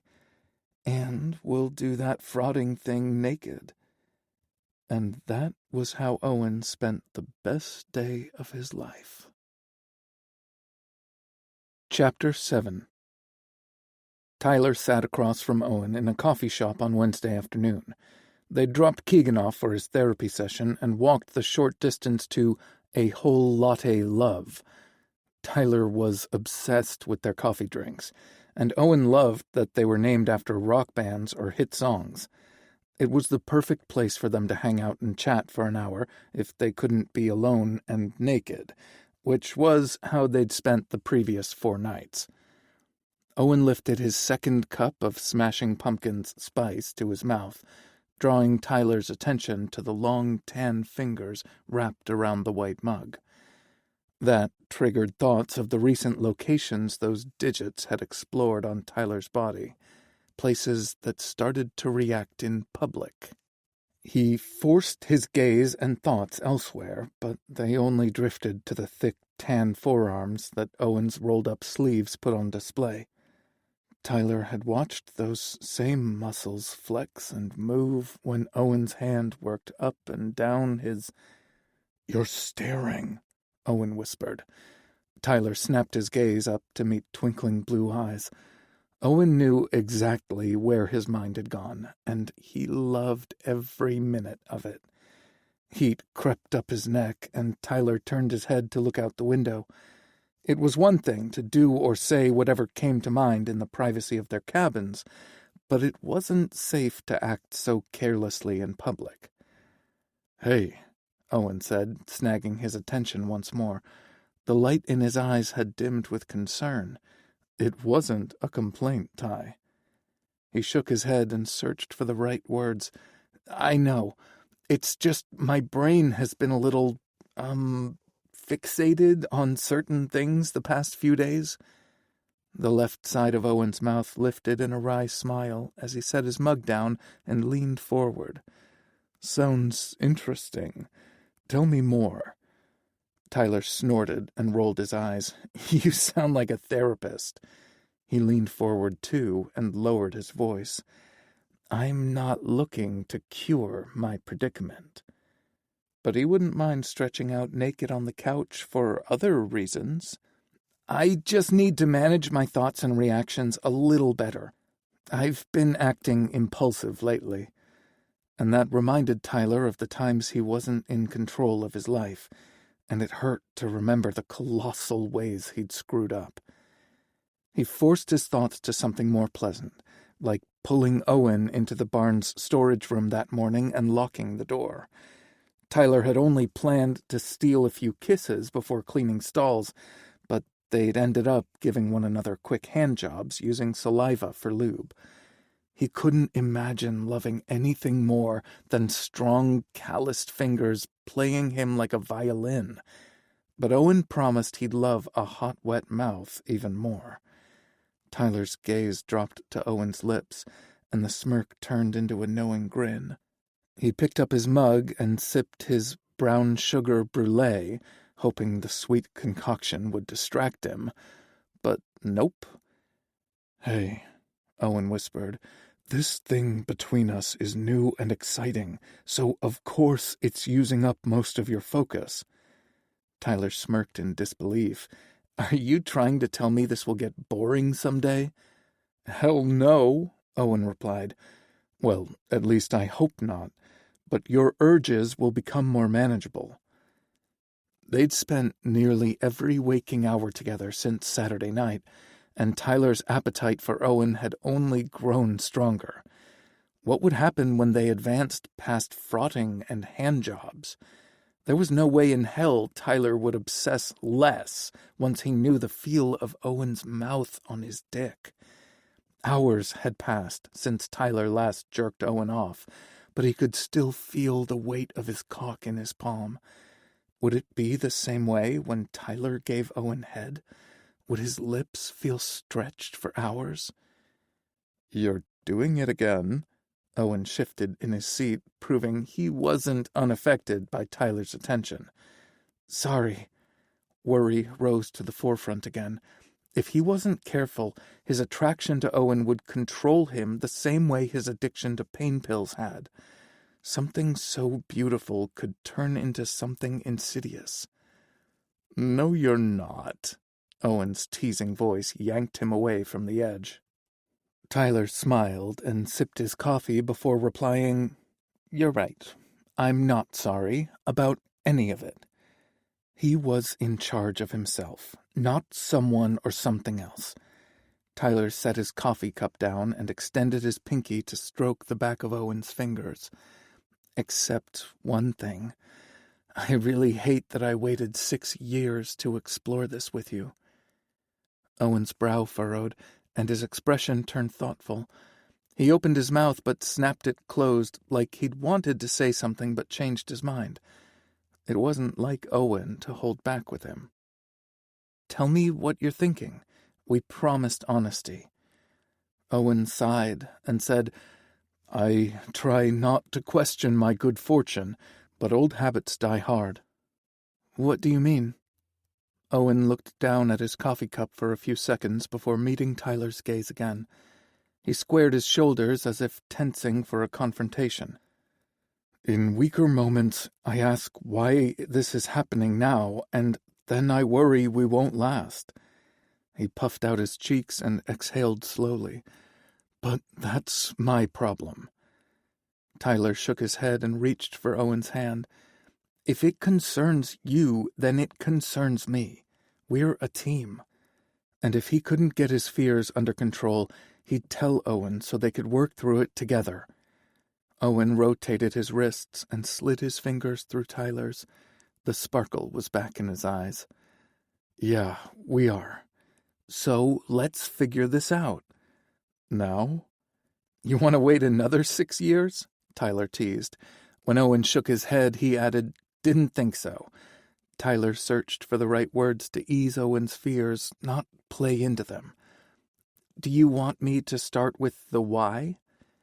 Owen's eyes said no, but he nodded anyway. "You probably noticed that I'd been moping around a lot since Keegan came to live on the ranch." The fingers between his loosened, like Owen planned to pull away. Tyler tightened his hold and said, "Hear me out. This has a happy ending." He recalled the second part of Owen's fears and added, "Men in my family live well into their 90s, and I'm not spending a day on this earth without you, so gear up for the long haul." Owen's eyes filled with tears, and he lowered his head to hide his vulnerability. Tyler would allow it this time, but only because they were in public. "And I've thought that way for a long time, even if I've never told you or acknowledged it to myself." Tyler's mom had verbally painted vivid pictures of a future she imagined for him during their phone conversations, but they just looked like abstract art to him because her versions didn't include Owen. He sucked in a breath as the reality hit him in the gut. Owen jerked his head up and studied him with a worried expression. Tyler smiled as he realized he'd reorganized those colors and shapes until they formed a future that always included Owen by his side. It was his turn to get teary-eyed, but he didn't look away. That should clear up the worry about how long this will last. Owen stood up suddenly from the table and pulled Tyler up with him. "It's time to go." They'd paid for their drinks and tipped the barista when they placed their order, so they only had to carry their dirty cups to the designated area. They quickly pulled on their coats and exited the coffee shop. Tyler hastened his stride to catch up with Owen, who'd taken off like a rocket down the sidewalk. "Did I say something wrong?"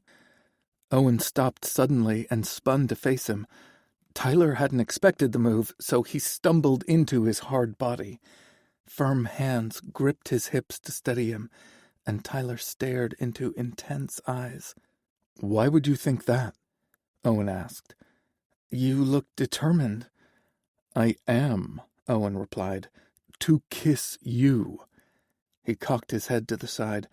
"And you were right to insist on a conversation. My mind has played some mean tricks on me, and maybe you can help shut it down." Tyler easily kept pace with Owen for the rest of the walk. The skies had turned overcast while they were getting coffee, which provided them a little cover when their lips met inside the truck. Owen kept them to one long and very thorough kiss, though. Tyler sighed happily when they separated, and he leaned into the warm palm pressed against his cheek.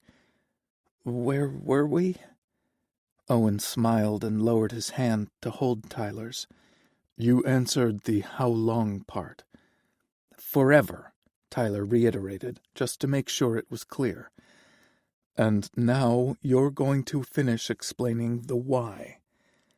"Okay, but you need to promise to hear me out and not jump to conclusions," Tyler said. He waited for Owen to nod before continuing. "Cash's birthday party was a wake-up call for me. I'd been moping around the ranch because you were giving so much of your time to Keegan. I thought I'd hidden my distress, but I'm more transparent than I realized." Tyler held up his free hand when it looked like Owen might interrupt. "A few well-meaning friends pointed out some things that I hadn't considered.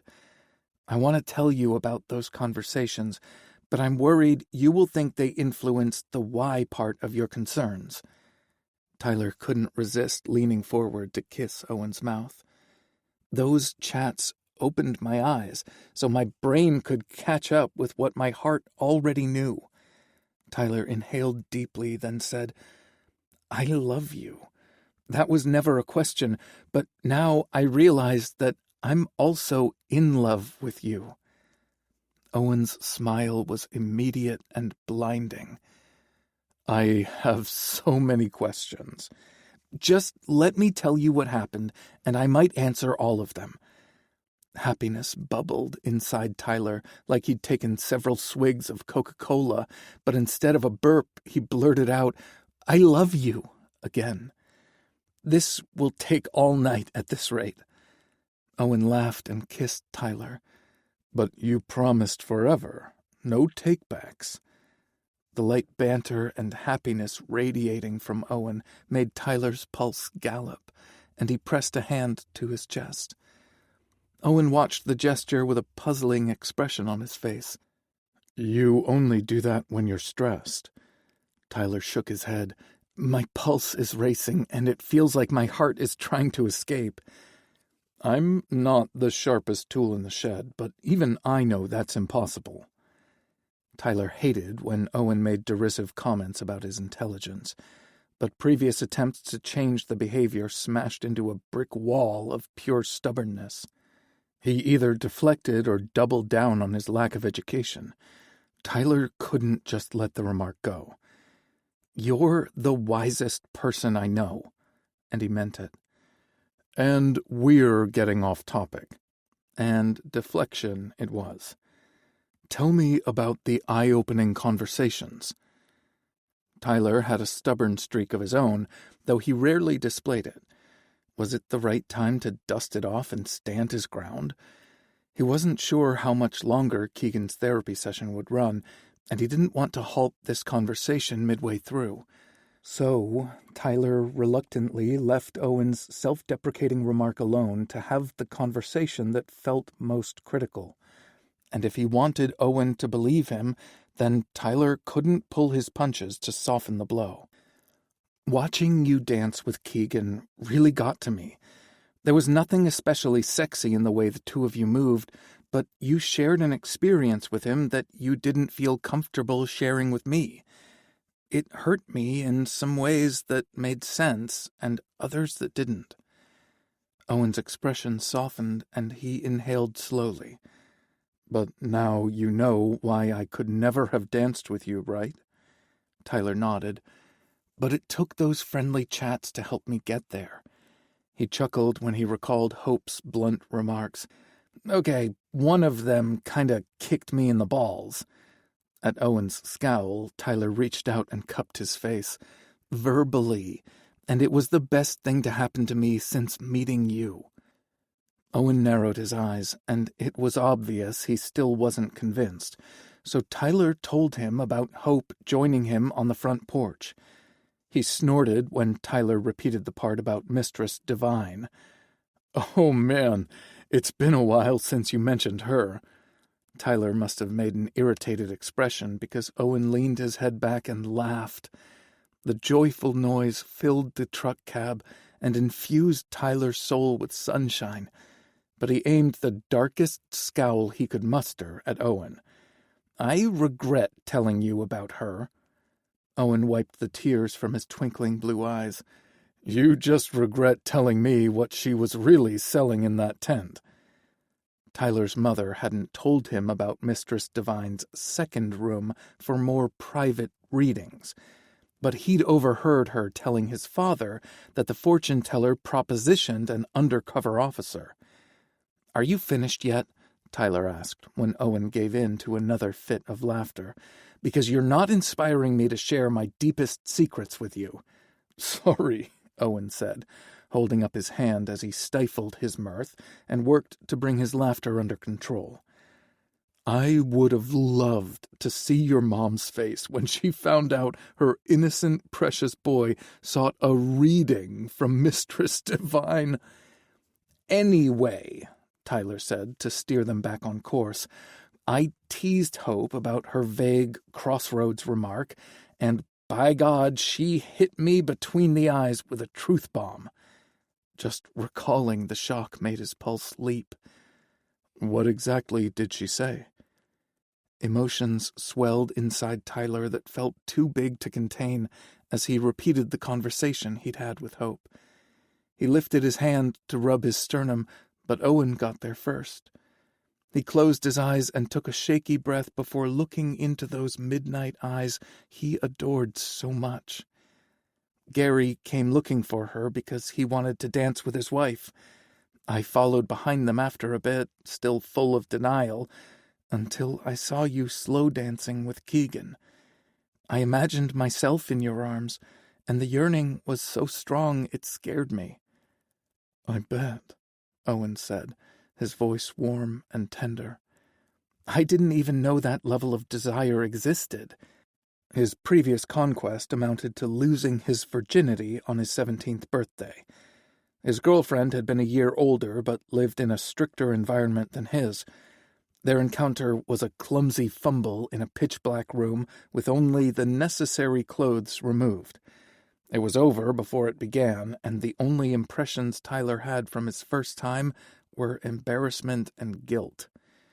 He'd hooked up with a woman on the rodeo circuit once, but he'd been too high on pain meds to remember much.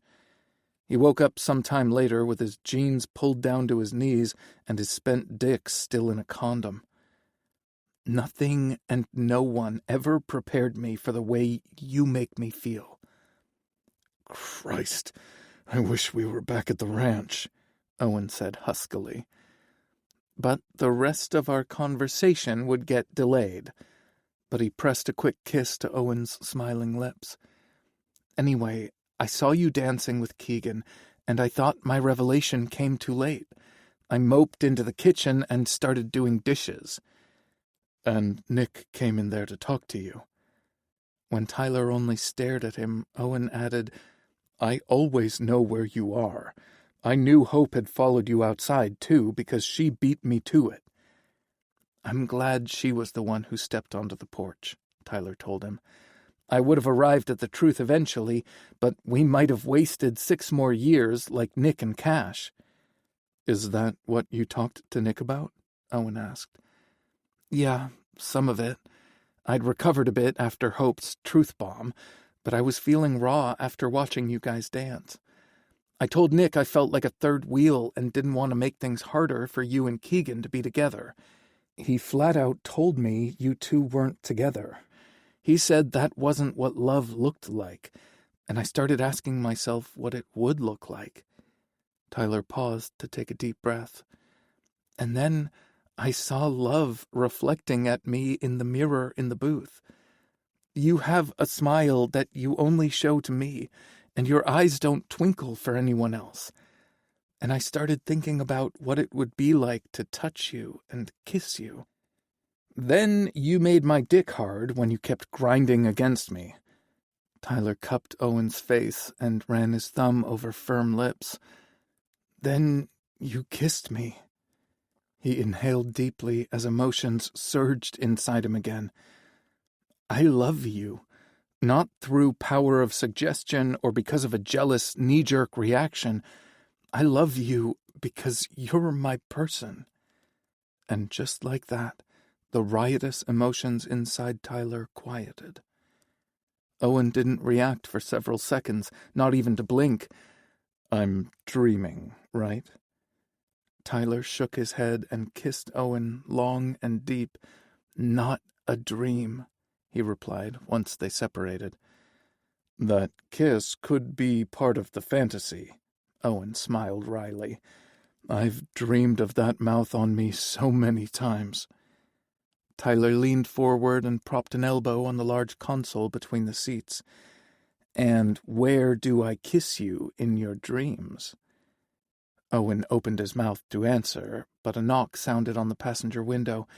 They sprang apart like naughty teenagers and turned to see who had interrupted them. Keegan stood on the other side of the door, wearing a wry grin on his face. I didn't even see him approach the truck, Owen whispered as he hit the button to unlock the door. Tyler wouldn't have noticed a tornado barreling down on them.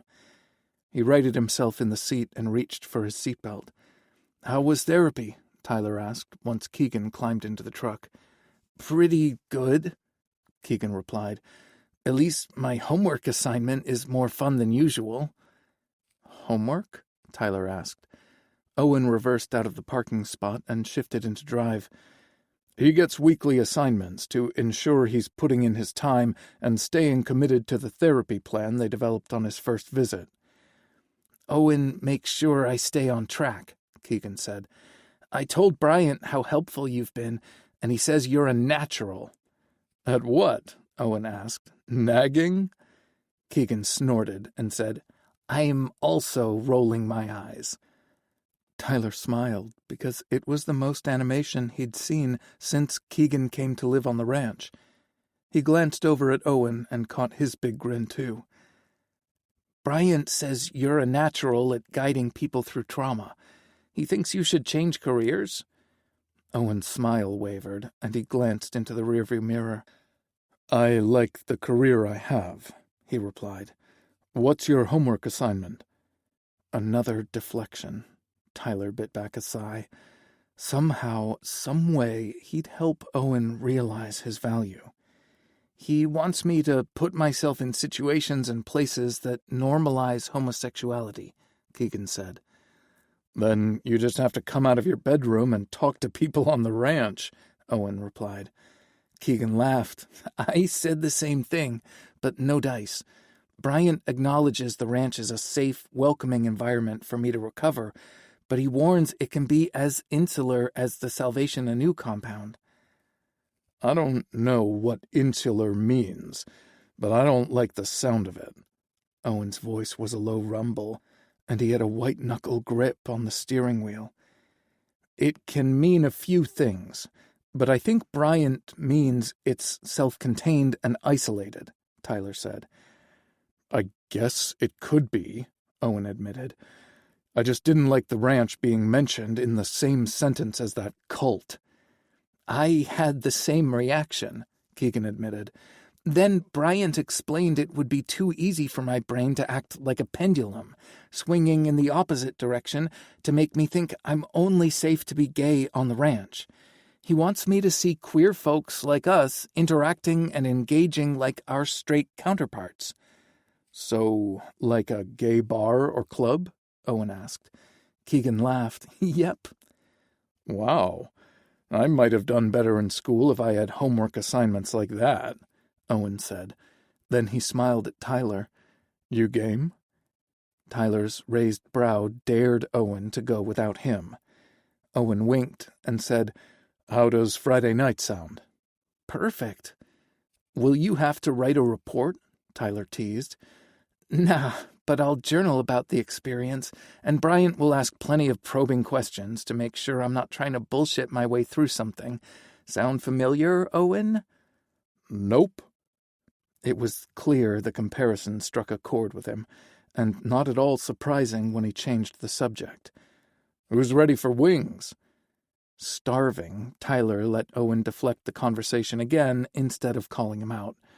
The wings were as good as advertised, and Tyler enjoyed watching Keegan mow through a dozen of his own wings and help finish Owen's. They kept their conversation on safe topics during the meal and ride back home, but Tyler struck as soon as they were alone in his cabin. He pushed Owen up against the wall, reached under his shirt, and twisted his nipple just hard enough to make him gasp. Fuck, that hurts. That's what you get for insulting my man's intelligence today, Tyler replied. I don't want to hear that crap again. Do you hear me? When Owen didn't reply, Tyler tried to pinch him again. Okay, damn, Owen said, rubbing a hand over his chest. And another thing, Tyler said, poking his solid chest. You're not dreaming. This is real. We are real. Owen smiled, but still rubbed his chest. I never knew you were so mean. Tyler grimaced. Sorry if I went too far. Blue eyes sparkled with wicked intentions as Owen pulled Tyler closer. Now you have to kiss me and make me better. Gladly.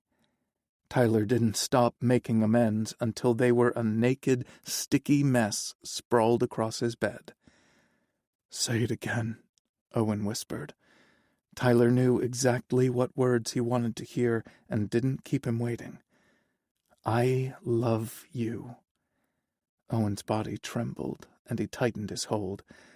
I love you too. Tyler was on the verge of falling asleep when Owen added, This is real.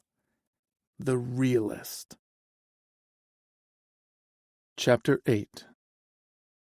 Owen lifted a bottle of beer to his lips to hide a smile as Tyler and Keegan looked around the thirsty cowboy in wide-eyed wonder.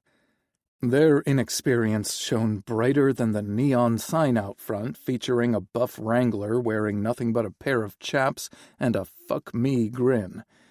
It was so damn adorable, but Owen didn't think they'd appreciate him saying so.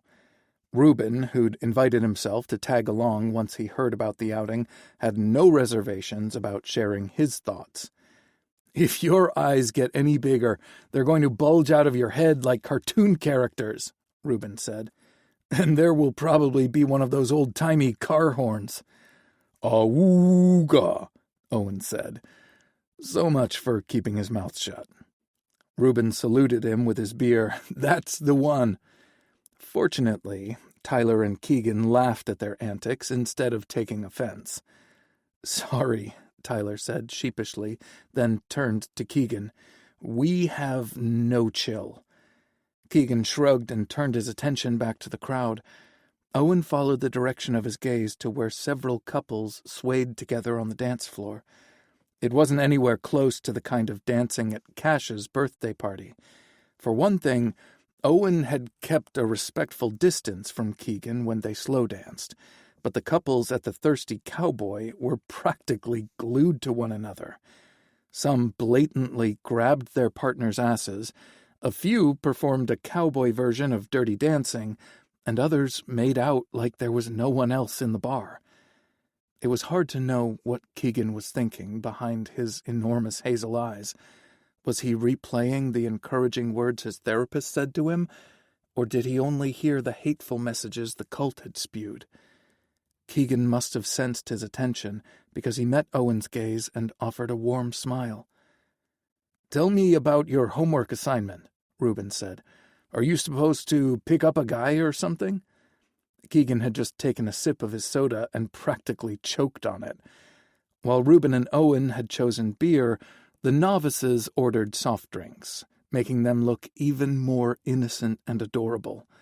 If they weren't careful, they'd draw the attention of every horny man like sharks to blood in the water. The mere thought made Owen sit up straighter and take stock of their surroundings. No, Keegan said once he recovered. "Bryant just wants me to experience environments that normalize same-sex relationships, besides the ranch," he added before Reuben could point out that it met the criteria. "Dating and relationships are off the table for me right now. My therapist says I'm susceptible to a codependent relationship until I'm deeper into my recovery." Something about Keegan's remark snagged Owen's attention and wouldn't let go. "What do you mean by codependent?" "It kind of means trading one addiction for another, but your vice is an unhealthy relationship where you think you need the other person to exist or be happy," Keegan replied. Reuben scowled and crossed his arms over his chest. "Sounds more like a hostage situation than a relationship." Keegan and Rue continued talking, but Owen's mind had gone into a tailspin. He'd hoped Keegan's explanation about codependent relationships would have made the weird vibe go away, but it only made it worse. His axis had suddenly shifted, and the world listed to the right. Owen had entered Tyler's life during its lowest point, and he'd made himself necessary for Ty's existence for the first few months of his incarceration. Their bond had continued to grow until they'd become virtually inseparable. Was Tyler with him romantically because he wanted to be, or had he somehow convinced himself that Owen was the only choice? He got lost in turbulent thoughts until warm lips brushed against the shell of his ear. "Knock it off," Tyler insisted in a low voice. "There's nothing toxic about our relationship. I'm not with you because I feel obligated or imprisoned. I love you, and I choose you." Choice was so important to Tyler, and he protected the freedom with a dragon's ferocity. So why couldn't Owen accept that he was Tyler's choice? Owen turned his head, and Tyler's lips were right there. He tore his gaze away from the sexy mouth to search expressive brown eyes. Owen wanted to kiss him so badly, but wasn't sure what level of PDA Tyler would be comfortable with yet. Tyler's gaze said, "Hell yes," but he wanted to hear the consent from his lips, too. "Can I kiss you?" Owen asked. Tyler's lips curved into a broad smile. "You freaking better." Owen closed the scant distance and pressed his lips to Tyler's. He made no move to deepen the kiss and just enjoyed the give of soft flesh beneath his. Owen pulled back and smiled at Tyler. "And I love you too." They'd been saying it to one another for a few days, but it still felt new each time. For the most part, Owen had silenced the negative voice in his head, the one that sounded like his uncle, but the bastard was persistent. His self-doubt closely resembled the dinosaurs in Jurassic Park that kept testing the fence for weak spots, even if it meant they got zapped with high voltage until they achieved success. All he could do was keep reinforcing the boundaries until his insecurities gave up. If Owen believed Keegan could overcome his trauma, then he needed to believe the same was possible for himself, too. While staring into Tyler's eyes, Owen noticed the conversation stopped on the opposite side of the table. Keegan had caught them smooching in the truck on Monday afternoon, but this was the first time Owen and Tyler had kissed in front of anyone else at the ranch. Owen braced himself for comments and turned to find Reuben smiling at them. "You have something you want to say?" Reuben's grin stretched even bigger, and mischief danced in his eyes. "I'm happy for you both." "That's it? I keep waiting for payback for all the trouble I've caused." Reuben smiled, then tipped his bottle back and finished the beer. "You focused on the state of our love lives because you lacked hope for yours. None of us took it personally or feel the need to retaliate." Tyler leaned into him. "Told you so. Will you relax now?" "Maybe." Reuben gestured his empty beer bottle between Owen and Tyler. "And, by the way, you two were the only ones who didn't see this coming from a mile away." Owen and Tyler stared into one another's eyes long enough for the world to drift away until Keegan asked the question about the food. "Can't say that I've ever tried it," Owen admitted. "It's your typical bar food," Reuben told Keegan. "Their pretzels and beer cheese are decent, and a person can't go wrong with mozzarella sticks, but people don't really come here for the food." Keegan pursed his lips as he looked around the room. "Just the drinks?" Reuben leaned over and nudged him playfully with his elbow. "The cowboys aren't thirsty for beverages." Oh, Keegan said. He averted his gaze, but not before Owen noticed the blush blooming on his cheeks. "This is all so new to me. Finley is the only guy I've dated." Reuben slid an arm around Keegan's shoulders and said, "I'll show you the ropes. Did you ever watch wildlife documentaries as a kid?" Keegan lifted his head and looked at him. "The ones that follow animals through their natural habitats and use voiceover narration?" Owen smiled because he knew where this conversation was headed. He looped his arm around Tyler's neck and settled in for the show. "Exactly," Reuben said. "Consider me your narrator." He gestured to the bar with his beer bottle. "This is the jungle where gay men have come to pray and play." "You're making them sound like serial killers," Owen interjected. "No one is getting eaten," Reuben replied. Then he narrowed his eyes as if considering his words. "No one is getting injured or killed. Only the pleasant kind of eating happens here." "I thought you said no one came here for the food," Keegan said. Reuben leaned closer and whispered into Key's ears. His hazel eyes nearly took on cartoon character form again. Owen remembered licking the whoopie pie cream off Tyler's ass and squirmed a little in his seat.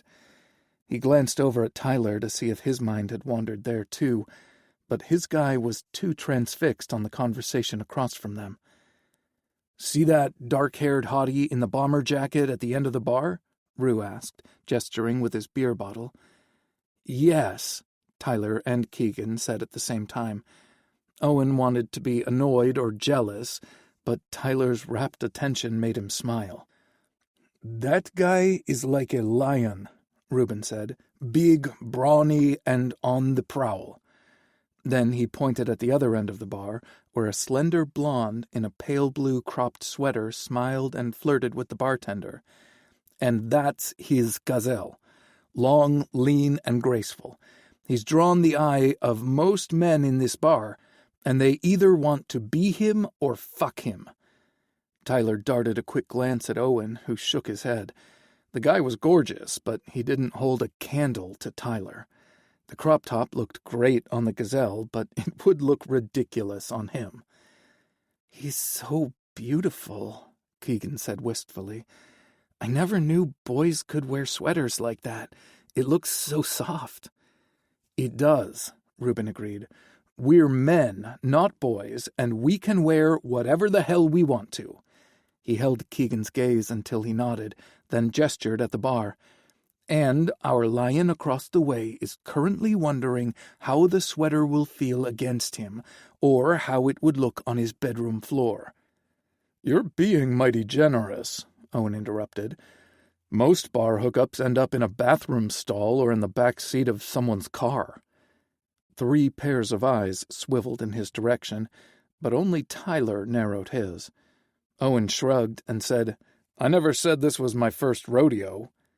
Tyler huffed a sigh and rolled his eyes before returning his attention to Reuben, who narrated the cat-and-mouse show going on at the bar. The lion bought the gazelle a drink but remained on his stool.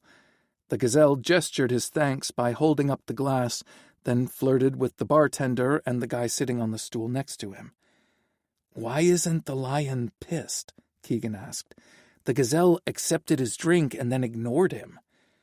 "Because a lion is a patient hunter," Reuben said. "Keep watching." He continued his play-by-play narrative as the gazelle cast furtive glances in the lion's direction every few minutes to make sure he still had him on the hook. As soon as the seat next to the lion opened, the gazelle sauntered toward the lion with the drink he sipped suggestively through a straw.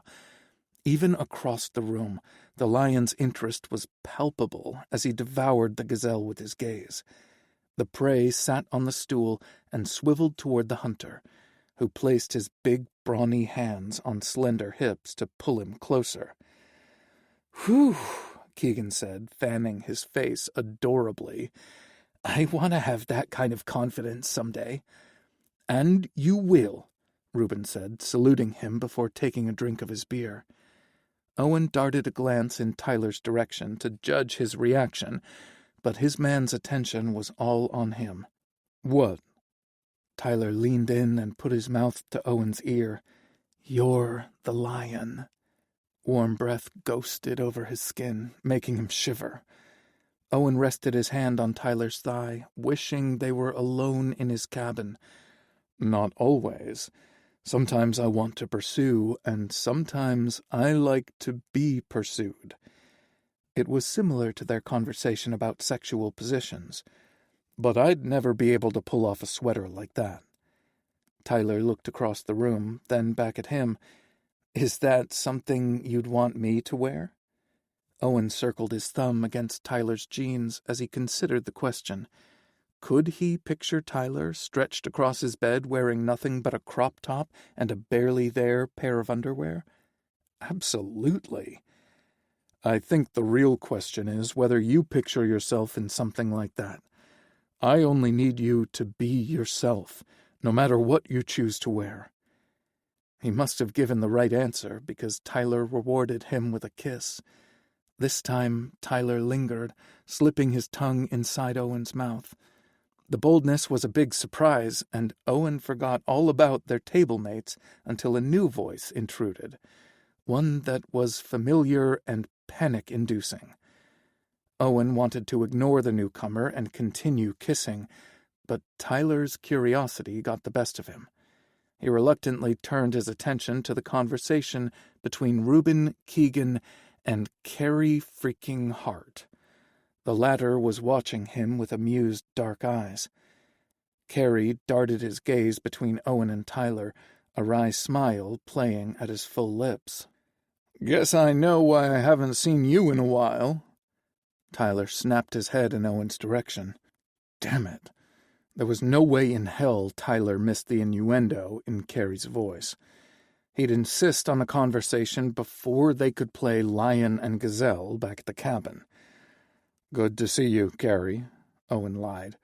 "Uh-huh." He came around the table, extended a hand to Tyler, and blasted him with his megawatt smile.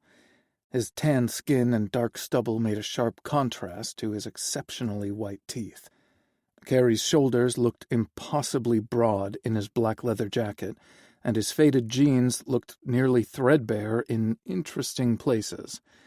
Owen was pretty sure Tyler made an audible gasp when he swiveled his chair and got a look at Carrie up close. "I'm Tyler." He sounded dazzled as he shook Carrie's hand, and it annoyed Owen to no end.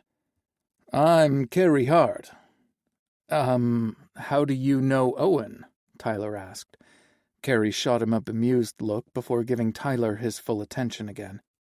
"Oh, you know, I've seen him here and there."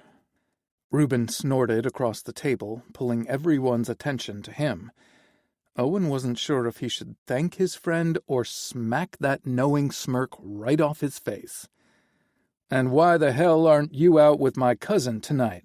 Carrie asked Reuben. Owen didn't know Carrie's cousin was the county sheriff and maybe Reuben's boyfriend. They'd only gone out once, and Rue had stopped mentioning his name in every other breath. Owen had been dying to ask him what happened, but he'd kept his mouth shut. Reuben's shoulders rose with a deep inhale and fell on a heavy sigh.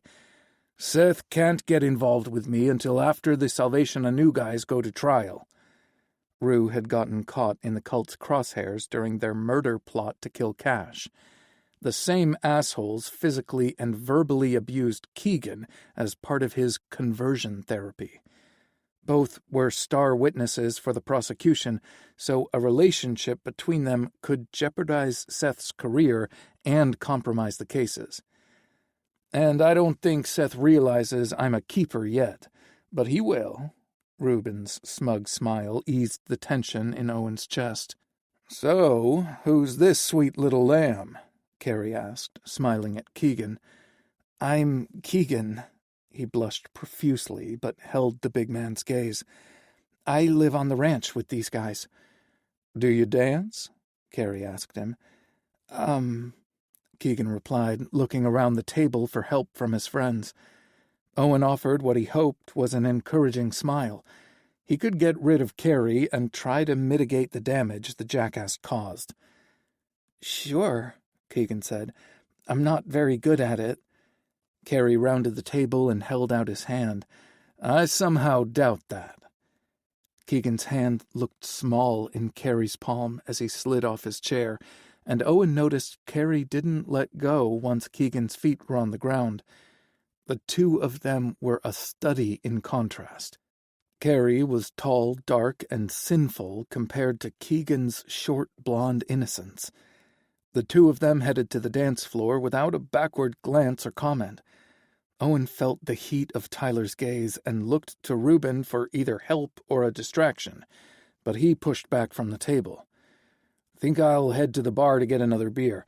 You guys need anything?" "Nope," Tyler said. "I'm good," Owen replied. As soon as Reuben left, Owen forced himself to meet Tyler's gaze. "I met Carrie here, and we've hooked up a few times over the years."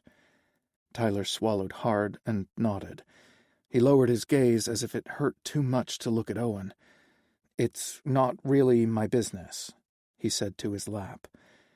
Maybe that was true in some relationships, but not theirs. Owen curled his forefinger under Tyler's chin and raised his head until their eyes met. "Everything about me is your business. I'll tell you whatever you want to know, because I'd rather get it all out in the open than let your imagination run wild." Tyler licked his bottom lip, then nodded. "When did you guys hook up? We're together all the time." "Whenever you went home to Texas for a visit," Owen replied. Tyler's brow furrowed. "The ranch is my home," he clarified. "I've only gone back to Texas 3 times since we moved to Redemption Ridge. The last time was nearly 2 years ago for my grandpa's 90th birthday. And you came here." Tyler's voice was devoid of any emotion, so Owen wasn't sure how to react. "I did." Tyler looked over at the dance floor. "And you met up with Carrie each time?" "I did." Tyler narrowed his eyes. "Are you going to respond with the same 2-word answer?" "I'll use more words whenever it's necessary." That response seemed to irritate Tyler more than the previous answers. "Did you run into him here, or did you call Carrie and arrange a date?" "I ran into him each time. We didn't exchange phone numbers, and we definitely didn't date." Tyler's gaze drifted back to the dance floor as he considered Owen's answer. After a long stretch of silence, he looked at Owen again. "So, you didn't develop feelings for him?" "No," Owen said firmly. When Tyler scowled at his brief response, Owen expanded. "I'm not sure how much of this you want to hear." "All of it." It was Owen's turn to look at him in disbelief. "You want me to tell you everything we did together?" "No. Yes." Tyler deflated like a balloon in his chair. "I don't know." "I'll start talking, and you tell me when you've heard enough or if you want more detail." Owen waited for Tyler's barely there nod before continuing. "To be honest, I wasn't feeling picky when I showed up here. I was horny and lonely. There are things I can't do to please myself, and I specifically came here for that." Tyler held up a hand to stop him, and Owen breathed a sigh of relief until he said, "What things?" "I wanted a blowjob," Owen said. Tyler's eyes widened, but he pushed on.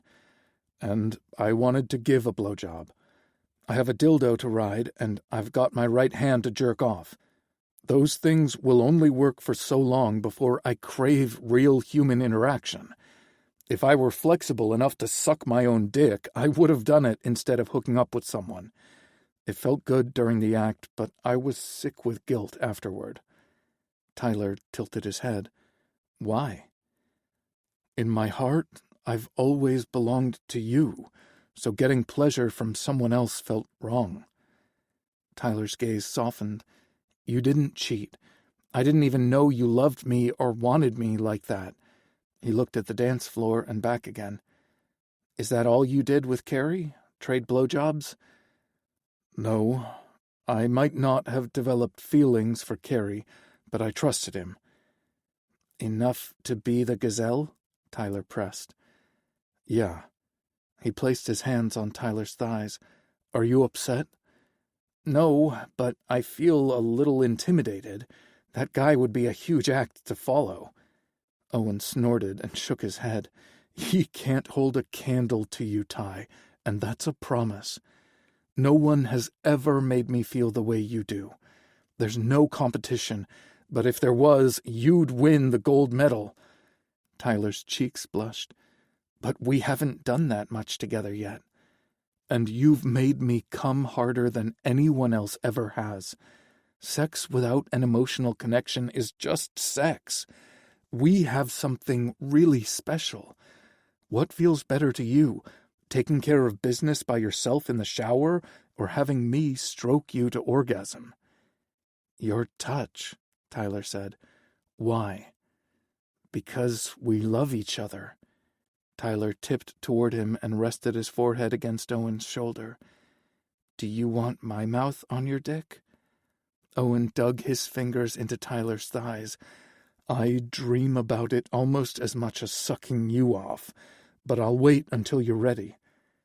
Tyler lifted his head, and his heavy-lidded gaze met Owen's. "I'm ready." If they'd been at the club by themselves, Owen would have thrown Tyler over his shoulder and hauled him out. But they had Reuben and Keegan to consider. "How about we dance for a little while first?" "Because you think I'm making an impulsive decision out of fear or jealousy instead of desire?" Tyler feared poor impulse control as much or more than not having the freedom to make choices for himself. Owen needed to tread lightly while being completely honest. "I made the suggestion because you were upset we didn't get to dance last week, and I don't want to rush Keegan and Reuben out of here." Tyler searched his gaze for several moments before nodding. Then he leaped off his chair, grabbed Owen's hand, and led him away. Once they reached the dance floor, Tyler turned and looped his arms around Owen's neck and stepped into his embrace. "Not there," he said when Owen settled his hands on Ty's hips. "Lower." Owen kissed plush lips and slid his hands over the curve of Tyler's ass and into his back pockets. Tyler sighed happily and pressed his cheek to Owen's. "That's better." "You're all I'll ever want," Owen said. Ty shivered against him, and Owen knew it had nothing to do with the temperature in the club. "I'm sorry for overreacting." "You didn't," Owen assured him. "We're both new to this, and it's scary as hell." Tyler pressed his mouth to Owen's neck and trailed kisses toward his jaw. "You're not afraid of anything." God, how he wished it was true. He feared many things, and most of them had to do with losing Tyler. He used to worry he'd never get a chance to be with him, and now he fretted he wasn't good enough to keep him. "Kiss me," Tyler whispered in his ear. "I want everyone to know you're mine."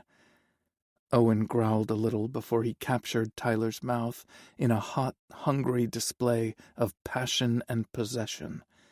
They swayed and kissed through several songs before Owen remembered their friends. Reuben and Keegan were chatting at their table, and Carrie was nowhere in sight. "Want to see if they're ready to head out?" Once again, Tyler took his hand and led him across the bar. They arrived back at the ranch before 11, stopping at Cash's place to drop Keegan off before parking closer to the cabins. "Good night, fellas," Reuben said as he continued to his place. They wished him the same before pushing into Tyler's cabin and locking the door. Owen pressed his lips to Tyler's as they tore off their winter gear and tossed it to the floor. Lucy and Ethel roused enough to glare at them before going back to sleep. Their clothes came next, and they tripped and stumbled their way to Tyler's bed, falling naked on top of it. "I want to make this good for you," Tyler said as he kissed a path down Owen's chest. "Tell me how to please you." "Just do to me what you like," Owen said. Tyler looked up with solemn eyes. "I've never had a blowjob." "Ever?" Owen asked. Tyler bit his lip and shook his head. Owen reached under his arms and hauled Tyler back up his body. "I guess I'll have to teach by example. Straddle my face." "Straddle your face?" "It's not the only way," Owen said, "but I want you to have a really good view of me licking and sucking you off, and I'll get to watch your face when you come."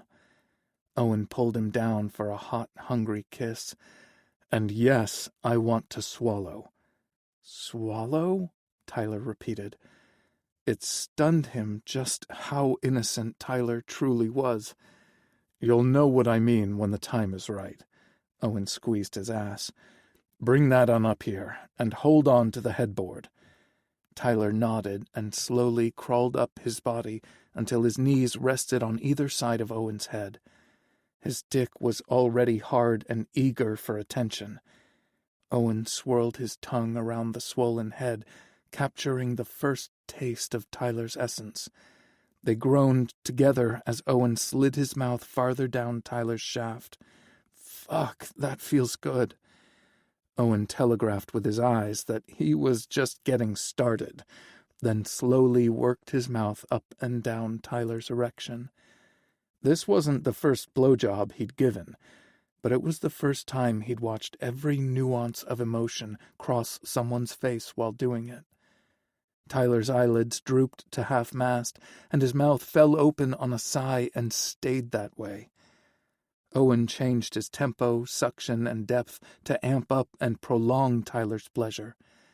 It didn't take long for Tyler's instincts to kick in, and he rocked his hips back and forth, working his dick deeper into Owen's mouth. His balls slapped against Owen's chin, and the thick vein on the underside of Tyler's dick pulsed and throbbed against Owen's tongue. He knew the moment Tyler understood what Owen had meant about swallowing. Desperate eyes sought his, needing reassurance.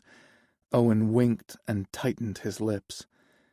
Tyler's entire body shook as he thrust his hips, rubbing out his pleasure on Owen's tongue. The headboard banged against the wall, and the frame squeaked its protest, but the sounds were music to Owen's ears as Tyler lost himself in the pleasure. Wide, dark eyes locked on his, and Tyler's hips stilled as his release spilled into Owen's mouth. Tyler fucked his face through the aftershocks until he had nothing left to give. Then he repositioned his body to kiss a path back down Owen's chest. He was primed and ready to fire before Tyler's hot breath and wet tongue caressed his erection. Tyler took his time learning the length and texture of Owen's dick, making it jerk and dance against his tongue. The sparkle in Tyler's eyes said he enjoyed having Owen at his mercy, so he tucked his arms under his head and fully surrendered. By the time those wicked lips wrapped around his shaft, Owen was ready to levitate off the bed. Tyler was timid at first, but gained confidence with each pass up and down. Christ, Ty, I love your mouth. Pleasure built, and every muscle in his body tensed. He hadn't asked if Tyler wanted to swallow, and he was quickly approaching the point of no return. When his balls tucked up against his body, he pushed Tyler off his dick so he could spurt against his chin and lips. "Jerk me off," Owen demanded. "Not finished." Tyler lowered his head back onto Owen's cock instead and sucked him off the rest of the way. His mouth was a sticky, smeared mess of saliva and cum when he lifted it off Owen's spent dick. Grabbing a shirt off the floor, Tyler wiped his face before crawling up the bed to collapse beside Owen. "That was so freaking hot," he said, resting his head on Owen's shoulder. "Yes, you are." Owen reached down and pulled the covers up and over them as Tyler's mouth stretched into a huge yawn. If there was something he wanted to say, he'd better do it now. "I love you, Ty. You are so perfect to me." A soft snore was the only response. Owen chuckled as he turned off the lamp and shut down his brain. Chapter 9. Tyler poured the laundry soap into the dispenser, shut the lid, and turned on the washing machine. He dragged his canvas laundry bag to the next washer to load his remaining clothes, but his attention got snagged on Owen's sweet ass as he bent over to grab a sock off the floor. A wave of heat flashed over Tyler as he thought about the newest way he and Owen pleasured each other before breakfast.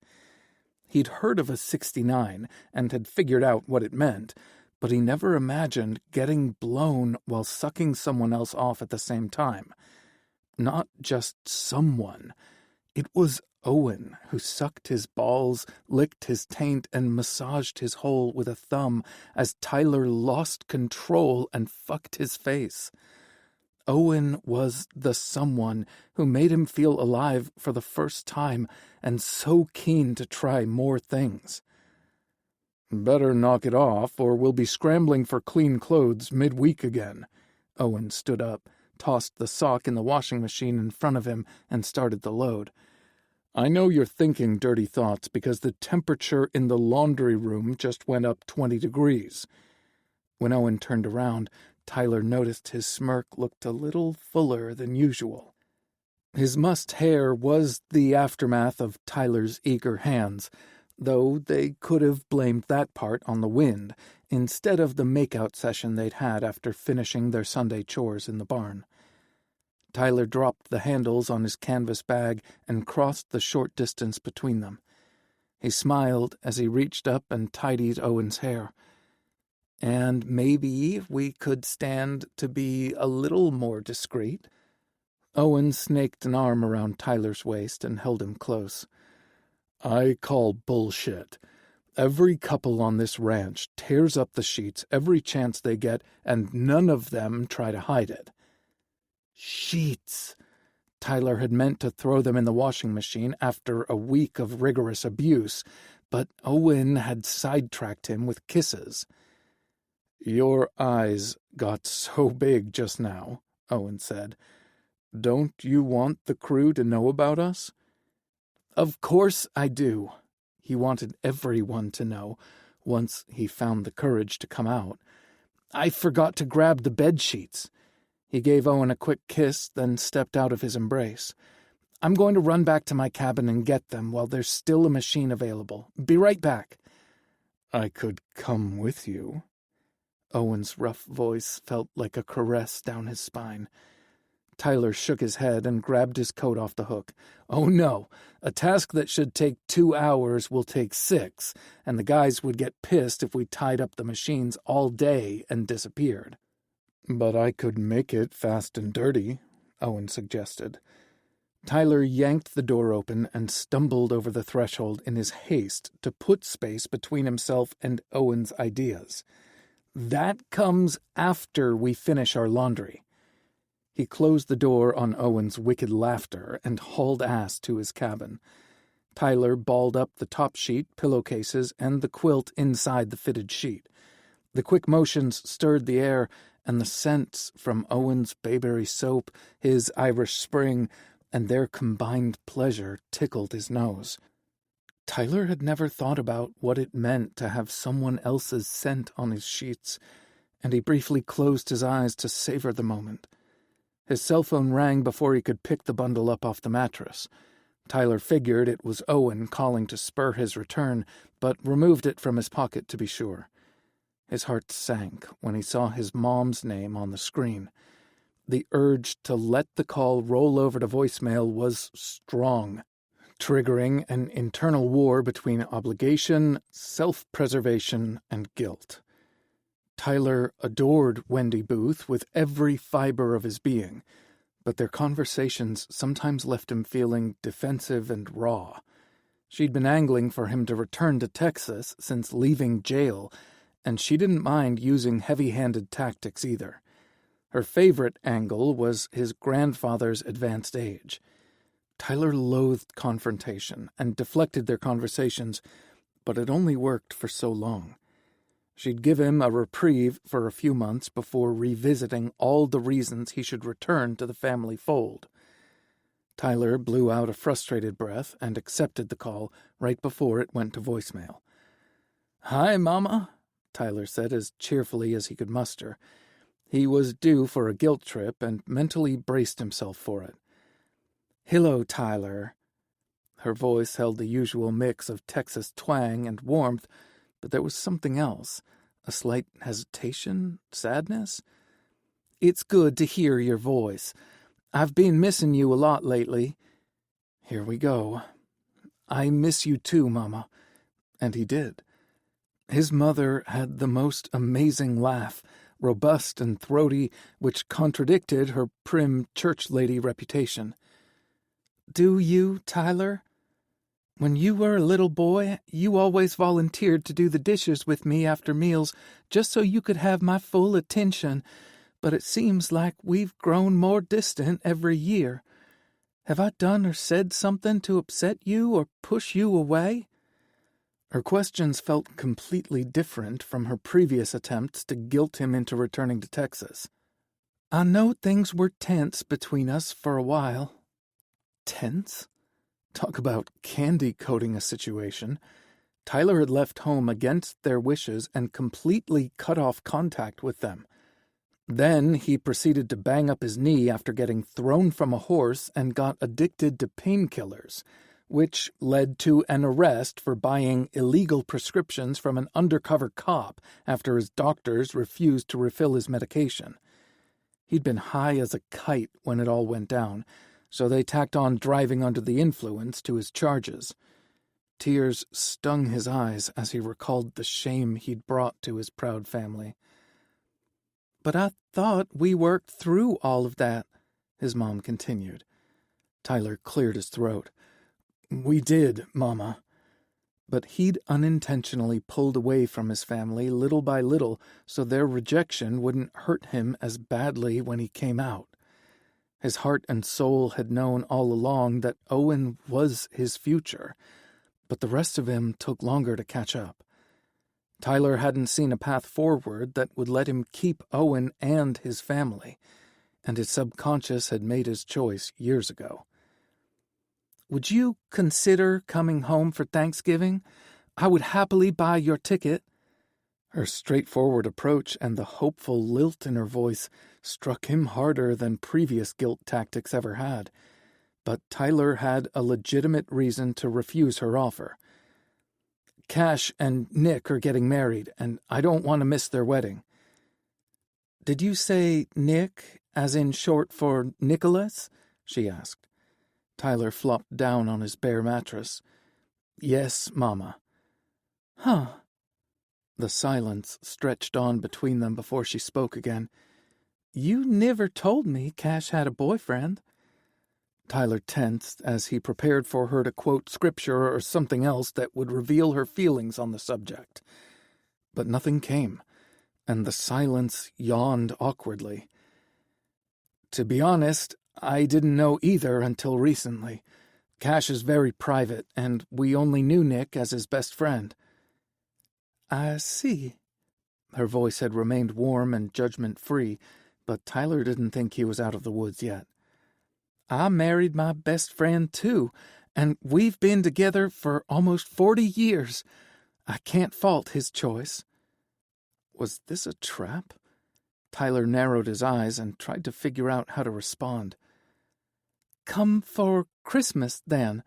Please, Ty, it would mean so much to us." The idea of spending the holiday without Owen was excruciating, especially since it was their first as a couple. "And you can bring Owen with you," she added.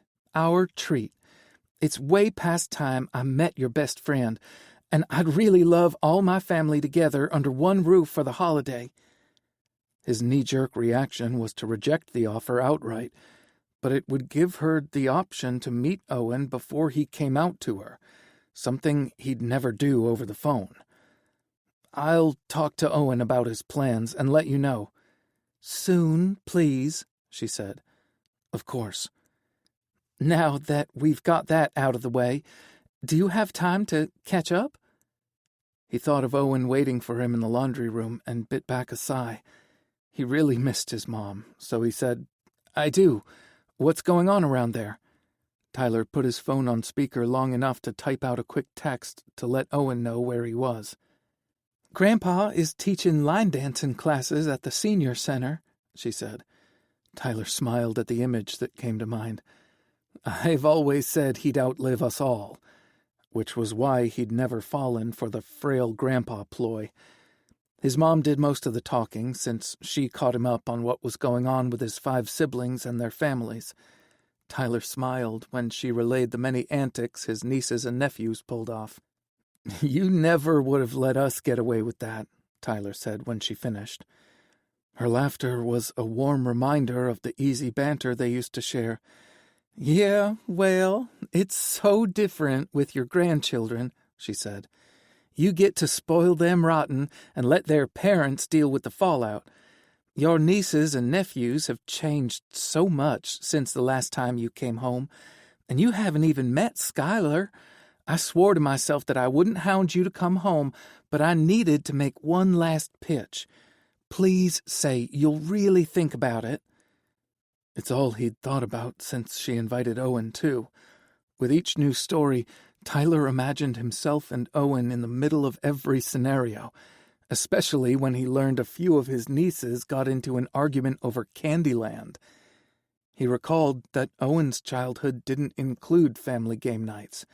His closest experience was poker nights on the ranch, though the crew's teasing banter was significantly bawdier. "And my invitation for Owen is sincere," she added.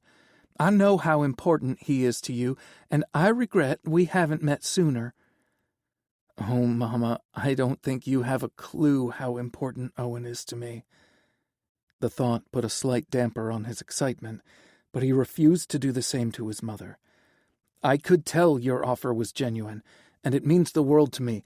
I promise I will talk to him and get back to you." But when? Their romantic relationship was so new and precious. He didn't want anyone or anything to disrupt the magic they'd found. Tyler expected her to push for a time commitment, but she changed the subject to the new horse that had caught her eye. By the time they said their goodbyes, more than an hour had passed. Tyler was so surprised that he nearly forgot the dirty bedding in his haste to return to Owen. He backtracked to the bed, snagged the bundle, and headed out the door. Keegan, Rory, and Reuben stood chatting near the cluster of cabins and halted their conversation when they caught sight of him.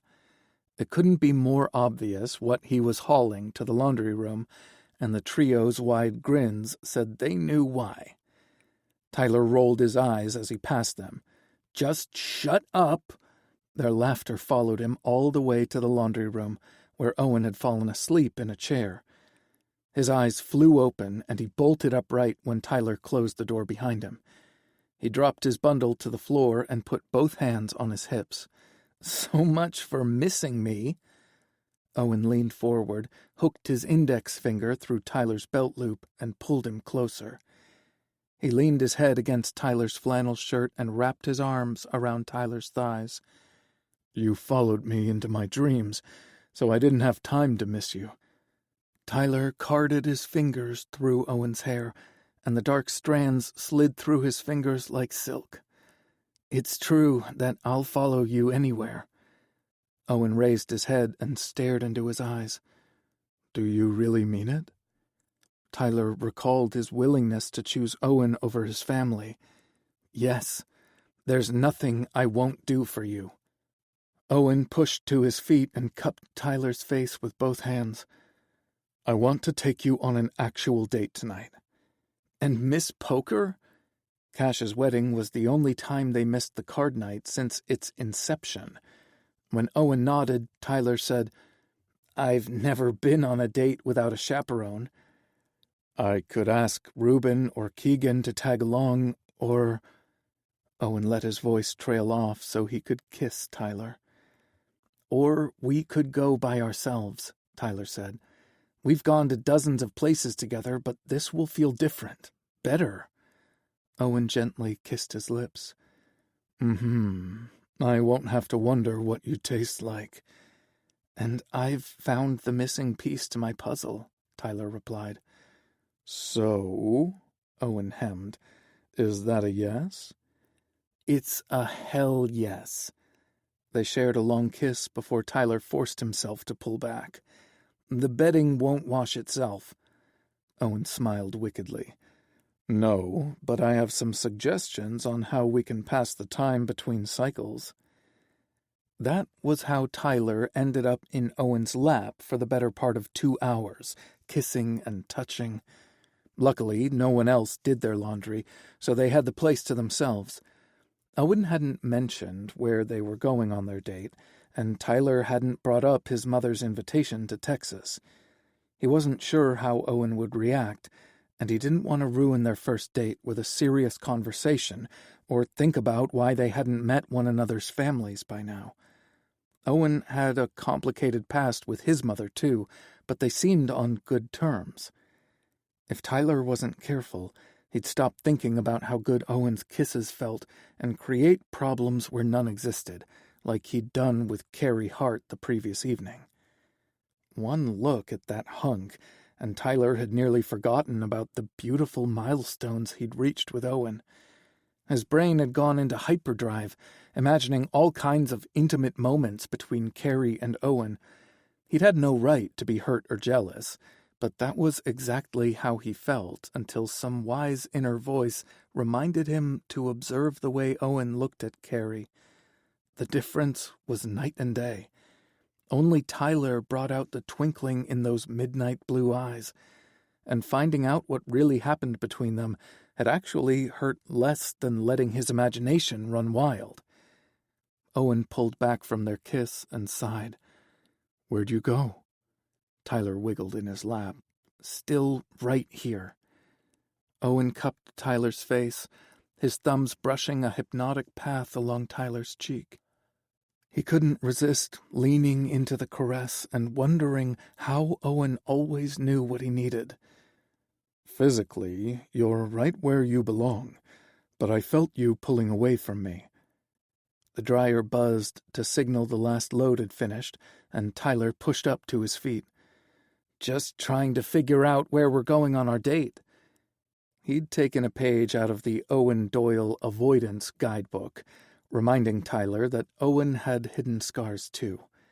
He felt Owen's intense scrutiny as he unloaded the clean bedding into his oversized laundry bag. Would Owen return the courtesy Tyler had shown him innumerable times by letting the subject drop? Once finished, Tyler shut the dryer door and turned to Owen, whose suspicion was written all over his face. "And now we can begin dirtying them back up again," Tyler said with a wink.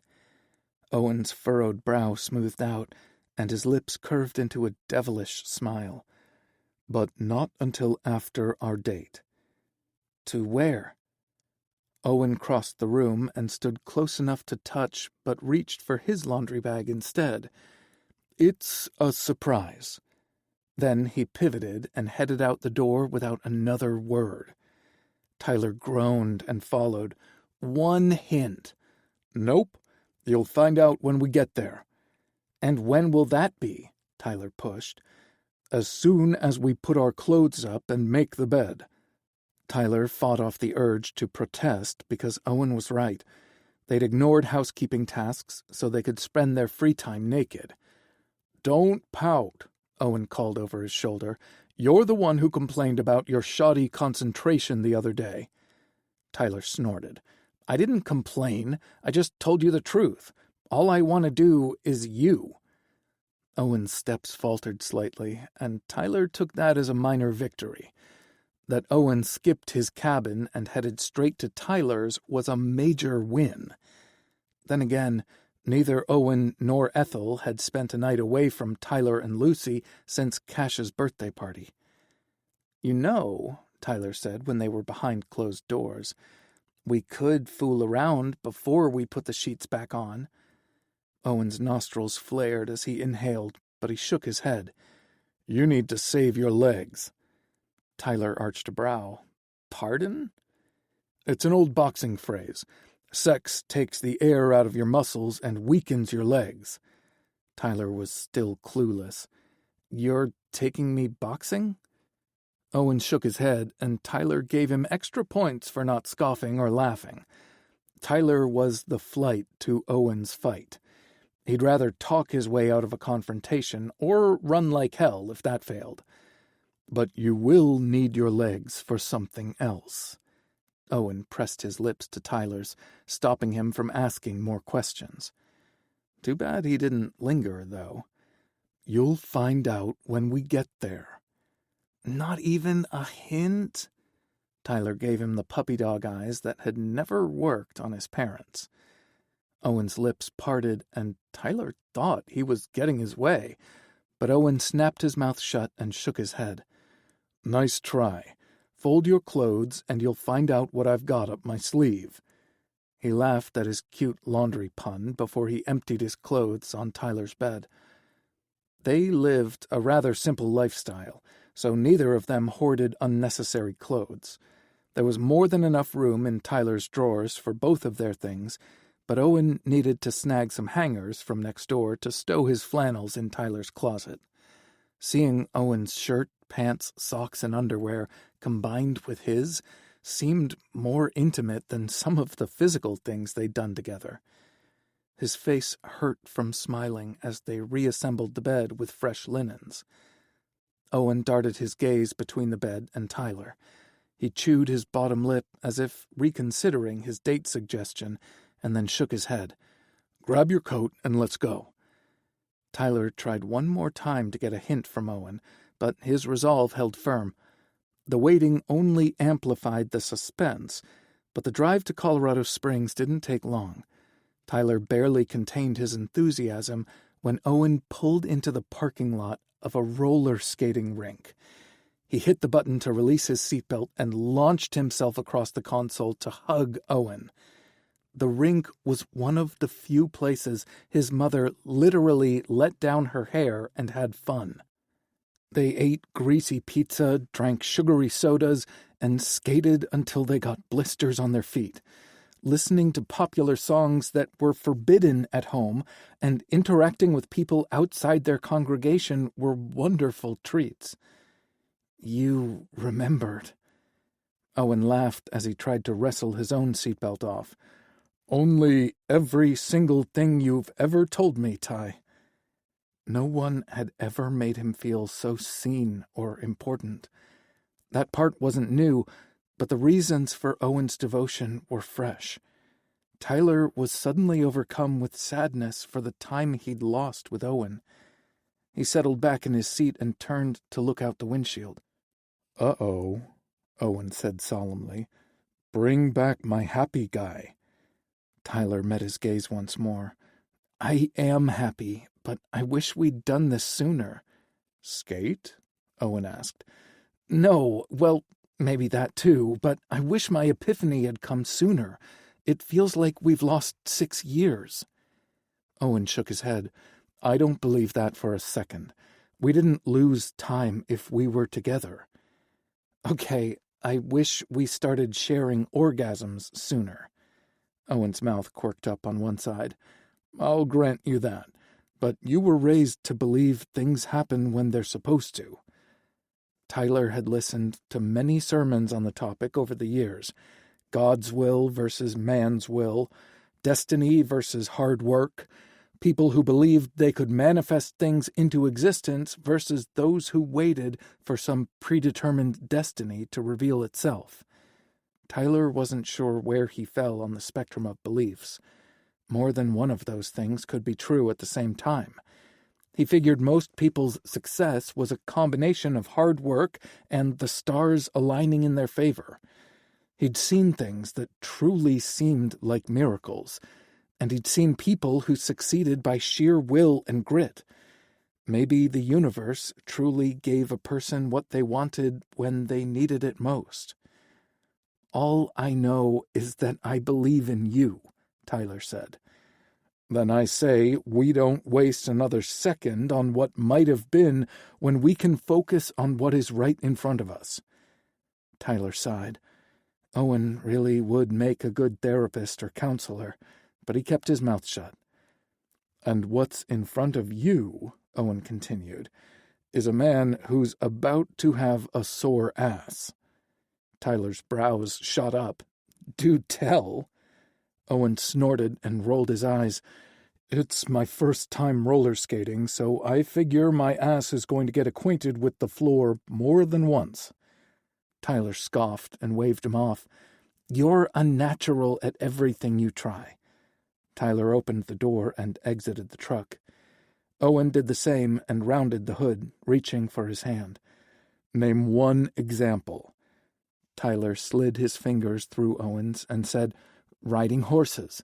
You'd never been on one until you arrived at the ranch, and you got the hang of it in no time." Owen hummed like he was stuck between agreeing or arguing. "I got tossed on my ass a few times." "By Nellie," Tyler countered. "She hated everyone until Kieran arrived.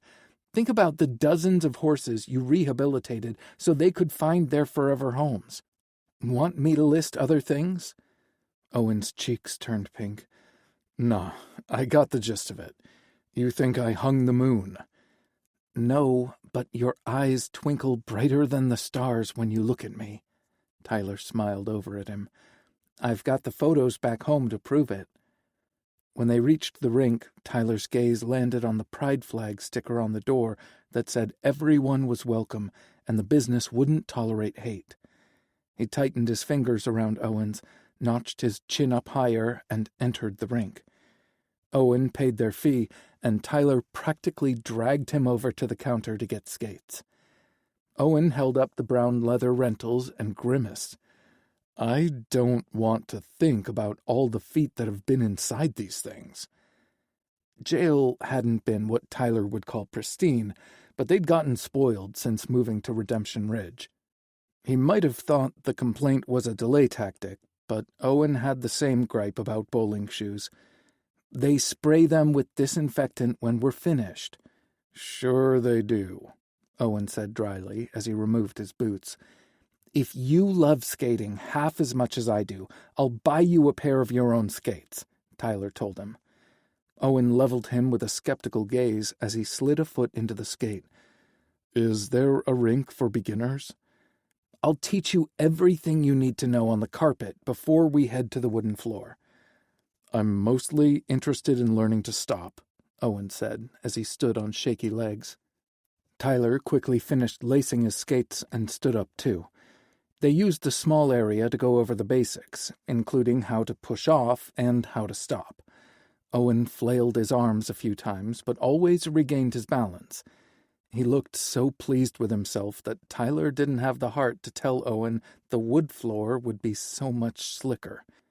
"You want to watch the skaters from the wall for a little bit so you can see the crossover footwork in the corners?" "Crossover?" Owen's voice rose a few octaves. "That sounds complicated." "You'll catch on by the third or fourth turn," Tyler said. "Come on."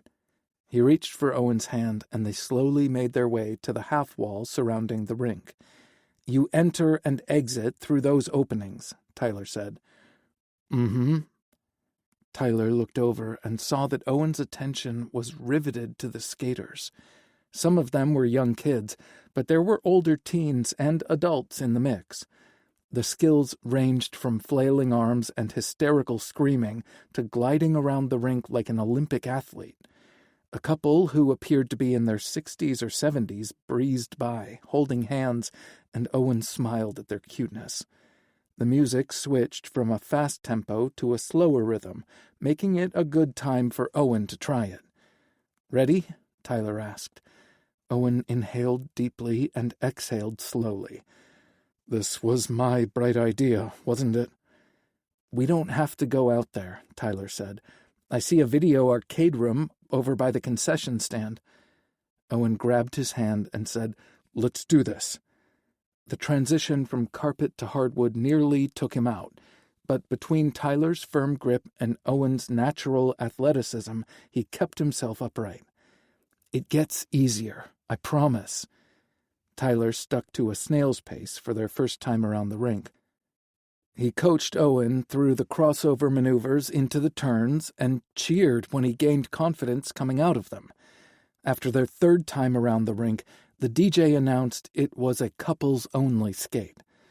Tyler pushed out in front of Owen, turned around to face him, and took his hands. "I'll skate backward." "Show off," Owen called out over the music. His smile told Tyler just how much he loved it, though. "I knew you'd be a natural," Tyler told him. "We've been here 15 minutes, Owen said.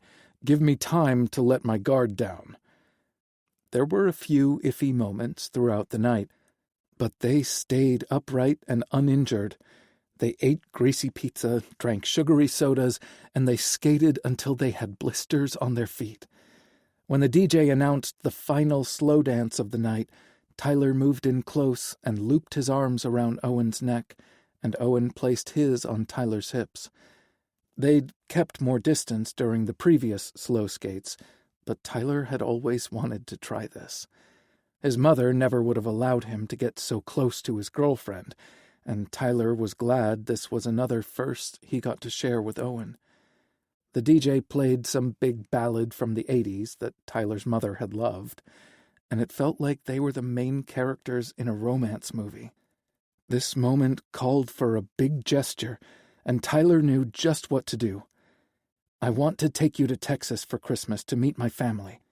I want to show you where I grew up, and I want my family to meet the man I love." Owen's eyes widened, and he almost lost his balance. "You told them?" he asked once he got back into the flow. "You talked to your mom for a long time today, but I didn't know you planned to tell her." "I didn't do it yet," Tyler said, "but I plan to come out during my visit."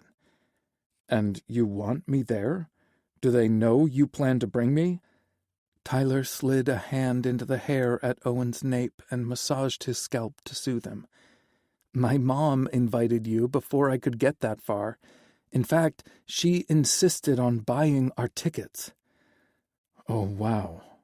Owen worked his bottom lip between his teeth. "She wants an answer kind of soon, so I thought—" "Yes," Owen said. "I want to meet your family." He blew out a long breath. "Damn, this is scary." "It doesn't have to be. We'll leave if someone says or does something that makes us uncomfortable. You're the most important person in my life, so they'll love you or lose me." "Ty." Owen's voice came out as a choked whisper as his eyelids closed. He realized his mistake as soon as he made it. Owen's eyes snapped open about the time his feet slipped out from underneath him. He released his hold on Tyler's hips to flail his arms for balance. Tyler tried to help stabilize him and got clipped in the shoulder with a wildly waving arm. Gravity got a hold of Owen, and there was no saving him. Unfortunately for Tyler, Owen's leg shot forward and tripped him. Tyler did a bit of his own windmilling, but to no avail, because he landed on his ass hard enough to rattle his teeth. Owen crawled over to him with worry etched on every feature. "I'm so sorry, baby." "Those landings didn't used to hurt as much when I was younger," Tyler told him. Owen watched the other skaters go by before giving his full attention to Tyler again. How the hell do we stand up in these things? Carefully. We'll do it together. They fell on their asses twice more before they made it back to their feet. Owen kept a death grip on Tyler's hand during the quick trip back to the gap in the wall. He sighed dramatically once they were on the carpet again. "Well, am I buying you a pair of skates for Christmas or your birthday?" Tyler asked once they collapsed on the bench. He grimaced and rubbed his ass with his hand. "It's going to bruise." Owen leaned closer, and his dark blue eyes shimmered with wickedness. "I can kiss it better." Chapter 10. "You look different," Keegan said. He sounded hesitant, which wasn't their usual dynamic. Keegan had displayed that tendency with others on the ranch, but never with Owen. Was that a sign that he'd scaled back his time with Keegan too much? He didn't want Keegan to think he'd abandoned him. Owen glanced away from the long road long enough to assess Keegan's expression and was relieved that he didn't seem upset. Different good or different bad? Keegan thought about the question long enough to make Owen look at him again, and this time the blonde imp was smiling. "As if I'd ever insult you." "Sounds more like an observation than an insult," Owen replied. "You seem distracted, maybe. Is it because Tyler isn't with us?" Owen braked at a four-way intersection and searched Keegan's expression once more. His furrowed brow and downturned lips said he was definitely worried. "Get your head out of your ass, Doyle." He returned his attention to the road and eased through the intersection. "I've driven you to therapy sessions for months without Tyler tagging along. Why would today be different?" There was that word again. Keegan shrugged in his periphery. "Just is." Owen weighed how much to say. He'd worked hard to build trust with Keegan, and it would be disingenuous to discount his feelings, not to mention detrimental to his recovery. Yes, he was distracted, and yes, Tyler was the cause, but it had nothing to do with his absence. Owen hadn't been able to stop thinking about their upcoming trip to Texas.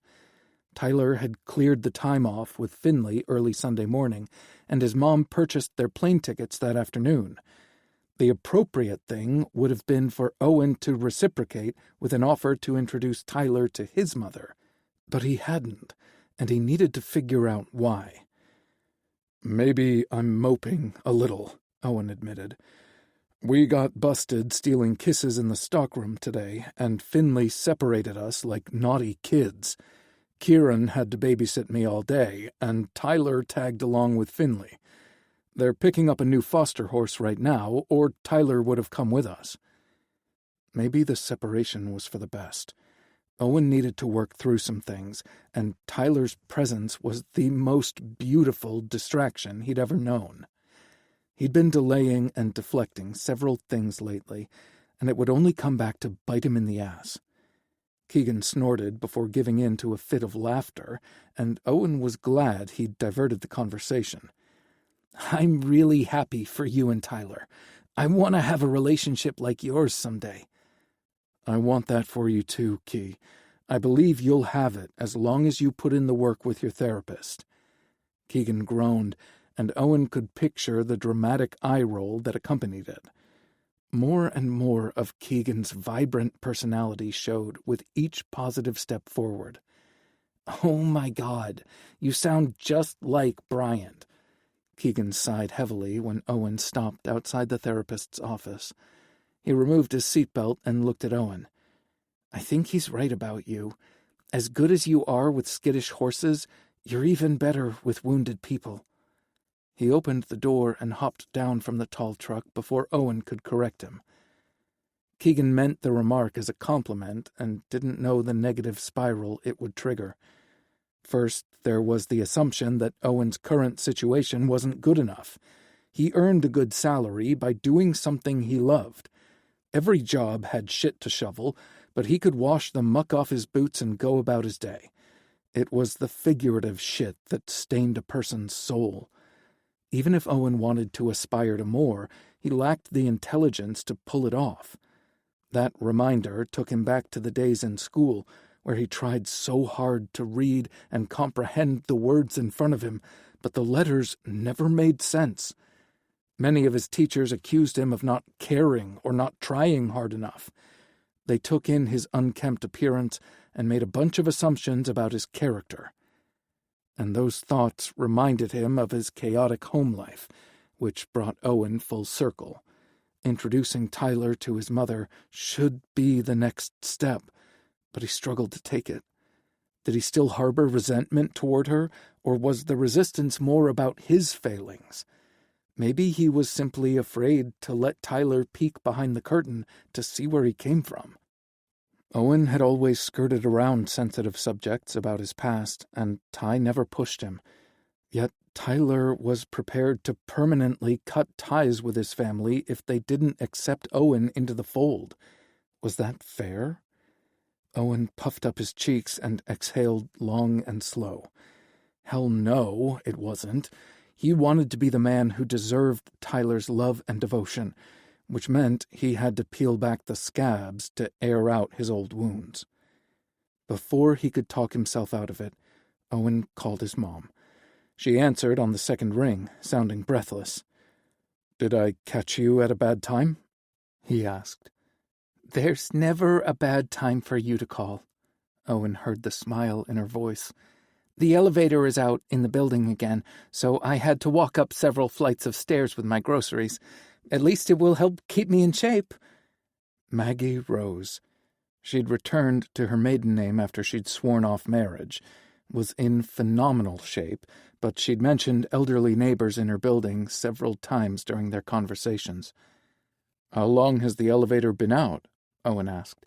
"Do you want me to call the property manager for you?" She laughed softly. "I can hear the scowl in your voice, and you'll end up with premature wrinkles. And I appreciate your offer, but I've already knocked on Dudley's door. The elevator repairman will be here soon." "I'm proud of you, Mom." "I just did what anyone else would in the situation." She was as bad at accepting praise as he was. "Did you ask him to define soon?" Owen asked. "Sure did. The tech is supposed to be here within the next 2 hours." "Good." She'd said the elevator was out again, which implied a continuous issue. But before Owen could press her on it, she said, "Enough about building maintenance. What's going on with you?" He rested easier at night, thinking his mother lived in a safe environment. A visit home would kill 2 birds with 1 stone. Owen could introduce Tyler to his mother and ensure the new place was up to his standards. But when? Did he strike first and make the trip before they left for Texas? That would give Tyler a chance to change his mind about them before he came out to his family. The thought soured Owen's stomach. How could he think so little of Tyler's devotion? He needed to readjust his thinking before he screwed up everything. The trip to his hometown wouldn't be a test. It was Owen's opportunity to bear everything to the man he loved. "Could I bring Tyler to meet you?" His mom sucked in a sharp breath. "Seriously? I don't know what I'm most excited about, Owen, seeing you after so long or finally meeting Tyler. Does this mean you're dating?" She was the only person he'd talked to about his true feelings for Ty. Owen's mouth curved into a broad smile. "Yeah, it's a recent thing, though." "Is it? Seems to me like this has been coming for a long time. Oh, honey, I'm so happy for you. And yes, I want to meet him. Pictures aren't enough." I haven't said anything to Ty yet, but Owen knew Tyler would love to meet her. And I haven't asked for time off. Someone would have to cover for us while we were gone. Owen didn't think that would be a problem, even though they would be gone a few days in December, too. So whose expectations was he trying to lower? "Well, I have a spare bedroom here, so any time works for me. Just give me a heads up so I can stock the refrigerator." "You don't have to go to any trouble, Mom," he said. "And I don't want to intrude. We could always—" "You better just hush your mouth," Maggie said. "I want you here." So that just left the timing. I'll figure something out and get back to you as soon as I know. I'm so excited, Owen. The more he thought about it, the happier he got. Me too. He pivoted the conversation to the other things going on in her life, which mostly included her job at a real estate agency. She'd worked her way up from receptionist to office manager and loved the environment and the people at the firm. Susan is encouraging me to go to school and get a real estate license. Her voice was soft and hesitant, like she was tossing it out there to get his reaction. Susan is the lady who owns the company, right? Yes, she replied. I'm just not sure about it, though. I bet Susan recognizes talent when she sees it, Owen said. Are you concerned about the cost of classes? I can help, Mom. He had very few personal expenses on the ranch and put the bulk of each paycheck in a savings account. No way. Their survival had once depended on a string of unreliable men, but his mother had found her footing after he'd gone to jail. She'd referred to it as her sink-or-swim time, and she'd swam beautifully with help from a women's shelter, therapy, and organizations that assisted with housing and employment placement. Susan offered to pay for the classes and licensing fees, she said. Her hard-won independence sometimes made her more than a little stubborn, and Owen could tell by her tone that she viewed the offer as a handout. And you don't want to feel obligated to her. It wasn't a question because he knew the answer. What about a repayment schedule? She could withhold an agreed percentage out of your commissions when you make sales. She sighed, and Owen could feel her frustration through the connection. I suggested that to Susan already, and I think I offended her. She made a very generous offer, and I wanted to attach a bunch of conditions to it. His mother cleared his throat and added, Susan said I'm letting fear sabotage my opportunities. Sounded eerily familiar, but Owen didn't dwell on it. Are you? I've heard so many people say that the classes and the licensing exam are really hard. If the young people can't do it, then what kind of hope is there for me? Mom, you're only 47, Owen said. She groaned. Don't remind me. And you're really just now coming into your own, he said. Why not shoot for the stars? She was quiet for a long time before she said, I could say the same about you, honey. I already took aim, and now Tyler and I are building something special. They both knew she hadn't meant his romantic goals. She knew his learning difficulties and lack of a high school diploma were sources of shame for him. But like Tyler, she let it go without pushing him. And that is definitely a reason to celebrate when you guys get here. I love you so much. I love you too, Mom. After they disconnected, Owen stared out the windshield so long his vision blurred. When he blinked the world back into focus, his gaze landed on the Adult Learning Center that shared a building with the therapy office. He could practice what he preached to his mother and go inside the center to see about getting a GED. Owen even reached for the door handle until ugly memories taunted him, and fear of failure kept him riveted to the seat. What a hypocrite.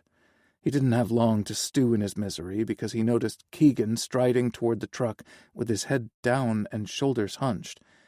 A quick time check revealed there was another 20 minutes left in his therapy session. Keegan was clearly in distress, and his needs came before Owen's pity party. Done so soon? Owen asked when the passenger door opened. Keegan kept his head down when he climbed into the truck and pulled his hoodie up after he buckled his seatbelt. That was his sign that he didn't want to talk, and Owen respected his wishes. Keegan had never left an appointment quite this early, so they must have covered extremely traumatic territory. Owen's first instinct was to go inside the building and pound the hell out of Bryant for hurting his friend. But deep down, Owen knew Keegan had to navigate the hurt before he could heal. There was no avoiding the pain. The irony of his avoidance was not lost on him. I'm here if you want to talk about anything. Keegan looked over at him, and his red, swollen eyes squeezed Owen's heart like a vice. Tears streamed down his face, and his lips trembled. "Thank you," he mouthed. "Want me to run through a drive-thru for something to eat or drink?" Keegan shook his head, so Owen reversed out of his parking spot and headed back to the ranch. They didn't speak during the trip, which allowed too much silence to dwell on his own issues. Owen's entire body thrummed with pent-up frustration by the time they got home. A shared orgasm with Tyler would have been his preferred method to relieve tension, but he wasn't back yet. So Owen put on some workout gear and headed to the gym in Cash's house. The room had every piece of equipment a person could want, including boxing bags. Owen warmed up with a treadmill and jump rope first before taping his hands, pulling on gloves, and going to work. He started with the speed bag, alternating his right and left fists in a circular rotation to warm up his muscles.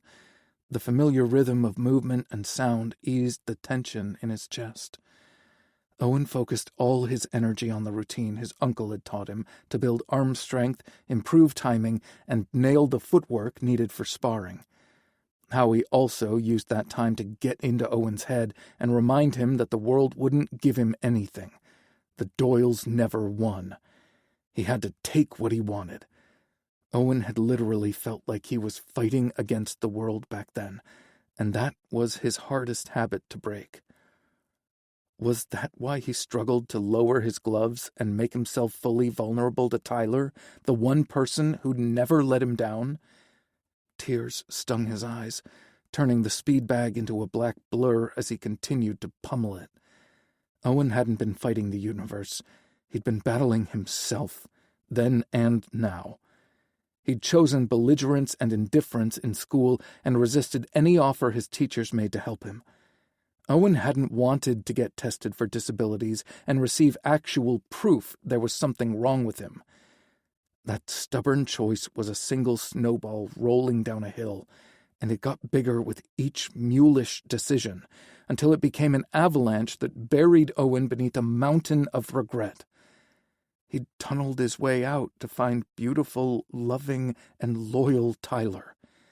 It was fucking time to fight for their future, instead of anticipating defeat. His arms and legs burned by the time he switched over to the heavy bag, but he didn't relent. Owen alternated between jabs, crosses, hooks, and uppercuts until he was too exhausted to think, and hungry. He'd worked through dinner and would regret it later when he foraged for snacks in Tyler's cabin. He could have gone to the kitchen and helped himself to leftovers, but he wasn't in the mood to face anyone. They might ask questions Owen didn't want to answer. He tossed the gloves in the bin designated for sterilization, then removed and discarded the tape from his hands. Owen burned from head to toe, so putting on pants and a thick coat over his workout gear seemed counterintuitive, but he'd learned from past mistakes. He pulled a knit cap over his wet hair and quietly made his way through the sprawling house. Fortunately, he made it out without running into anyone, and the cold bite in the air got his tired limbs moving. Owen smiled when he saw Finley's truck and trailer parked among the others. That motivated him even faster than the cold. He pushed inside Tyler's cabin and found him lounging on the couch, watching television. He wore a faded shirt, sweats, and thick socks on his feet. His hair was still damp, and the scent of Irish spring drifted in the air. Tyler greeted him with a smile that melted his freaking bones. Owen got a taste of what their future could be like over the past week and a half, and he was terrified of losing it now. But were those Owen's thoughts, or just remnants of his late uncle's misguided attempts to make him tough? "How long have you been back?" Owen's voice came out sounding rough and raspy. Tyler sat up and raked his dark brown gaze over him before responding, "A few hours." He rose to his feet and crossed the room with purpose. "I'm sweaty and smelly," Owen warned, taking a few steps back. "So what? I'm happy and horny." Tyler pressed his body flush against Owen's and draped his arms over Owen's shoulders. He smelled like butterscotch candy, and Owen wanted to devour him. Resistance was futile, and he returned the embrace instead with his arms settling on Ty's lower back. "Why didn't you come find me?" Tyler pressed a brief kiss to Owen's mouth, then searched his expression. "I did. You were pounding the hell out of the bags, and I know when to give you space." His lips curved into a wry grin. "I also know how hungry you get after a workout and brought back leftovers. You take a shower, and I'll reheat them for you." He lowered his arms as if to break their connection, but Owen tightened his hold before Tyler could budge. "I haven't talked to Finley about this yet, but I want to take you to meet my mom after Thanksgiving." Tyler's eyes filled with tears. "You do?" Owen nodded vigorously.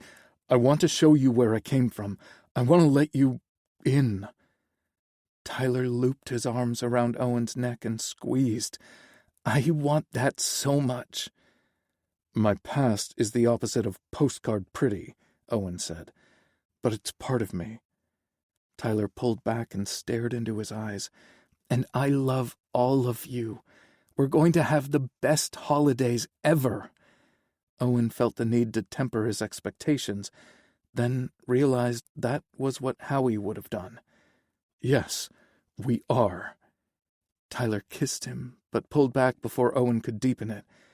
"Go shower. You've got to be starving." Owen's stomach growled as if that was its cue. "Okay, maybe a little." He didn't dawdle in the shower because his legs felt like limp noodles and he could smell the food Tyler had reheated. Once he dried off and got dressed, Tyler served him meatloaf, mashed potatoes, and green bean casserole.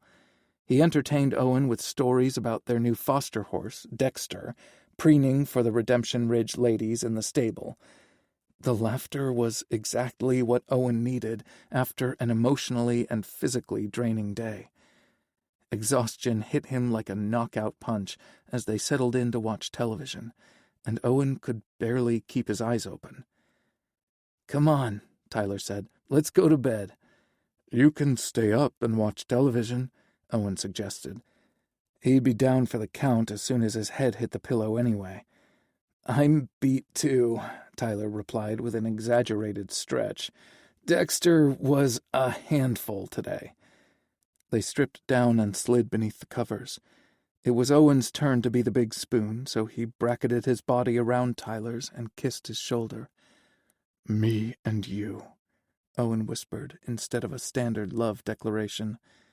"Always." Warmth and love enveloped Owen from head to toe as his eyelids grew heavier. So, this is what winning really feels like. He had a lot of work to do before he could claim the match, but this round belonged to him. Chapter 11. Cash had told them to come as they were to the wedding, but none of the crew wanted to wear work jeans and flannel shirts to his and Nick's big day. They didn't own dressier clothes, which left them with a choice between renting or buying suits. The less expensive route would have been to rent, but that was only if they thought the wedding was an isolated incident. Tyler's granddaddy was fond of saying that there were only two certainties in life: taxes and death. Looking around the room of handsomely dressed men, Tyler added another guarantee. There would be more weddings on the ranch. And if they were smart, they'd make Harry the wedding planner. "Wow," Owen said. "I'm really glad you talked me into buying a suit now." Harry had removed the furniture to set up an altar at one end of the great room and a dance floor at the other. She'd draped wispy white fabric strategically throughout the space and strung fairy lights to give off a romantic glow. An arrangement of evergreens, white roses, and silver pine cones adorned the mantel over a crackling fire, and the room smelled like cranberry, citrus, and pine. The wall of windows turned the fresh blanket of snow into the perfect backdrop for the Winter Wonderland wedding theme. "It's beautiful," Tyler said. Owen leaned closer and said, "You're beautiful." Tyler had chosen a simple gray suit, white shirt, and navy tie. He thought he cleaned up nicely, but Owen looked like $1,000,000 in a navy suit, white shirt, and gray tie. the yin to his yang. "You look like a movie star." Owen smiled and straightened up. "I do?" "Mm-hmm. But I'm going to like that suit even better when it's on our floor." Owen's grin turned lecherous. "Think we could sneak away after the ceremony?" "And miss Harry's dinner?" Owen shut one eye and cocked his head. "After dinner?" "Deal." Ivan clapped Tyler on the shoulder, reminding him that they weren't alone. "Damn, we clean up good on the ranch." "We sure do. How are the grooms doing?" Tyler asked. Rory snorted. "They're still in their room getting ready. Pretty sure I know what they're doing." "Who's officiating the ceremony?" Reuben asked. "My mother," Harry said as she entered the room to several whistles. "I know," she said smugly. She wore a floor-length silver gown and a fuzzy white-cropped jacket. "Hope got ordained online and can't wait to officiate her first wedding." "You look like a princess," Keegan said in awe. "Stop it," Harry said, as she waved for him to continue his flattery. "Maybe even a queen," Keegan added. "Where's your tiara?" "Hey, kid, watch it," Dylan teased. "This is my queen." Harry offered her cheek to Dylan, and he kissed it. "Thank you, Keegan. You're too sweet." "The dining room looks amazing too, sis," Finley told her. She kissed his cheek before hooking her arm through Rory's. "I can't take all the credit. My favorite sidekick is especially talented at putting together weddings at the last minute." Rory darted a quick glance in Ivan's direction as a pretty pink blush bloomed on his cheeks. "I got caught up in the moment." Their big foreman couldn't seem to tear his gaze away from his boyfriend until Hope and Gary entered the great room. Hope wore a satiny silver pantsuit with white fur trim on the jacket lapels and sleeves. "Oh, Harriet," she exclaimed as she took in the room. "Everything looks beautiful. I've been to professionally planned weddings that didn't look half as pretty as this." She raked her eyes over her daughter's gown. "And I can't fault your fashion sense." Harry hugged her mom and laughed. "We look like we planned matching outfits on purpose." Tyler looked at Owen's suit, which was the mirror opposite of his, and figured everyone would think the same about them. They just shared a wavelength, and had since their very first meeting. Owen stepped closer and said, "I have to admit, I'm kind of disappointed." Tyler's breath caught, but he managed to say, "Why?" "I would expect Hope to dress like Moira Rose at David and Patrick's wedding in Schitt's Creek," Owen said. "I heard that," Hope said, "and my daughter made me behave." "Someone has to," Harry said. Gary threw up his hands. "Hey, I've tried." "Lesser men have failed at the task, darling," Hope told him. Tyler checked his watch and noticed it was almost time for the ceremony to begin. "You don't suppose the grooms snuck off to Vegas, do you?" A familiar gruff chuckle answered Tyler's question, and they turned to see Nick and Cash standing just outside the great room. They looked around the space in awe before Cash met Tyler's gaze. "I wouldn't want to get married without you guys." Cash's gaze misted over as he took in the crew's attire. "You look damn good. I can't believe you went to so much trouble for us." They rushed Cash and Nick as a group. They were always affectionate toward each other, but it was the first time they'd engaged in a group hug of that magnitude. By the time they were done, Cash couldn't contain his tears. He swiped at his eyes until Harry whipped out a tissue from her jacket's inner pocket. "Getting sentimental in my old age." Cash wiped his face and tucked the tissue away. He smiled at the gathered group before turning his gaze to Nick. "Ready to do this?" Nick cupped his face and used his thumb to wipe away a tear Cash had missed. "I've been ready." They joined hands and headed to the altar. Rory and Ivan exchanged a warm look before they followed the soon-to-be husbands. Hope got caught up in watching the couples and needed a nudge before she remembered her role in the big event. Harry had set the chairs in a single row to form a semicircle around the altar instead of cutting the group in half. "I didn't prepare a formal ceremony," Hope began. "I wanted to soak in the ambience and love around me and speak from the heart." What followed was a gorgeous celebration of devotion and commitment. Tyler got swept away by the heartfelt and humorous vows Cash and Nick had prepared for one another. At some point, he realized he was holding Owen's hand, though he wasn't sure which one of them had reached for the other. Ivan's and Rory's gazes were riveted to one another during the ceremony, almost as if they were the ones committing their lives to one another.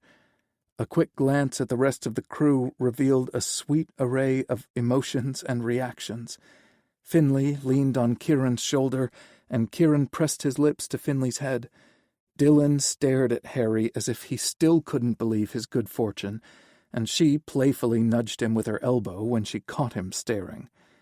Keegan's hazel eyes shone with so much hopefulness that it hurt to look at him, and Reuben wore a look of pure determination on his face. Tyler looked to his right and caught Owen staring at him. The fairy lights reflected in his midnight eyes, making them extra sparkly. Tyler had already promised this man forever, and he had every intention of backing up his words with action someday. He'd start by fully surrendering his body to Owen when they got back to the cabin. They'd pleasured each other in so many ways, but they'd stopped short of full penetration. Tyler didn't want any barriers between them, emotionally or physically, and had suggested they swing by the clinic for testing while they shopped for their suits on Thursday. Owen had stared open-mouthed at him for so long that Tyler thought he'd made a mistake. But then Owen swooped in and kissed him in the middle of the department store. Tyler had proof that what he wanted, to belong to Owen in every way, was within his reach. But 2 nights had passed since then without feeling Owen inside him. He straightened his shoulders and channeled Reuben's determination. Owen's mouth curved into a wicked grin that made Tyler want to drag him back to the cabin, dinner be damned. But cheers and clapping interrupted his plans. He turned his head and saw the grooms were still enjoying their first kiss as husbands. The Winter Wonderland theme continued into the dining room. A white lace runner graced the length of the table. Harry had made centerpieces out of the same evergreens, white roses, and silver pine cones that decorated the fireplace mantel. She'd added glass jars with flickering candles and hung twinkling snowflake lights from the chandelier over the table. Harry hooked her arm around Rory's neck and said, "If you like the way we decorate, just wait until you taste the feast we prepared with Dylan's help." Nick rubbed his hands together and said, "I've been smelling smoked meat all day. Bring on the feast." Cash smiled and shook his head. "I'm not sure what he's more excited about, marrying me or eating brisket ribs and pulled pork." Nick sighed heavily. "If you have to ponder, then I'm not doing something right." His comment triggered catcalls and whistles until Harry, Dylan, and Rory silenced the room with the first platters of food. Conversation all but stopped over the next hour as everyone enjoyed their feast. "We're supposed to dance after this?" Ivan asked, pushing back from the table. "Yep," Rory told him. "You need to burn off calories and make room for cake." Ivan leaned closer and whispered something in Rory's ear that made him smirk. Tyler might be a rookie, but he'd be willing to bet money that Ivan listed more intimate ways they could burn off calories besides dancing. Reuben pushed back from the table and stood up with his empty dishes. "I think Keegan and I should get to be the DJs since we're the only single people on this ranch." Keegan stood up quickly with his dishes too. "I love that idea." The 2 of them launched into a list of songs they wanted to play while the others filed out of the dining room. With everyone working together, it didn't take long to restore order in the kitchen and dining room. "Let's get this party started!" Reuben yelled from the corner where Hope had set up the stereo equipment. Keegan hit a button, and a fast-thumping song boomed from the speakers. Tyler didn't know what the song was, but he wanted to move with his man. He tugged Owen's hand and met resistance. "Now's a good time for us to sneak off," Owen said. Tyler turned backward and tugged on Owen's hand. "One dance first." The corner of Owen's mouth twitched, and he sighed heavily. "It's never going to be just one." And he was right. Tyler insisted on sharing a slow dance before they left, but then they got swept into a dance-off. They only stopped swaying and slaying long enough to eat cake before returning to the dance floor.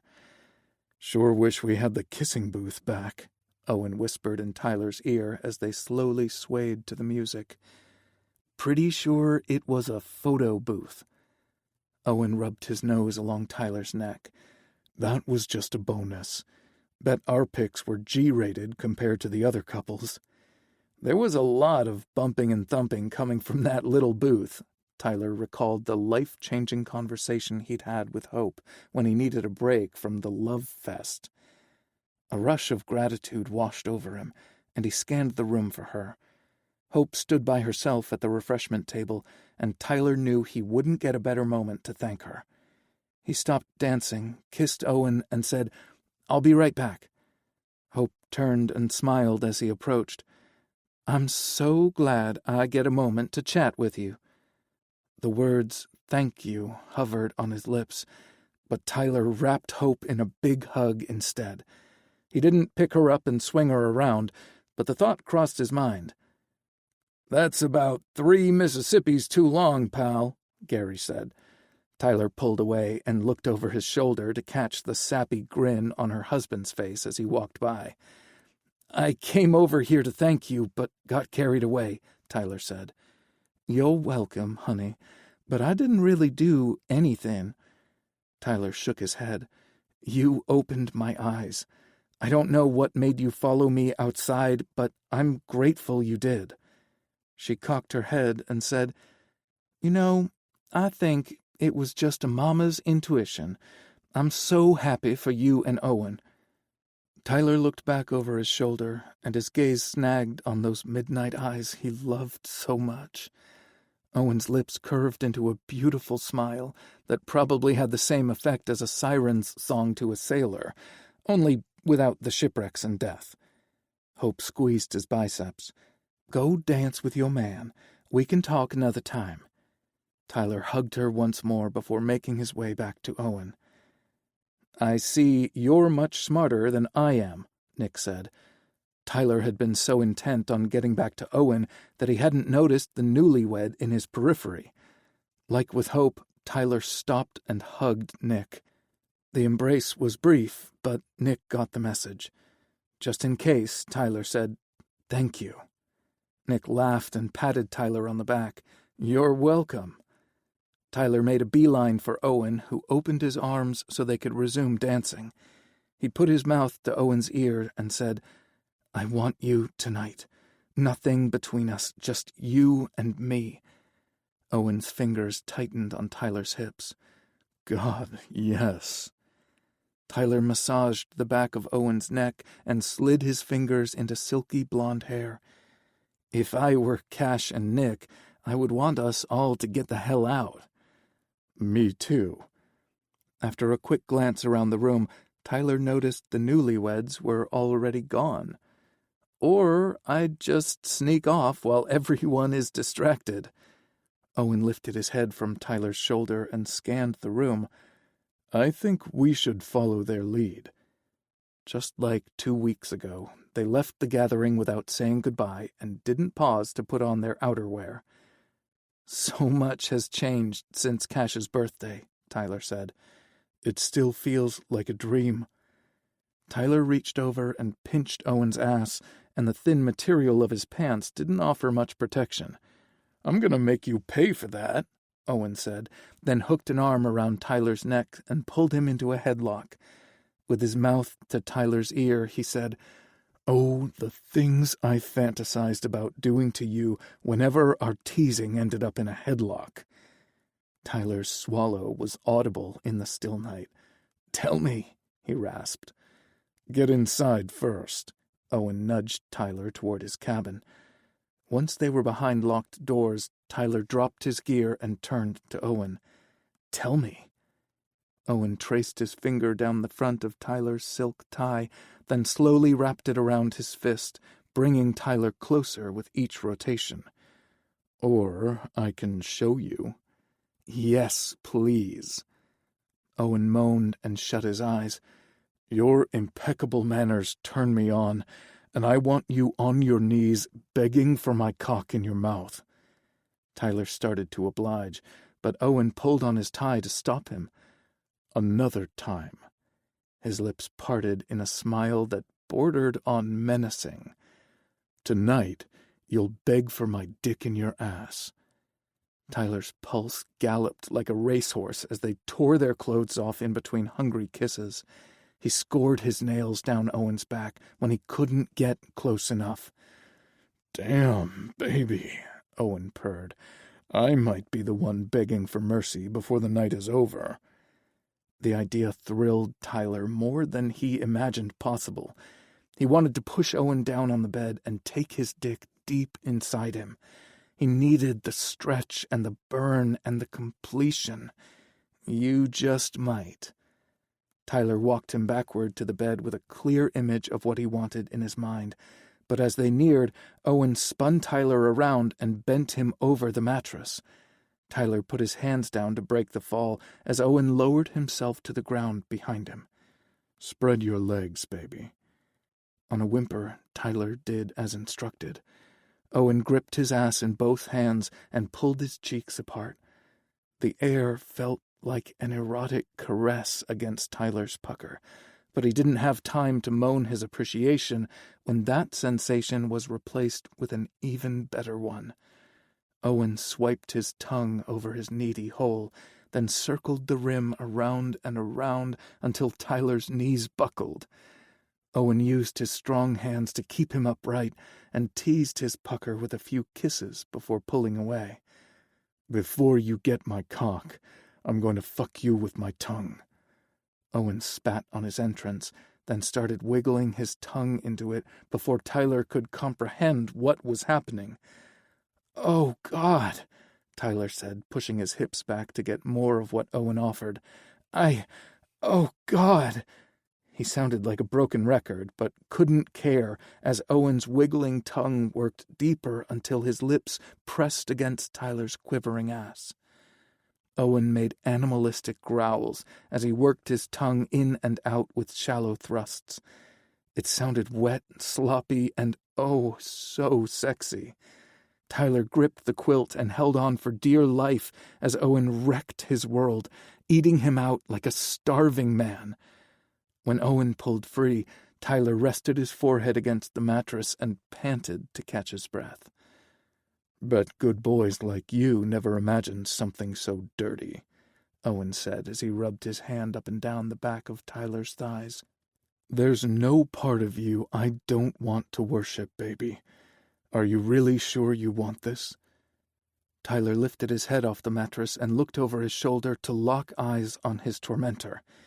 "You either fuck me with your dick, or I'm marching over to your cabin buck-ass naked to find that dildo. I am getting fucked tonight, one way or another. I'd prefer you to be my first, but—" Crack! Owen had cut him off with a swift slap on his ass. "I will be your only because you promised me forever." He leaned over Tyler, cupped his chin to keep their gazes locked. "Tell me you mean it." "I've never meant anything more." Owen gave him a quick kiss, but didn't pull away. "I know you're horny for my cock, but I need you to promise you'll listen to me. I'm not taking it slow to be mean. The first time always hurts a little, and I don't want to cause you unnecessary pain." Tyler swallowed hard and teared up at the stern tenderness in Owen's voice. "I promise to listen. I can't promise not to beg for more, though." Owen growled and released his chin. "And I make no promises about coming before I get inside you." He landed another playful slap on Tyler's ass before he straightened up. "We'll keep you like this while I stretch you open." "Didn't you already do that?" His neediness was already rearing its ugly head. Owen's lips twitched, but he kept a stern expression. "That wasn't nearly enough. Consider it an appetizer. Trust me, Ty, I'm going to give you what you want, but in the way you really need it." Tyler nodded and got as comfortable as he could in that position. He heard Owen rummaging around in his nightstand, followed by the lube cap snapping open. The liquid was cold and slick, and Owen worked it around the opening for several seconds before he pushed a fingertip inside him.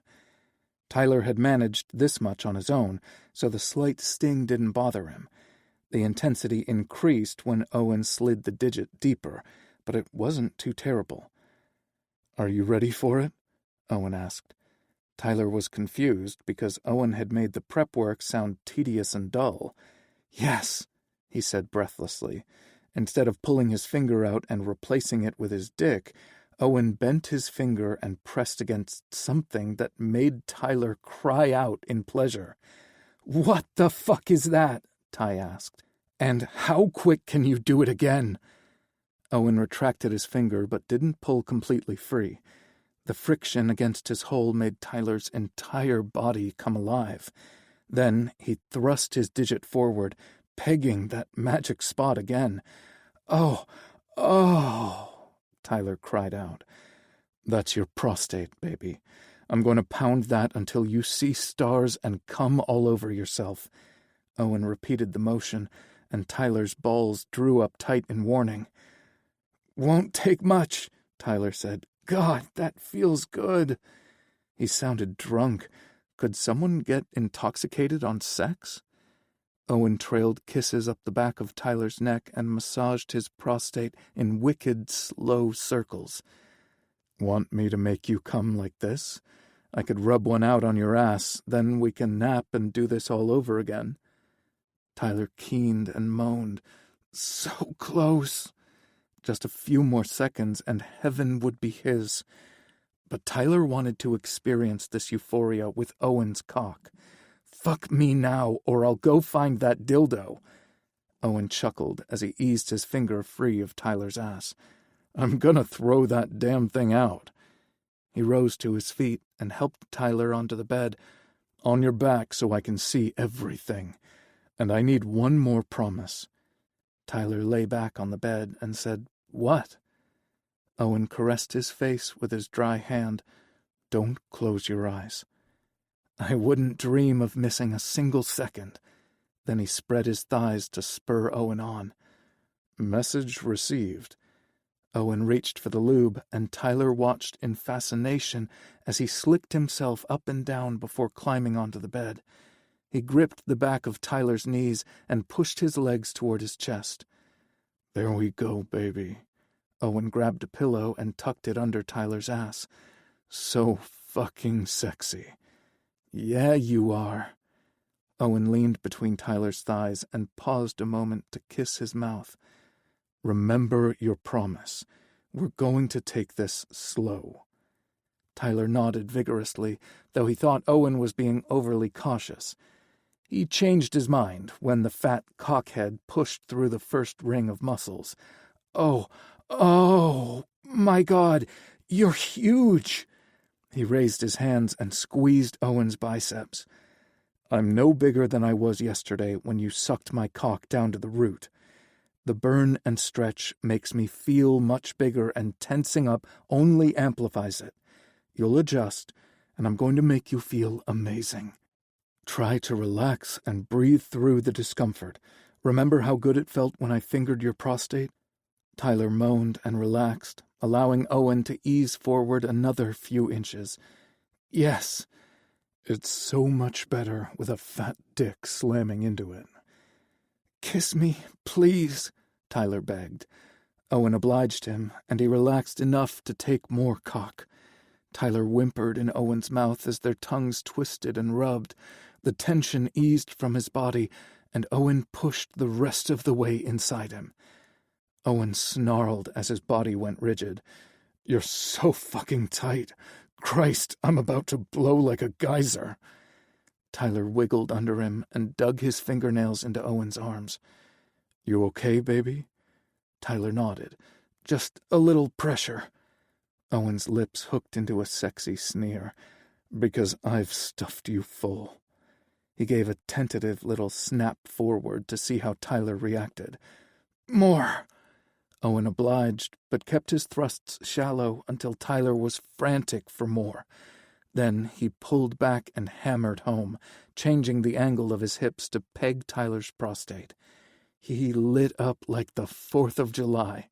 The mutterings that escaped his mouth were pure gibberish as Owen pounded his prostate as promised. The pressure built inside Tyler until he thought something might rupture. "Please," he begged, "make me come." Owen dug his knees deeper into the mattress and snapped his hips forward again and again until Tyler's climax detonated. He stared in shock as ribbons of white cum splattered his stomach. He didn't know he could come without touching his dick. Owen growled and fucked him through his orgasm. "In you or on you, baby?" "In," Tyler said breathlessly. Owen snapped his hips forward one last time and bathed his channel with his release. He rocked his hips in shallow bursts to ride it out, then collapsed into Tyler's open arms. Tyler wasn't sure if he wanted to cry or laugh from the pleasure. Both? Owen lifted his head up and stared into his eyes. "Did I hurt you?" Tyler shook his head because the magic of the moment temporarily rendered him mute. "Beautiful," he whispered. Owen dropped a kiss on his lips, then carefully eased free from his ass to collapse on the bed beside him. "You might not be saying that tomorrow," he teased. "At least it's light chores and no riding in the saddle." Tyler trailed a finger over Owen's sweaty chest. "I'm going to ride your saddle." Owen captured his hand and tugged him so they lay facing each other. "Or you could fuck me." Tyler pushed up so he could see the clock. "It's tomorrow in an hour." Owen pulled him back down and tucked Tyler's head under his chin. "Going to need a little more recovery time than that. And we should probably clean up." Owen released a contented sigh and held Tyler closer. "But this feels so nice." Tyler wiggled free and headed into the bathroom. He wet the washcloth with hot water and returned to the bed. Owen was already fast asleep, so Tyler gently cleaned him up before taking care of his own needs.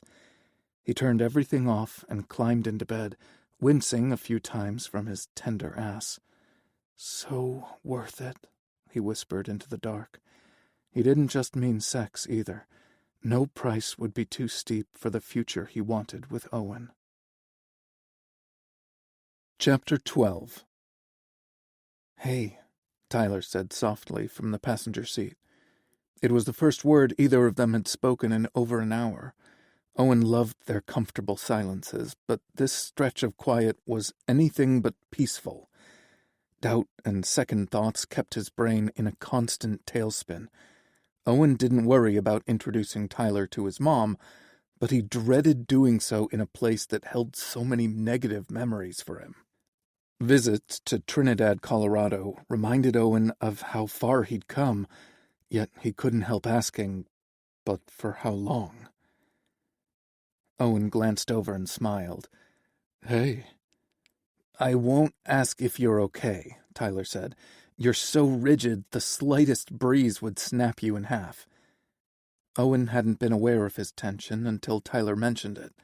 He ached from his jaw to his tailbone and from his shoulders to the fingers white-knuckling the steering wheel.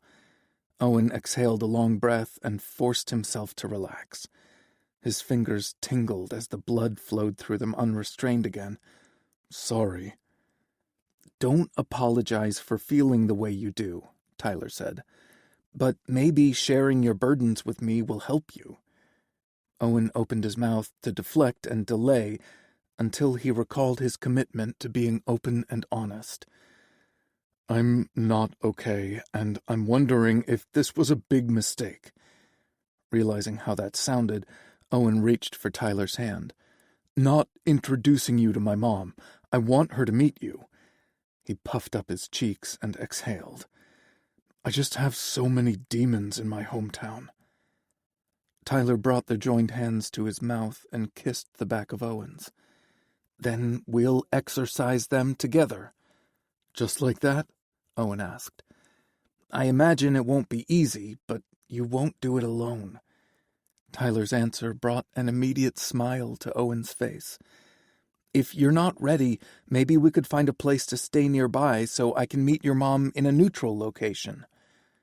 Owen had thought about that already, but his mom really had her heart set on them staying with her. And if he were honest, it was beyond time for him to make peace with his birth city. How much of Owen's attitude was earned from negative experiences in Trinidad, and how much of it was his uncle's influence? Howie had a bad habit of assigning blame to everyone and everything instead of owning up to his mistakes. "No," Owen said. "I want to do this now, and I want to do it with you." "Is there some place we can stop for salt and candles?" Owen laughed, and the rest of his tension melted. "You've been watching too much Supernatural." "Not lately," Tyler pointed out. "We haven't turned on the television since the wedding." A montage of their nightly carnal exploits played in Owen's head. Tyler had cast aside his shyness as effortlessly as a snake sheds its skin, and his growth was a thing of beauty. Owen loved watching Tyler explore his sexuality as much as he loved being an active participant in the journey. Ty was eager to try new positions and not afraid to tell Owen what he wanted and where he wanted it. The memories made him squirm a little, and Owen became aware of the delicious ache in his ass.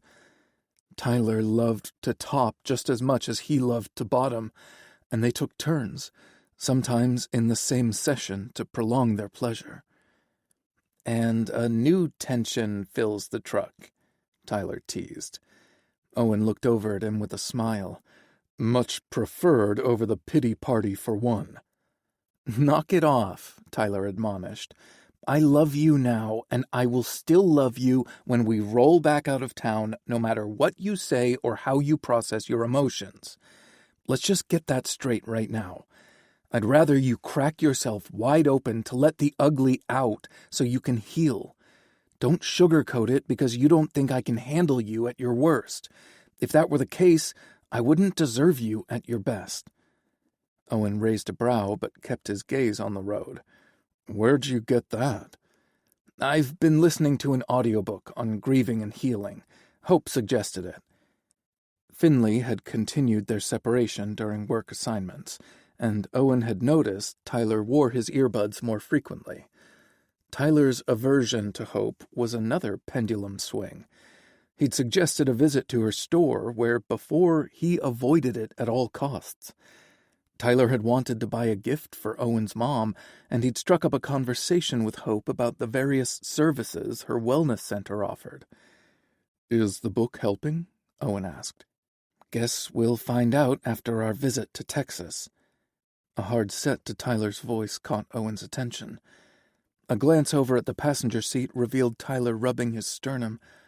"Are you trying to get a jump start on dealing with the aftermath of coming out by assuming the worst?" "Nice try, but we're dealing with your trauma this weekend," Tyler squeezed his hand. "And I meant what I said. I love all the versions of you." "And I love you too, which is why I won't let you doomsday prep your emotions over the next month." Tyler snorted, and Owen knew without looking that he rolled his eyes. "They're going to get stuck like that." Owen hadn't believed Howie's warning when he was little, and Tyler's snort said he wasn't buying it either. "And neither of us have gone blind from jacking off," Tyler replied. Owen laughed and shook his head. "Please tell me your parents didn't tell you that." "Nope," Tyler said, "but one of my friends heard it frequently." "Did it stop him from trying?" "Nope," Tyler repeated. Silence washed over the truck again, but it was the comfortable kind Owen loved. More like a comforting weighted blanket than a suffocating boulder pressed against his chest. He didn't speak again until they reached the county line. "We're going to arrive in town about an hour before my mom gets off work. Want to visit some of my old haunts and see if the ghosts of Trinidad past show up? Squeezing his hand, Tyler said, "There's nothing to fear, because I am your present and future." "Yes, you are." Just outside of Trinidad, Owen turned off the main road and headed to their first destination. If he wanted to paint a complete picture for Tyler, then it needed to start with the Evergreen Estates. He slowed as he approached the mobile home park, but didn't signal to turn in. There was no need to drive through the lots to give Tyler an impression of his humble beginnings. The wooden sign in front of the property looked like no one had attempted to protect it from the elements since its installation decades earlier. Rot and warp had erased all but 3 letters, welcoming visitors to gas if you mushed them all together. He couldn't think of a more appropriate name for what the park had become. The tract of homes facing the road looked like a row of neglected teeth, crooked, yellowed from neglect, and gapped where some were missing. "This was the first home I can remember," Owen said. "My dad died a few weeks before I was born, leaving my mom with no money to pay the rent. She moved in here with her best friend and eventually married him." Owen sped up once they reached the edge of the property and turned right on the next road to take them to the main county highway. His first instinct was to gloss over how his dad had died, but he wanted to be open and honest with Tyler. Owen might not have met Keith Doyle, but the man still had a profound influence on his formative years. "My dad got shot during a home robbery and died." "Baby, I'm so sorry." Tyler's rare use of the endearment made Owen smile despite the somber topic. "To be clear, my dad was the one breaking the law. He was looking to make a big score and thought the wealthy homeowners were on vacation. Howie, my uncle, claimed my dad was unarmed, but people who get startled awake in the middle of the night shoot first and ask questions later. I never blamed them. But Howie had resented the family until his dying breath." "It was still a devastating loss to everyone who loved your dad, even if he was in the wrong," Tyler said. In Owen's attempt to distance himself from his uncle's influence, he'd forced himself to take the opposite opinions to Howie's, who'd tried to make his dad out to be a modern-day Robin Hood. Maybe the truth was somewhere in between, that gray area people liked to believe didn't exist. A reminder that 2 things could be true at the same time. Keith might have wanted to support his family, but he'd gone about it the wrong way and paid the ultimate price. "I blamed my dad for everything that went wrong in my life, but I had to keep it to myself," Owen said. "Howie had turned Keith Doyle into a tragic hero, and my mom never wanted to talk about him." "Do you think your uncle really believed that, or was that how he processed grief?" "His favorite coping mechanism was to blame everyone and everything else for his troubles.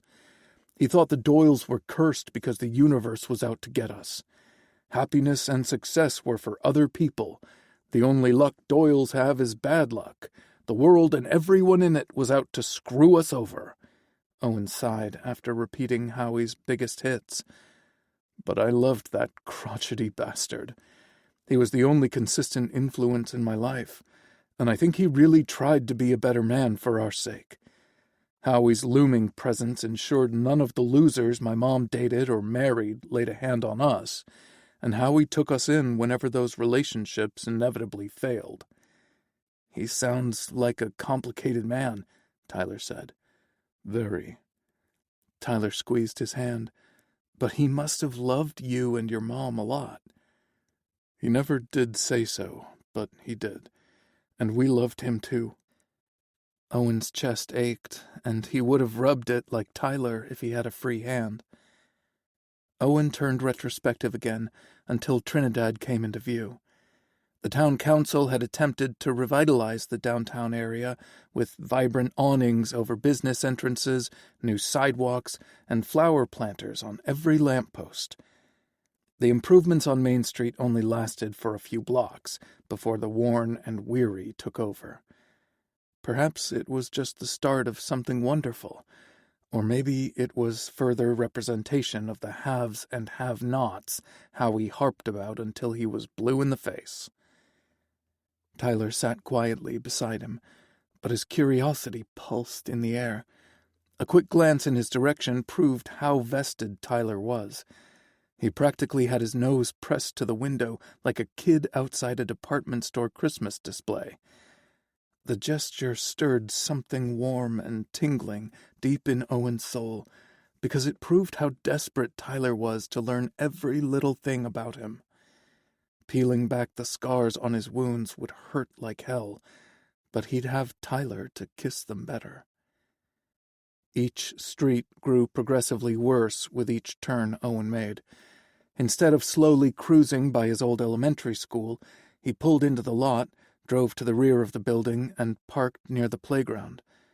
School was out for the Thanksgiving holiday, so they were the only people there.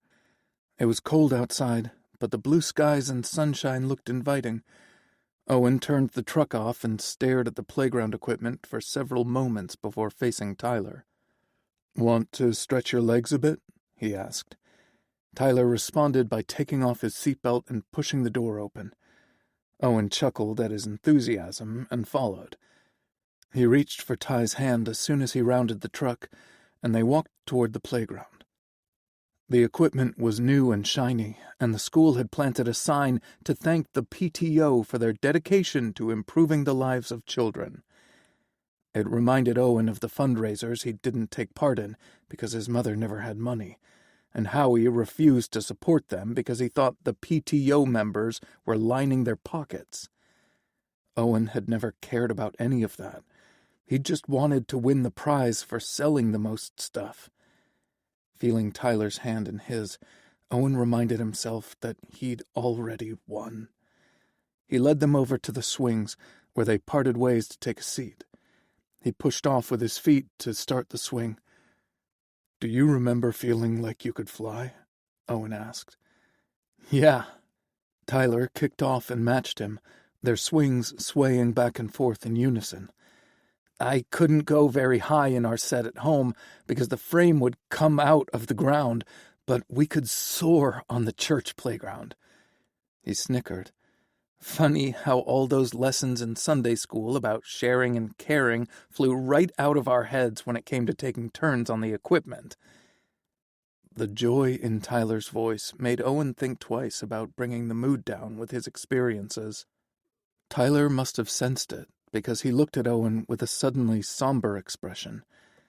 "I'm guessing you had a different experience," he said. "The playground was my refuge from the classroom, where I felt stupid and inferior to the other kids. I knew the difference between a full house and a royal flush before kindergarten, but that was the gist of my preschooling. I learned the alphabet letters easily enough once I got in school. I understood and remembered the sounds they made, and I did okay with writing the letters. The problem came when I had to string them together to form words in the first grade. The other kids caught on like wildfire, reading and writing short sentences, while everything got jumbled in my head. The little shits used to make fun of me." Owen gave Tyler a wry smile and said, "But that only lasted until we got to recess." Tyler looked around at the equipment, then smiled at him. "This was your turf, huh?" Owen gave Tyler what felt like his first genuine smile of the day. "Damn straight. I bullied them so they'd stop humiliating me." He pumped his legs to send him higher in the air, and those few minutes of flying let me forget I was dumber than everyone else. Tyler pumped his legs to match Owen's height. "You were never dumb, and I don't want to hear that come out of your mouth again. It sounds like you have dyslexia. That's not something you could help. I'm surprised your teachers didn't recognize the problem and intervene." "Some of them did try to help me, but I had Howie in my ear saying there was nothing wrong with me. I had some of the same teachers as my dad and uncle, so he accused them of being biased against me. It really got in my head, and I became belligerent at their attempts to help me. It was just a vicious cycle." "Tell me about your mom," Tyler said. "She was your legal guardian and the one who had to make the final decision about testing, right?" Tyler's voice was soft and curious, not judgmental. "My maternal grandmother died when my mom was really young, and her father was a domineering man who treated her like a maid and cook. He didn't encourage her to think for herself. It was his way or the highway. Mom was drawn to my dad because he was different. A dreamer, she'd said.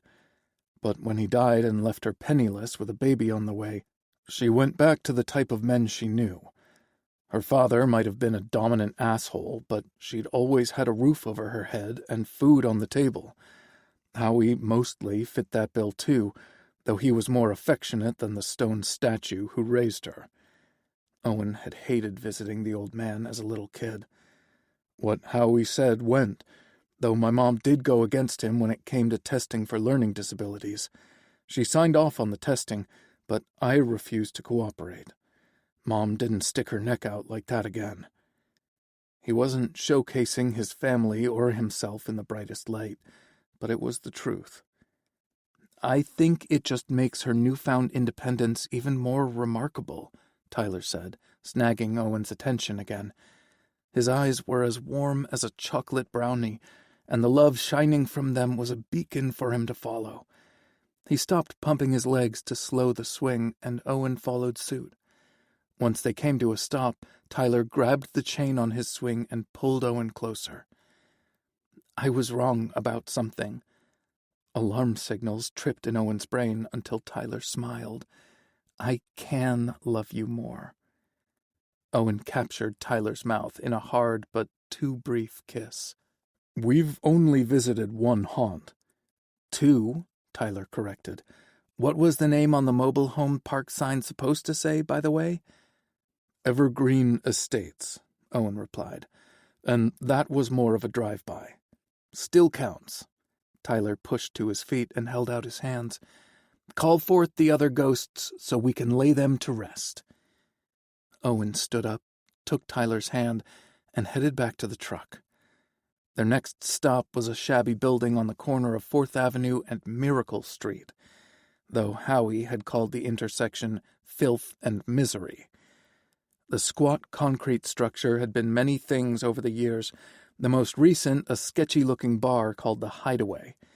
The boarded windows made it look like the place had gone out of business, but the hard-thumping music leaking through the cracks in the concrete betrayed the activity beyond the walls. Tyler scowled at the bar until he caught Owen looking at him. "Did you come here often?" "You might say that, but it wasn't a bar back then. It used to be a boxing gym, and I came here with Howie every chance I got as a little boy. Later, it became my big kid haven after I outgrew the playground. I got stronger and faster, which felt like a different form of flying, and for the first time in my life I felt like I might actually be somebody someday." Owen closed his eyes as a wave of smothering sadness washed over him. Open and honest. He reopened his eyes and met Tyler's gaze head-on. "The only time Howie showed a shred of positive energy was when I was in the ring. He pushed me hard, protected me from the uglier side of the sport, and he believed in me. Amateur boxing didn't pay much, but I made a big name for myself. Howie told me I was going places, and he'd promised he'd see me through." Grief clogged Owen's throat, making it hard to breathe, let alone speak. He swallowed it down as best he could and said, "But he died a week before the biggest fight of my life. Howie had lined up some big-time promoters to watch me in the ring, and it was the happiest I'd ever seen him." "I'm so sorry," Tyler whispered.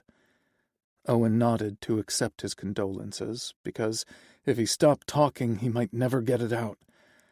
"Howie had a massive heart attack in his sleep. There one minute, gone the next.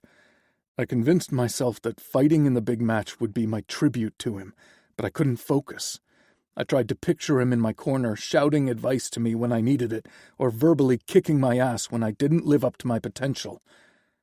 There was just silence, a dark, miserable void. I got knocked out in 3 rounds, and I knew Howie was right. Good things didn't happen to Doyle's. The fallout of his death proved it. Howie's landlord kicked Mom and me to the curb because only Howie's name was on the lease contract. No decent promoter wanted anything to do with me after I whiffed on my big chance. "Your uncle had just died," Tyler protested. That didn't matter to them. Boxing is the very definition of toxic masculinity. Sounds awful. Sometimes. But it didn't have to be that way, and Owen often thought about what he'd do differently if he coached. Tyler looked absolutely stricken, and Owen couldn't resist kissing those sweet lips. Just that brief caress lightened the heaviness pressing on his shoulders. But there was one promoter who came along and said all the right things. Big John saw my potential and promised the others would regret the day they overlooked me. My ego needed the boost, my family needed the money, so he became my promoter and manager. At first, Big John did a good job filling in for Howie. He arranged temporary housing until we could find something more permanent. I got back on a winning streak, and things looked promising. Owen canted his head to the side as he thought back to those early days. I'm not even sure when things went downhill. Big John just morphed from an upbeat guy who spoke about my bright future to a prick who spouted pure venom. Nothing I did satisfied him. I didn't knock out my opponents fast enough. My stamina was shit, and my prize money was pathetic. Oh, and the temporary housing he arranged had a faster expiration date than he'd originally claimed. My mother was hysterical. She'd taken Howie's loss every bit as hard as I had, and then we were facing homelessness again. She worked 3 low-wage jobs, and we still couldn't get ahead. Big John had a solution, though. Fixing fights was more lucrative than winning the amateur league title I chased.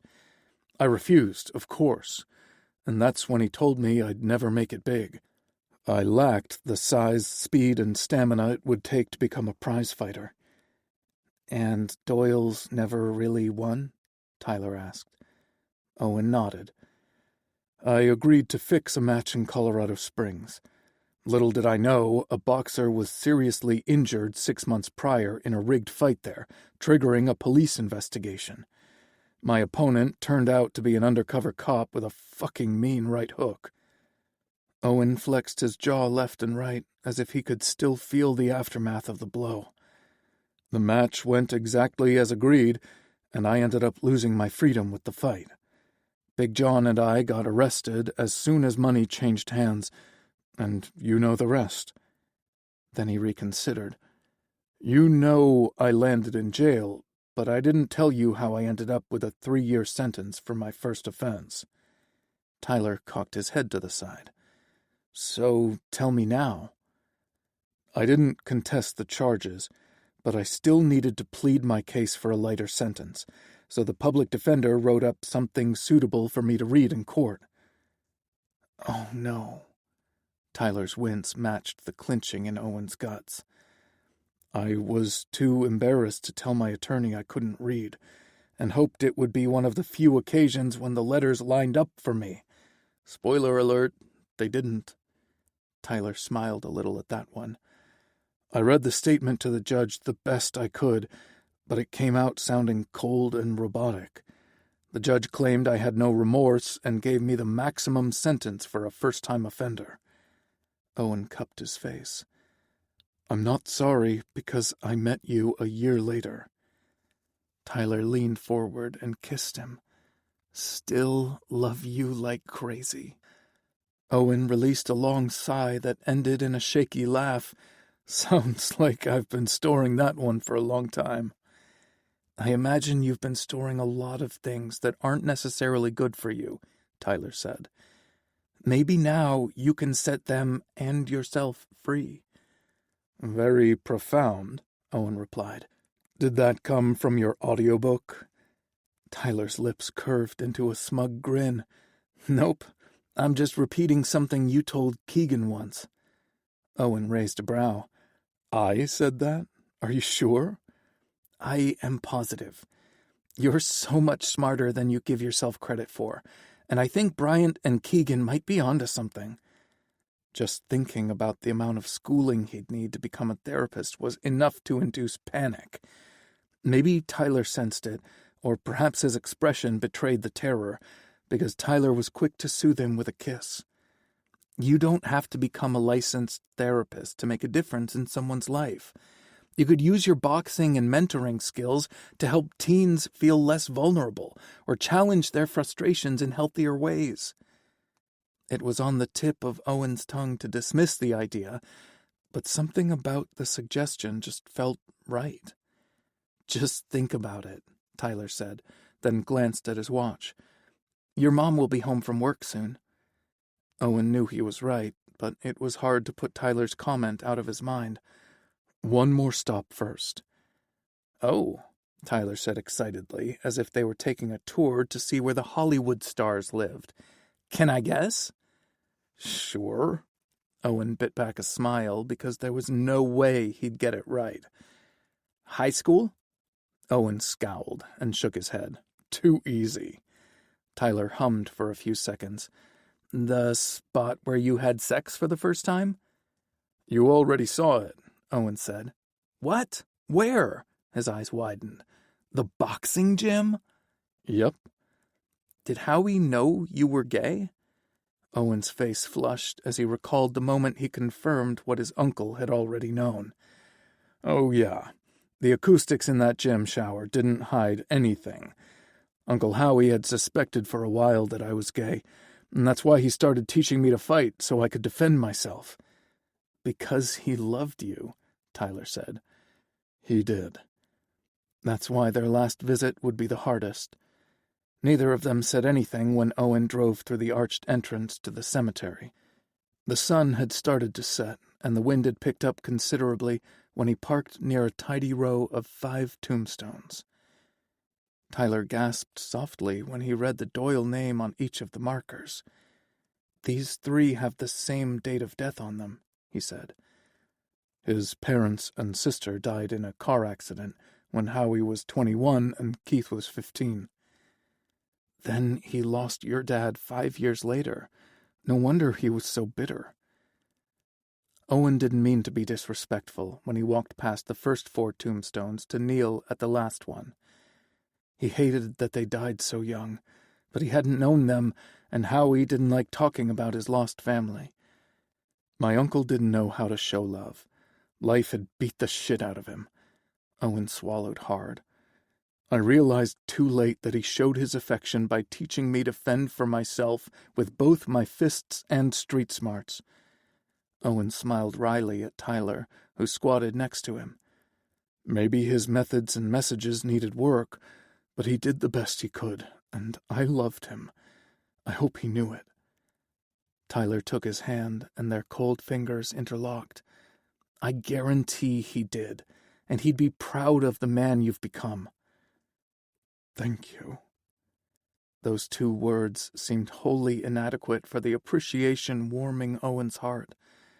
The breeze ruffled Tyler's hair, and he shivered. Owen stood up, pulling Tyler with him. They shared a brief kiss before separating. Let's head to my mom's place. She'd moved since his last visit, so he didn't know what to expect about her new apartment. Only that she'd filled it with freebies from friends or second-hand furniture she found at nearby thrift stores. It was on the tip of his tongue to caution Tyler not to expect much, but that would have been a disservice to his mom. She'd worked so hard to stand on her own 2 feet, and Owen heard the pride in her voice every time she talked about her new home. The exterior of the building wasn't much to look at. It was a reddish-orange brick box with no adornments to soften the stark color or sharp lines. Owen pushed his initial reaction aside and looked closer. Aside from the unfortunate color and shape, the building and grounds were tidy. This place would look so much better if they painted the brick like Chip and Jo do on their show, Owen said. Put up some shutters or something. When Tyler didn't respond, Owen looked over at him. What? You spend hours playing those remodeling games on your phone, and suddenly you're an expert, Tyler teased. He turned back to the building and added, "It could use some landscaping. Those harsh lines only look good on cheekbones and jawlines." It was Owen's turn to be charmed. That comment sounded like something RuPaul would say during a home renovation. Chip, Joe, and Rue. That's a crossover I could get behind. Owen was just about to respond when an older Subaru parked a few spaces down from them. "There she is," he said. But the woman who got out of the car was almost a stranger to him. She'd cut her blonde hair several inches shorter, and the soft curls fell to her shoulders. This woman wore a red wool peacoat, an ivory scarf with a matching hat, and brown leather knee-high boots over slim-fitting jeans. She looked at least 10 years younger than Maggie, and moved with a confidence his mother had never possessed. She stopped at her trunk and looked around before opening the back hatch, reminding Owen that Dateline was her favorite show. That's when his mom's gaze landed on the Redemption Ridge truck. She launched herself in their direction, abandoning whatever was waiting inside the back of her Subaru. Owen was out the door and around the truck to sweep her up in a big hug. She might look different, but his mom still smelled like lavender. But these days, she used the higher quality products that Hope made. They pulled apart and stared at each other as if seeing one another for the first time. Owen suspected he'd also changed a lot since their last visit. She cupped his face as tears filled her eyes, and Owen's watered in response. If there'd been a curse, they had broken it. If there were demons, they'd slain them. Life had battered them a little, but it hadn't knocked them down. "We made it, Mom," he whispered. "We sure did." She gave him another tight squeeze before she stepped back and said, "Now, introduce me to Tyler." Chapter 13. Tyler smiled as he watched Owen's interaction with his mother. He'd held her tightly against his chest as if he feared she might drift away on the breeze, and Maggie clung to him as if she might not get another chance. When they parted, Owen and Maggie continued to stare at one another as something silent and beautiful passed between them. Peace washed over Owen's handsome face as they exchanged words Tyler couldn't hear. Then the duo simultaneously turned and locked their gazes on him. He'd seen pictures of Maggie, of course, but they didn't do her justice, and it amazed Tyler just how much mother and son looked alike. They shared the same blonde hair, midnight blue eyes, pink cheeks, and gorgeous smile. "Mom," Owen said, "this is—" "Tyler!" Maggie launched herself at him as she'd done with Owen. Opening his arms and wrapping her in a hug felt as natural as breathing. "I'm so happy to meet you." She tucked her head under his chin so her voice came out muffled. "I'm happy to meet you, too." If things went south with his folks, at least he and Owen would have Maggie in their lives. She pulled back, cupped Tyler's face, and peered into his eyes. "I feel like I know you already. Owen talks about you all the time." "Mom," Owen protested. Maggie ignored him and continued talking to Tyler. "And there's always a smile in his voice that I don't hear when he talks about anyone else." "Mom," Owen protested again. Tyler looked over her head and smiled at Owen. "Is that so?" Owen's cheeks turned a shade of pink that had nothing to do with the rapidly dropping temperature. "Maybe." Maggie let out a tiny squeal of delight and clasped her own cheeks. "I've waited so long for this." A tall, slender woman in a dove-gray coat and a soft pink hat stepped around Maggie's car and took in the scene with concern on her face. "Is everything all right, Maggie?" she called out. "I thought I heard a noise, and then I found your car abandoned." Maggie whipped around to face the newcomer. "Oh, hi, Stephanie. Yes, I'm great, but thank you so much for checking." She placed her arm on Owen's biceps and said, "This is my son, Owen, and his boyfriend, Tyler. They're visiting for the weekend." Stephanie visibly relaxed and walked toward them. She had long black hair and pale blue eyes. Her glossy pink lips curved into a genuine smile as she extended her hand to Owen, then Tyler. "I've heard so much about you, Owen." Stephanie looked at Maggie and said, "Why didn't you tell me he was coming?" Maggie averted her gaze, but not before Tyler noticed the rising color in her cheeks. "I didn't want to jinx it." "Have you known my mom long?" Owen sounded more curious than concerned.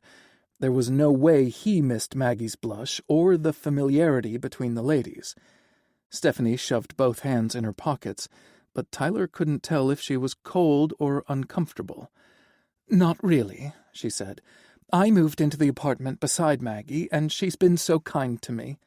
Turns out that borrowing sugar isn't just a plot point in books and movies." She grinned at Maggie, who giggled.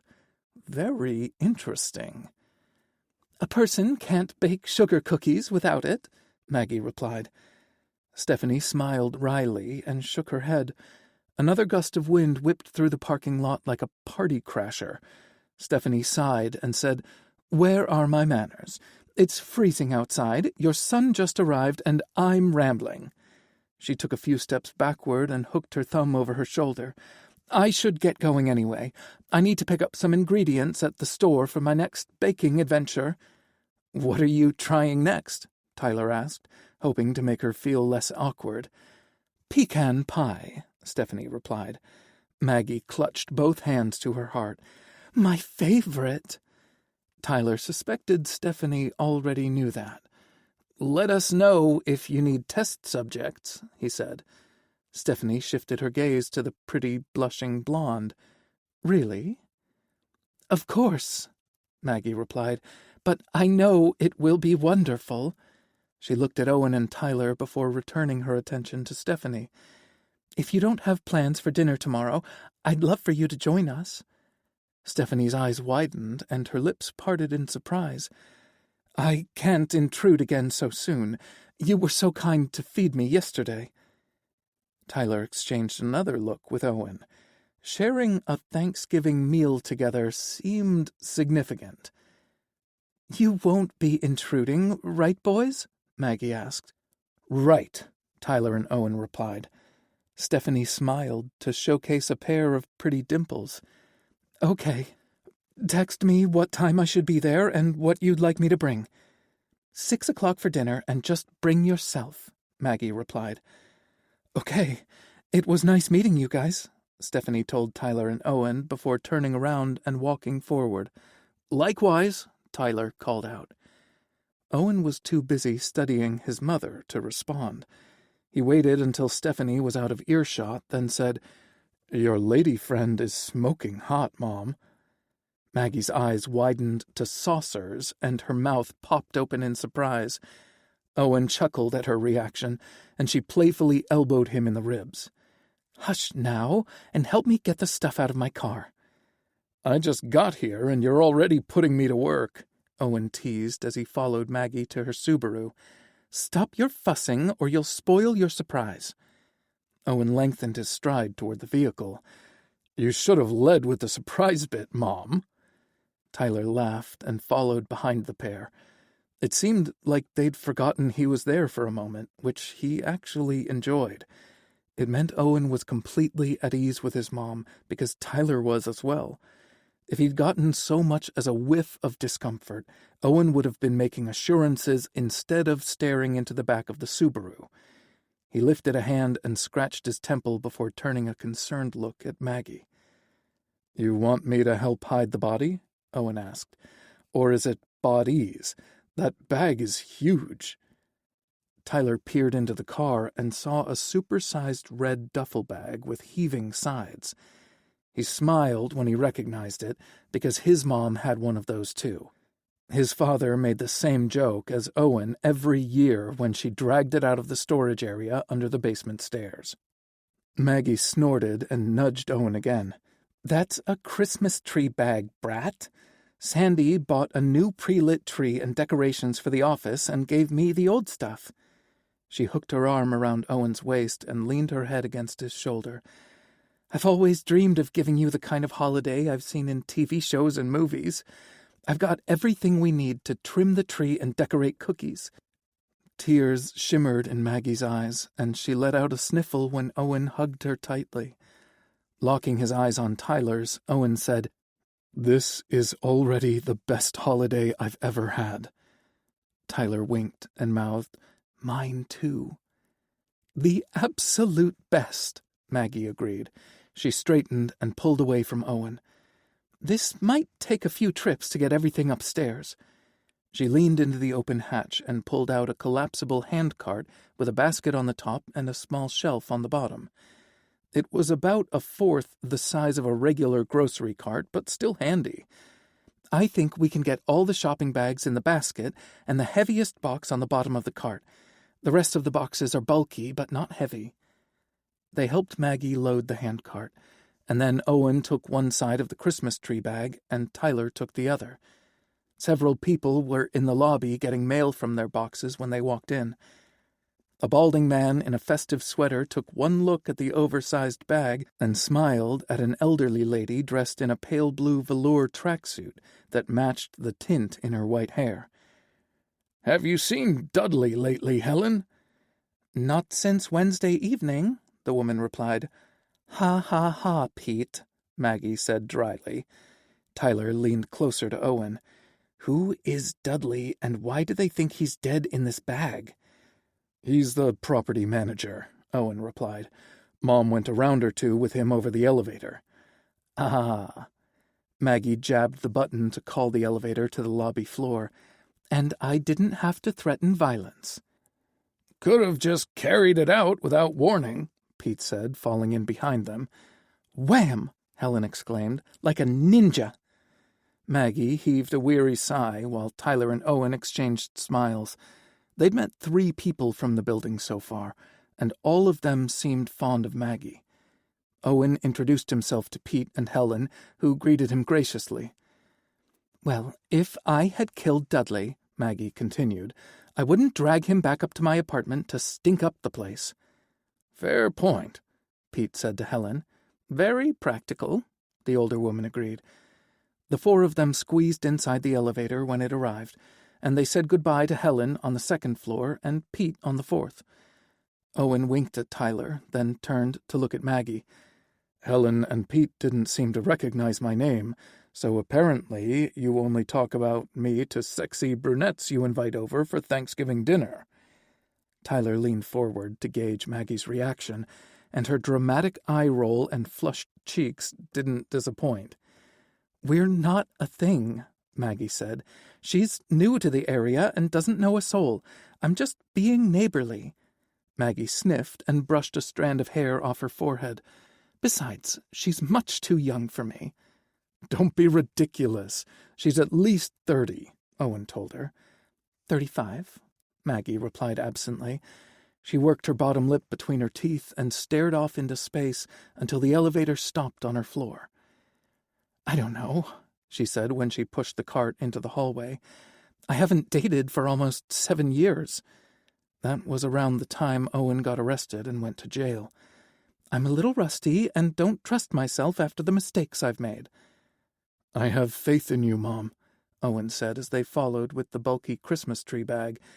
"And you deserve to find genuine happiness with someone special instead of living alone." Maggie hummed, and Tyler figured that would be the end of the conversation. But she surprised him when she stopped outside her apartment door. "Do you really think Stephanie is interested in me romantically?" "She charged into a parking lot when she found your hatch open and saw you talking to 2 strange men, and she can't seem to tear her eyes off you for longer than a few seconds." Owen's words trailed off like maybe he was thinking through what to say next. "I think you're interested in her, too. Stephanie makes you blush and giggle like you're 20 again, and it sounds like you're comfortable enough to confide in her." Owen met Tyler's gaze and held. "You should take a chance because you deserve to know what real love feels like." Maggie glanced at them with a sappy smile on her face.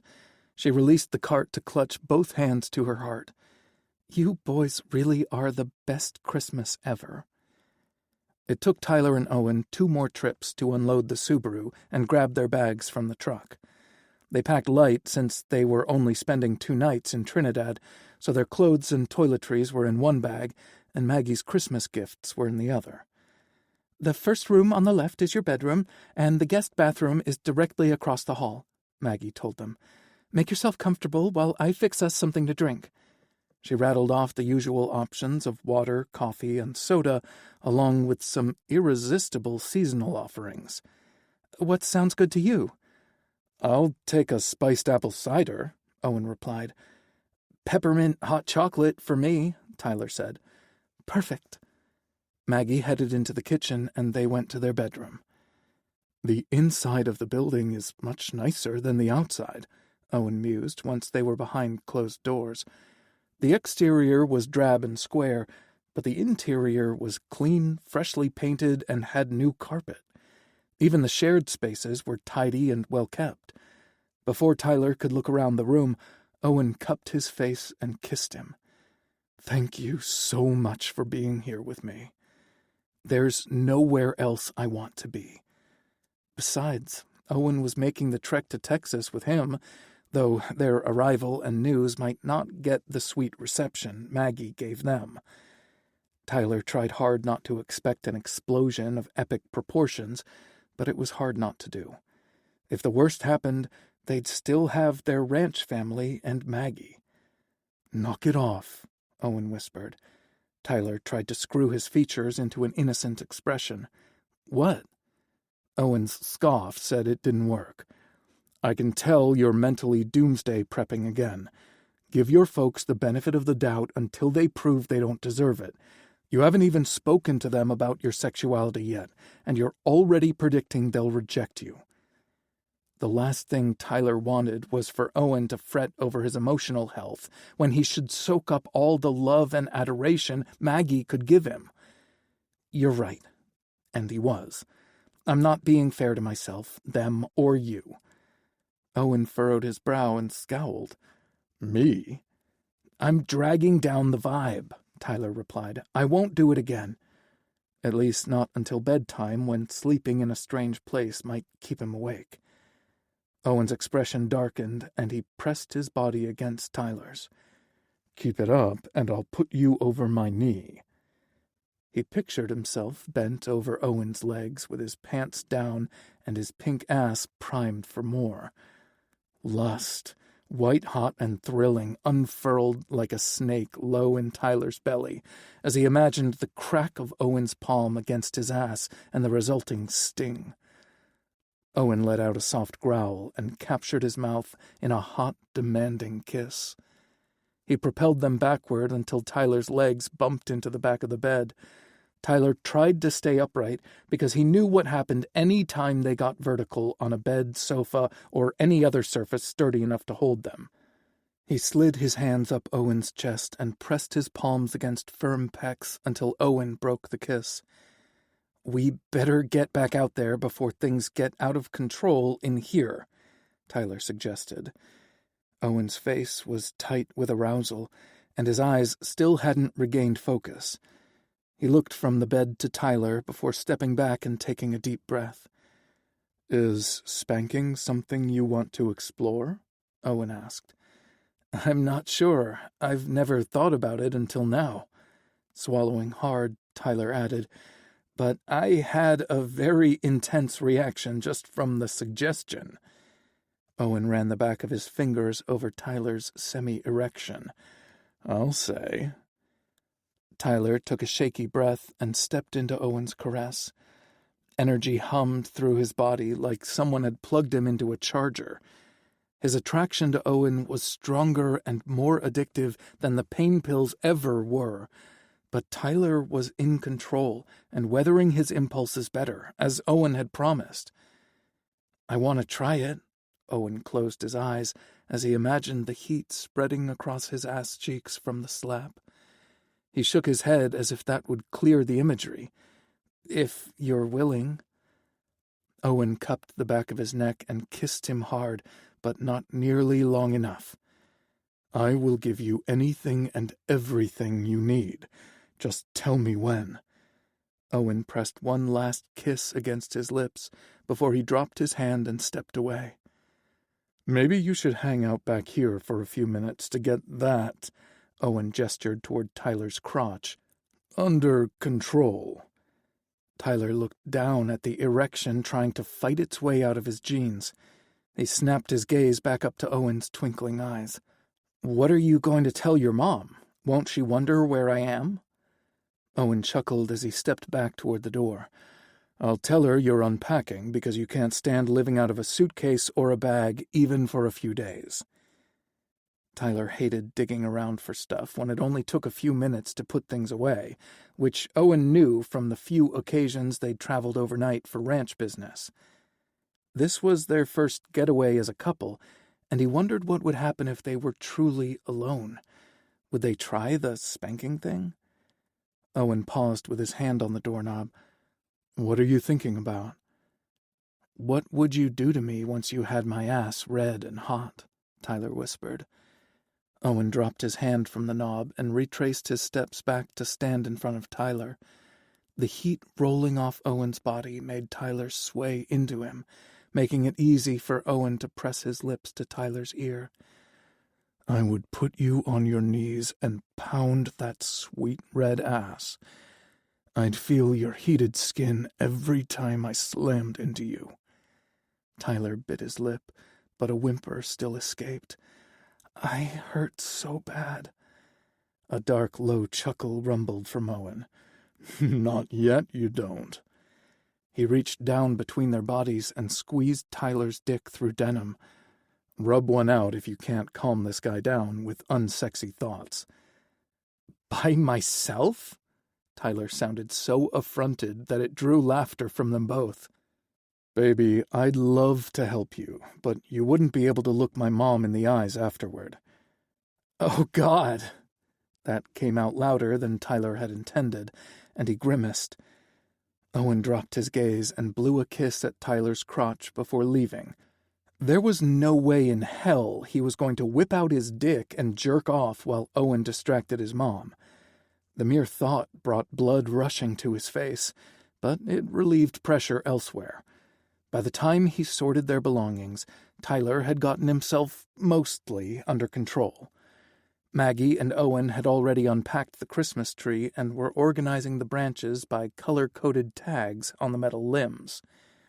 "The color is faded," Owen said. "I think it might have been orange at one time. Do we have orange limbs?" Maggie came over to him, and they studied the tag together. They wore identical frustrated expressions. Tyler snuck his phone from his pocket and snapped a picture to capture the adorable moment. "I think I saw orange already. Check that pile over there," Maggie said, pointing to the farthest stack from where they stood. "These tags used to have letters stamped on them, but they're faded too. Boy, I hope this wasn't a mistake." "Nope," Owen said as he stepped over the sorted branches. "This will be great. If nothing else, we can match these up by size and create a new system." Maggie snapped her head up and looked at him with a smile on her face. "You've become quite the problem solver." "I don't know about that," Owen said dismissively. "Just seems like the natural thing to do." Owen deflected praise like an Olympic champion, and Tyler was determined to change that. "Are you just going to stand there and look adorable, or are you going to help?" Owen's voice snapped Tyler from his musings. "Help, of course," Tyler said as he joined the fray. It took them at least 90 minutes and a couple of rounds of drinks to group the branches and create a new sorting system. There were 6 rows of limbs, plus the top of the tree. Maggie brought out her nail polish, and they painted new vibrant colors on the metal rods and jotted down the order on a piece of paper she put inside the tree bag.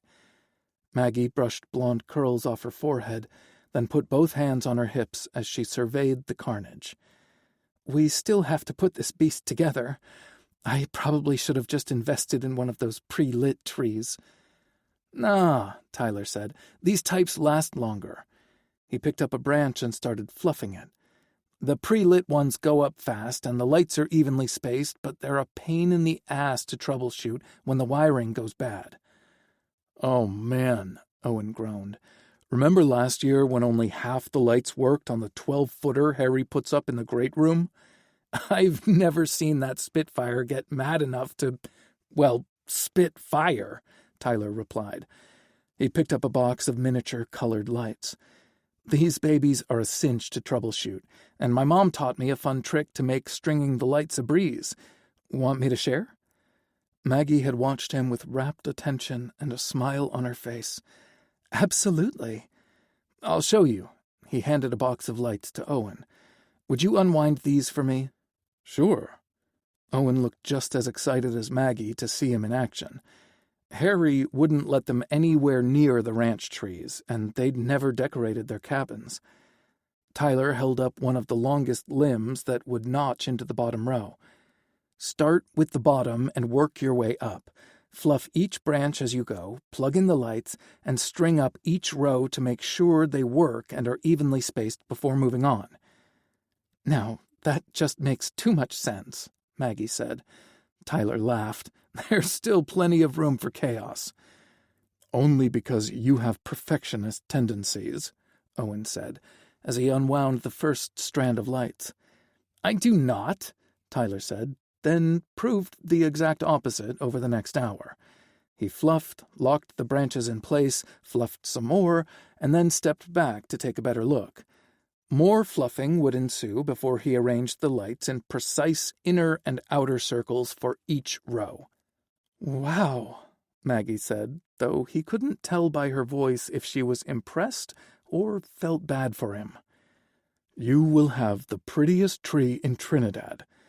Owen's feelings for Tyler were as obvious as his sparkling eyes and smiling lips. "You probably wish we'd wagered a bet on my fussiness," Tyler teased. Owen's grin stretched larger. "Maybe." "And I bet you wished I'd thought to order pizza sooner," Maggie added. "Definitely," Owen replied with a teasing grin for his mother. "I'll call it in now," she said, then looked around the room for her phone. I think I left it in the kitchen. Be right back." Owen crossed the room once they were alone and kissed Tyler hard on the mouth. "I want to buy a small tree for our cabin, so I can see the lights reflecting on your bare skin when I'm loving you." Tyler's heart raced from the heat in his voice. Best Christmas ever. Maggie re-entered the room suddenly and called out Owen's name. They jerked apart like guilty teenagers, and she grinned. "They're only taking orders for carry-out right now. Would you mind picking it up?"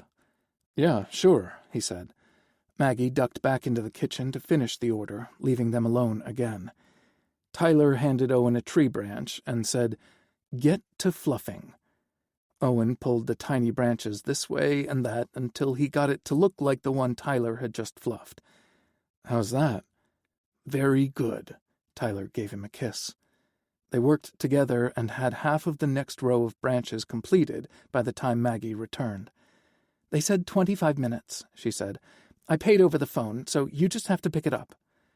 Maggie joined them, and they finished the next 2 rows before it was time for Owen to leave. He looked at Tyler with a raised brow that silently asked if he wanted to go too, but Maggie rested her hand on Tyler's shoulder. "He's staying with me. If you're lucky, we'll have the tree up by the time you get back."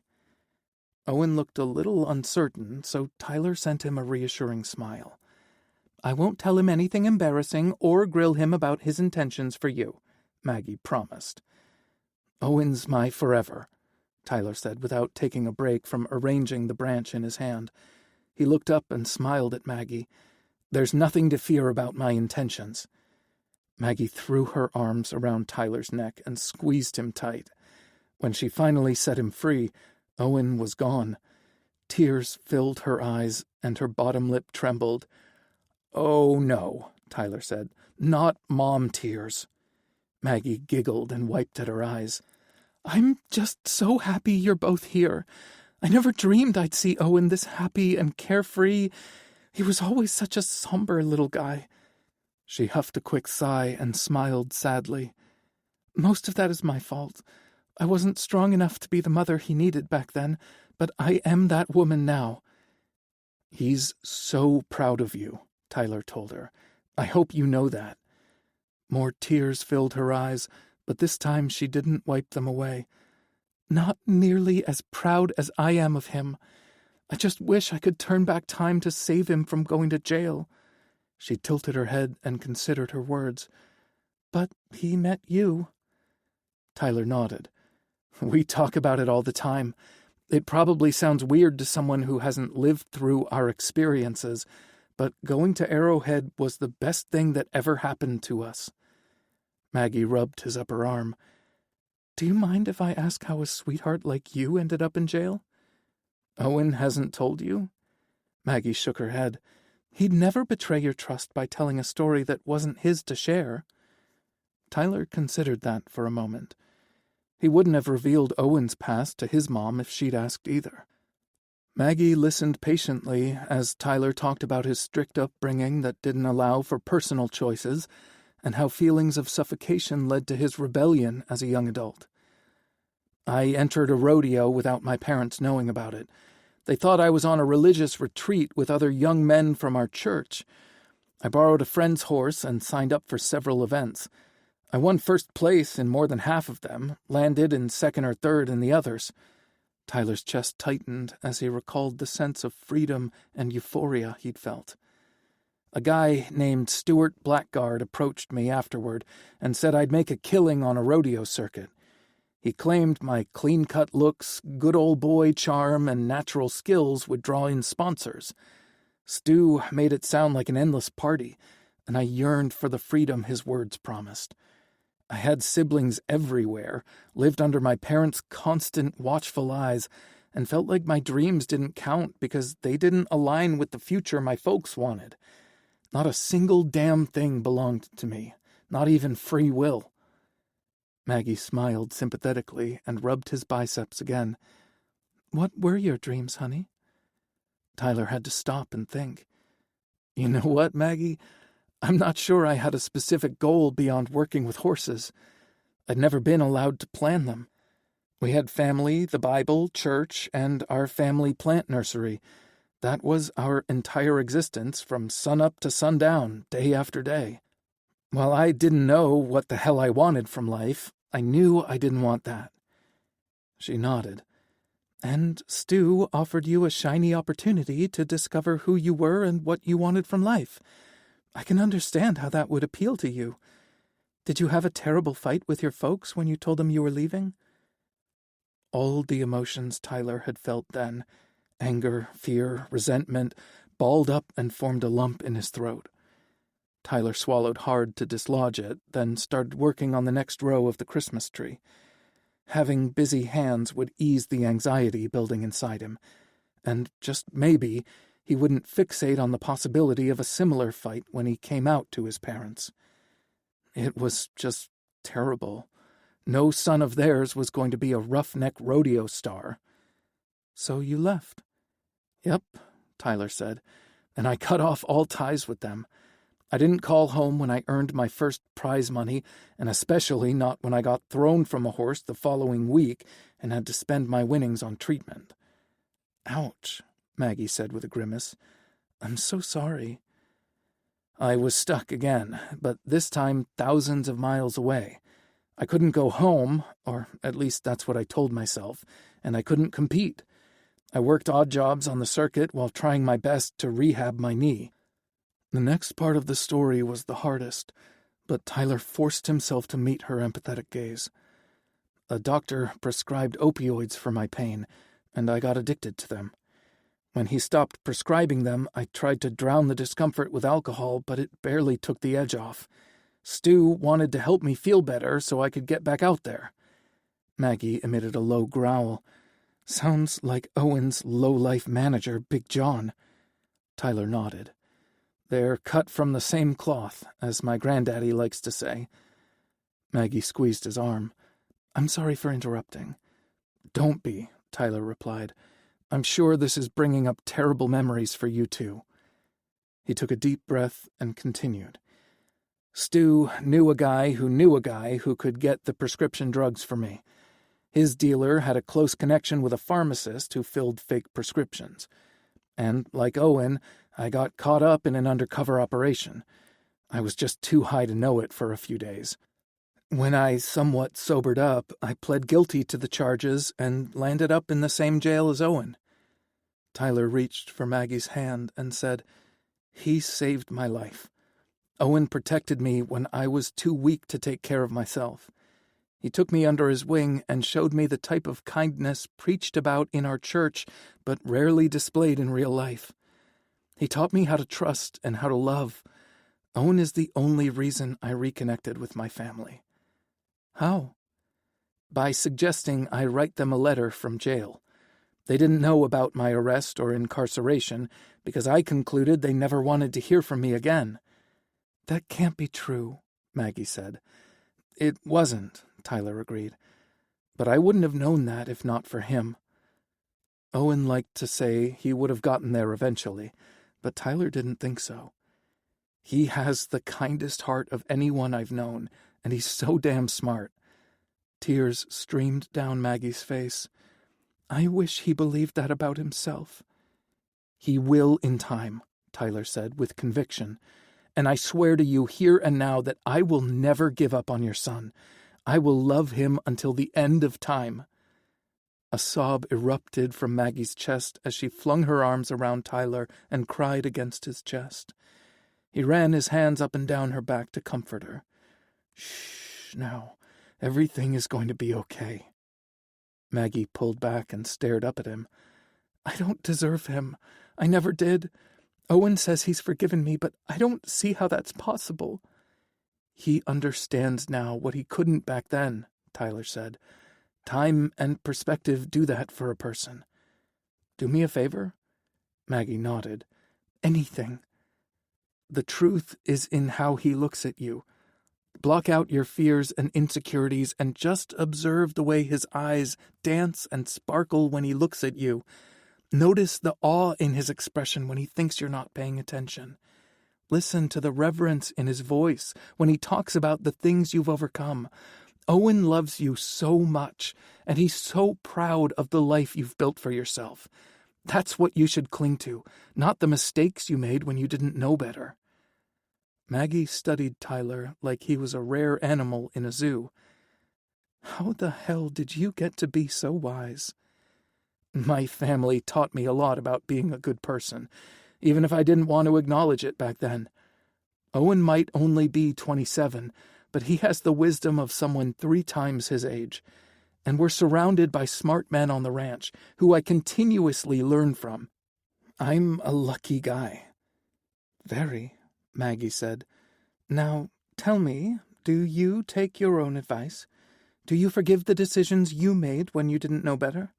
Do you observe and listen with an open heart and an objective mind?" "Probably not as much as I should," Tyler admitted. "Do you promise to try?" Tyler smiled at her persistence. "Absolutely." Maggie searched his gaze for a few moments before nodding. "I'm going to put a cold washcloth on my face so my eyes won't get puffy." She stood up on her tiptoes and kissed his cheek. "Be right back." Tyler continued working on the tree by himself and thought about his conversation with Maggie. He'd accused Owen of ignoring his own advice, and he was just as guilty. He'd already kissed his family goodbye for a second time before they even heard what he had to say. Going into the situation with that mindset was a guaranteed disaster, because he'd be looking for a slight at every turn.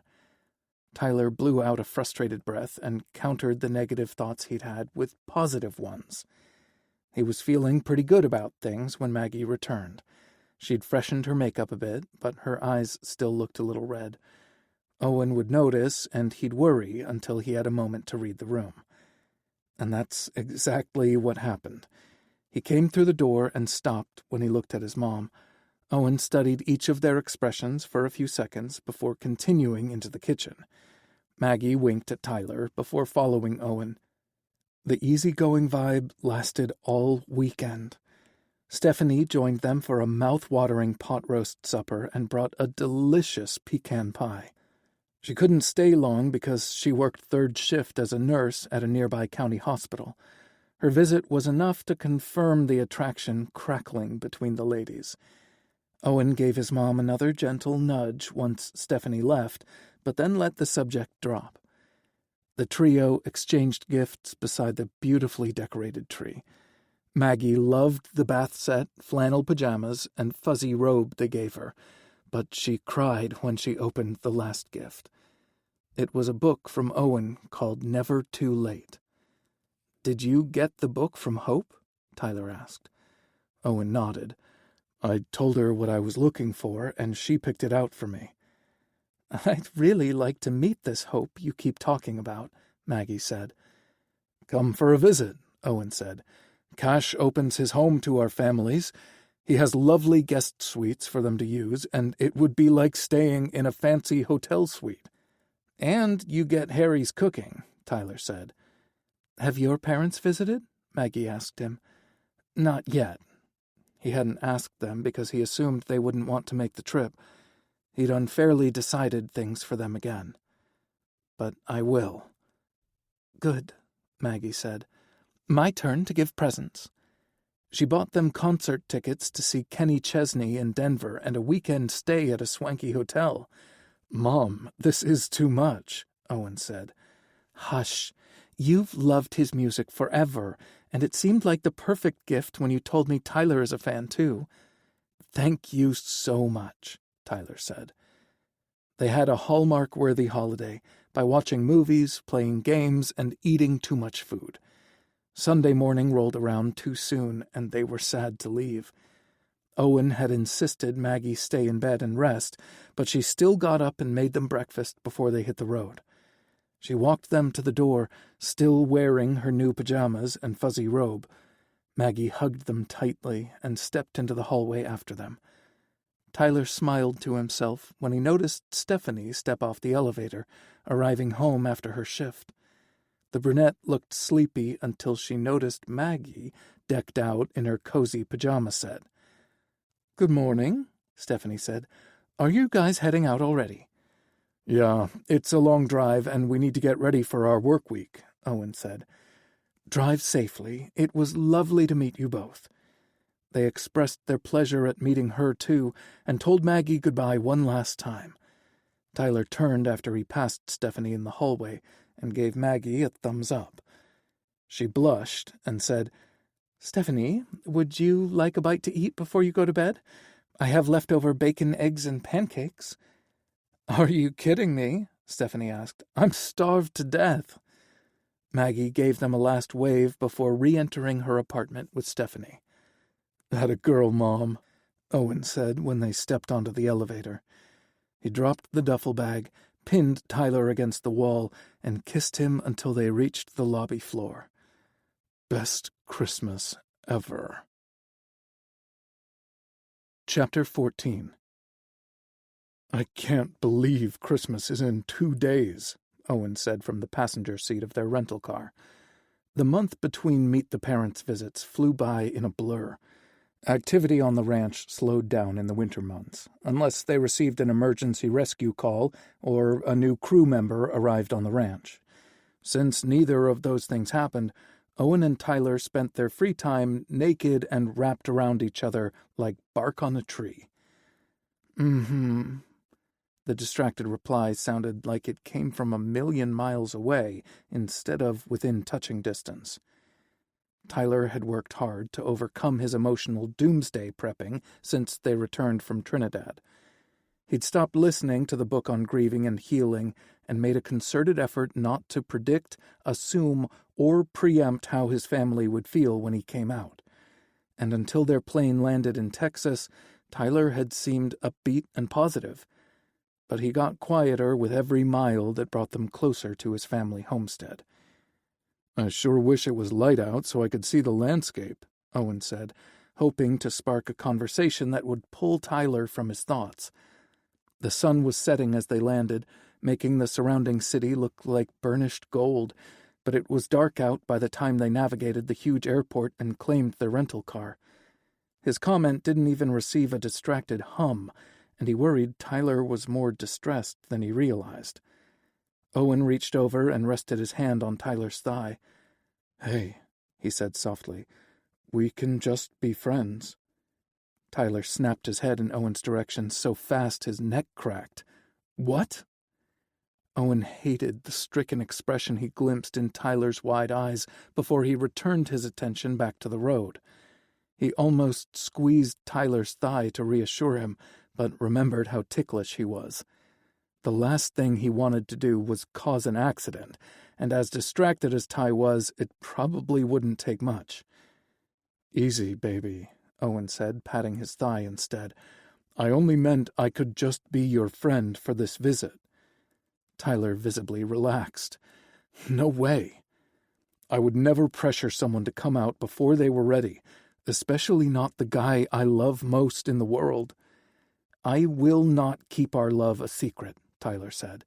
He glanced over again, and Owen saw the tears shimmering in his eyes. "I can't. My feelings for you are written all over my face every time I look your way." He sighed heavily. "And I don't want to hide anyway." "Okay, but if you change your—" "I won't," Tyler persisted, covering Owen's hand on his thigh. "I promised you forever, and it starts tonight." "I love you," Owen said. Tyler smiled. "I love you too. And I'm still going to love you no matter what happens this weekend." "That sounds very sweet and awfully familiar," Tyler teased. "It bears repeating." They shared a brief smile, and then Owen asked Tyler for a refresher about his family. The Booth clan was huge, so it took up the rest of the drive. The more Tyler talked, the more his love for his family shone through. The Booth's home and plant nursery were on the same property, separated by a fork in the driveway and 3-board fencing wrapped in thousands of Christmas lights. It was too dark outside to see the exterior of the home, but Christmas lights outlined the perimeter to give him a scope of this size. Every interior light seemed to be on, hinting at a hive of activity inside the massive structure. Nerves got the best of Owen as Tyler took the fork toward the house. Lit trees lined both sides of the gravel lane, and he felt like they were driving through a fairyland. He looked over at Tyler and saw the magic of their surroundings reflected on his handsome face. Tyler's happy smile temporarily stole Owen's breath. "If the McAllisters and the Griswolds homes had a baby, it would be this one," Owen said once he recovered. "Don't be a size queen," Tyler teased. "It's not as grand as the McAllisters' home or as tacky as the Griswolds. It's large by necessity, but thoroughly loved and lived in." "You're glad to be home, aren't you?" Owen asked. Tyler pulled the rental car up to a garage bay and shifted it into park. He took off his seatbelt and leaned over the console to kiss Owen. "Home is wherever you are, so yes, I'm always glad to be there." He looked past Owen to his parents' house. This close, Owen could see the exterior was stone and wood, much like Cash's house. "Yes, this house holds happy memories for me now, which is something I never dreamed possible as a teenager who viewed these walls as jail." His lips curved into a wry smile. "Then I got to see what jail was really like." "Always good to get perspective," Owen replied. Just like seeing where Tyler could have chosen to live after serving his sentence gave Owen a newfound confidence. He could have returned to this gorgeous home, but he'd followed Owen to the ranch. He was Tyler's choice, then and now. He reached for the door handle and said, "Ready?" Tyler cycled through a deep breath, then nodded. "Let's do it." They retrieved their luggage and gifts from the trunk. Unlike their Trinidad trip, they packed their clothes into separate bags, since Tyler was unsure of their sleeping arrangements. Owen had to remind himself not to reach for Tyler's hand as they walked up the sidewalk toward the front porch. Tyler stopped at the bottom of the steps and looked at Owen. The colorful Christmas lights twinkled in his espresso eyes and lit up his handsome face. "No matter what happens, I'm choosing you." Tyler leaned forward and pressed a quick kiss to his lips before jogging up the steps. Owen remained on the bottom step, staring up at him. There'd been a unique quality in Tyler's voice and his kiss. Notes of confidence and determination Owen found extremely sexy. He turned and quirked a brow at Owen in silent question. Was he ready? Owen took a deep breath, nodded, and climbed the steps. Tyler winked, opened the door, and stepped inside the house. 2 little girls and a smaller boy streaked past them in the foyer. The trio was bickering about something and paid no attention to Owen and Tyler. "Stop running in the house!" a woman hollered from somewhere to the left. "Or you won't get dessert," a man added. The girls slowed down and stuck their tongues out at the boy. "I'm tellin'," he called out. Owen took in the chaos with the kids, then noticed the grand staircase leading up to the 2nd story. "We've landed in Home Alone." Tyler smiled and set down his luggage. "Don't worry. No one will stick you in an attic bedroom with someone who will wet the bed." He cocked his head to the left and said, "This way." Owen set his bag beside Tyler's and followed him into a large living room. There were multiple sofas and love-seat pairings to accommodate the large Booth family and their guests. Tyler's 5 siblings were all married, so that number doubled. Owen couldn't remember how many nieces and nephews Tyler had, but the packed room turned their full attention to them when they walked in. "Tyler!" Wendy Booth leaped to her feet and ran into her son's open arms. "Hi, Mama," he said softly. David Booth, an older version of Tyler, followed at a more leisurely pace but wore a warm smile and doting expression in his eyes. Since Wendy didn't look like she planned to release Tyler any time soon, David extended his hand to Owen and introduced himself. The man's grip was firm but not intimidating. "It's nice to meet you finally, sir," Owen replied. "None of that sir business. Call me David." "Okay, David." Wendy eased back from Tyler, but kept her hands on his shoulders as if he might dart off at any moment. "Told you Tyler was her favorite," a younger version of Wendy said from the family room. She stuck out her tongue at Tyler just like the little girls did in the foyer. "Mom, Sarah stuck her tongue out at me," Tyler whined. "And so it begins," Wendy said wryly as she searched his face. She must have liked what she saw because she nodded and shifted her attention to Owen and let David greet Tyler. Owen was trying to decide if he should offer his hand to her when Wendy threw her arms around his shoulders and squeezed the air out of him. Owen laughed and gently returned the embrace. "It's so nice to meet you," Wendy said. She pulled back from the hug and peered into his eyes. "Though it feels like I already know you from my conversations with Tyler." Owen glanced over at his guy, who was wrapped up in his father's embrace. "I feel like I know you, too." Wendy hooked her arm through Owen's and said, "Let me introduce you to everyone." Tyler let out a soft groan as he followed them farther into the living room, and Wendy shushed him again. 4 of the Booth kids favored David, but 2 of them were carbon copies of Wendy. Most of the siblings had started their own families, and the nieces and nephews ranged in age from 7 to 3 months old. Tyler's brow furrowed as he turned to David. "Where's Grandpa?" "Right here," came a feisty reply. Owen turned to see a much older version of Tyler shuffling toward them. Damn, those Booth genes were strong. "I had to go to the pisser," the old man added. "Might as well move in there with the way my shoddy prostate acts." "Grandpa," Tyler said, rushing forward to hug him. "I've missed you so much." The older man smiled, but replaced it with a scowl when Tyler stood back. "Not enough to visit me. I'm not getting any younger, you know." He patted Tyler's cheek, swept him aside with an arm, and locked a curious gaze on Owen. "This must be the boyfriend I've heard so much about." The low hum of conversation stopped immediately, as if someone had hit mute on a remote. It seemed like everyone held their breath while waiting for an answer.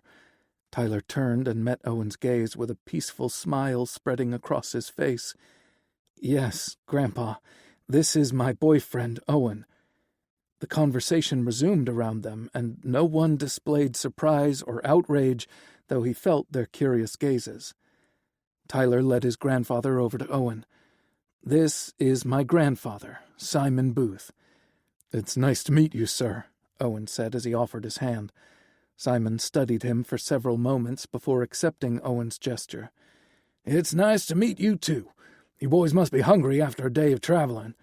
"Yes, of course you are," Wendy said. "How rude of me." Her expression and voice were neutral, making it hard to gauge her reaction to Tyler's news. "Come on into the kitchen so I can warm up dinner for you." Then she turned on her heels and headed out of the room. David offered them a reassuring smile before following his wife, and Owen thought that was a good sign. Tyler's shoulders slumped as he watched his parents. Simon shuffled over to him and placed his hand on Tyler's back. "Did I speak out of turn, son? I didn't mean to cause trouble." Tyler took a deep breath, then smiled at his grandfather. "No, sir. You ripped the Band-Aid right off." Simon hugged Tyler once more, then said, "Better than peeling it back slowly." "We'll catch up after we eat," Tyler told him. Owen didn't resist reaching for Tyler's hand as they walked toward the back of the house. The kitchen was twice as large as any Owen had ever seen, and epitomized the loved and lived-in description Tyler had used. Artwork, photographs, a calendar, and a running grocery list adorned the stainless steel refrigerator. Cow paintings hung on sunny-hued walls, and yellow gingham curtains covered the window above the kitchen sink. The pop of color interrupted a sea of white cabinetry. Covered pots and an extra-large aluminum pan rested on the stove. Dirty dishes filled the sink, and condiments sat on the countertops. Lived in and loved. The aroma of succulent barbecued meat and cheesy carbs made Owen's mouth water. Wendy stood near the stove with her back to them when they entered the room, and David sat at the table with his hands folded in front of him.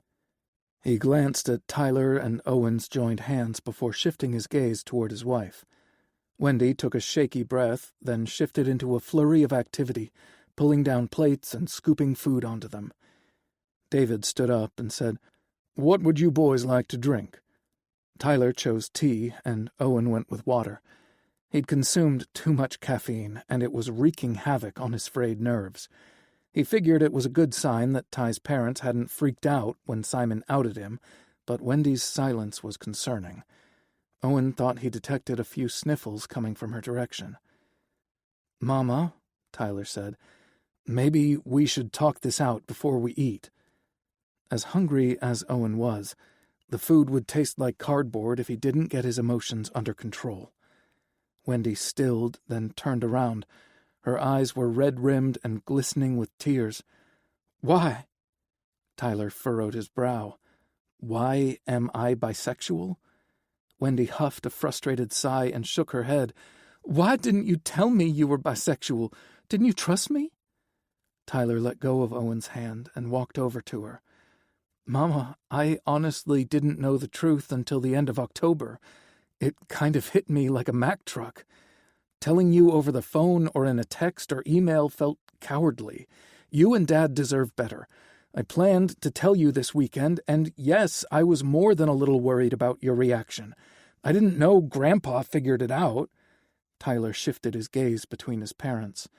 "To be honest, neither of you look or sound all that surprised."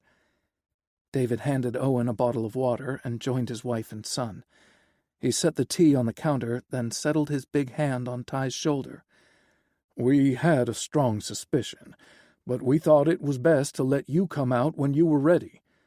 David studied his son with a neutral expression on his face. "You really didn't know until recently?" "Yeah," Tyler narrowed his eyes. "How long have you two suspected?" "A few years," David said, "but I was sure of it once I saw the two of you interacting on the Redemption Ridge YouTube channel." Tyler frowned as he considered that. Why the hell was I the last one to figure it out? Owen wanted to raise his hand and say he was technically the last person to realize Tyler returned his feelings, but he didn't want to intrude on what was shaping out to be a truly wonderful moment between Tyler and his parents. Wendy smiled indulgently at her son. "We're always the last to know things about ourselves. I'm glad you figured it out now, and we've gotten the truth out in front of us." "You're not mad?" Tyler asked. David scrunched up his nose as he considered the question. "Do you want us to be?" "No, of course not," Tyler replied. "But you thought we would be," Wendy said. She heaved a sigh. "I can understand why you might have felt that way, but I don't like it. I thought we'd come a long way since you left home." "We have, Mama. It's just—" Tyler pursed his lips, and Owen could almost hear the gears turning in his head. "We were all brought up with traditional values. Men marry women and start families. I didn't know how well you'd take the news." Tyler swallowed hard, and tears filled his eyes. "A big part of me expected you to make me choose between our family and Owen. I've been bracing myself for a permanent goodbye. Owen is the one who reminded me that I was being unfair to you and Dad." Tears spilled down his cheeks, and Owen wanted to go to him, but Wendy beat him to the punch. She pulled him into her arms and hugged him like a life raft. "Oh, honey, I'm so sorry you felt this way. Maybe Dad and I should have spoken up sooner, but we didn't know if that would make things worse or better.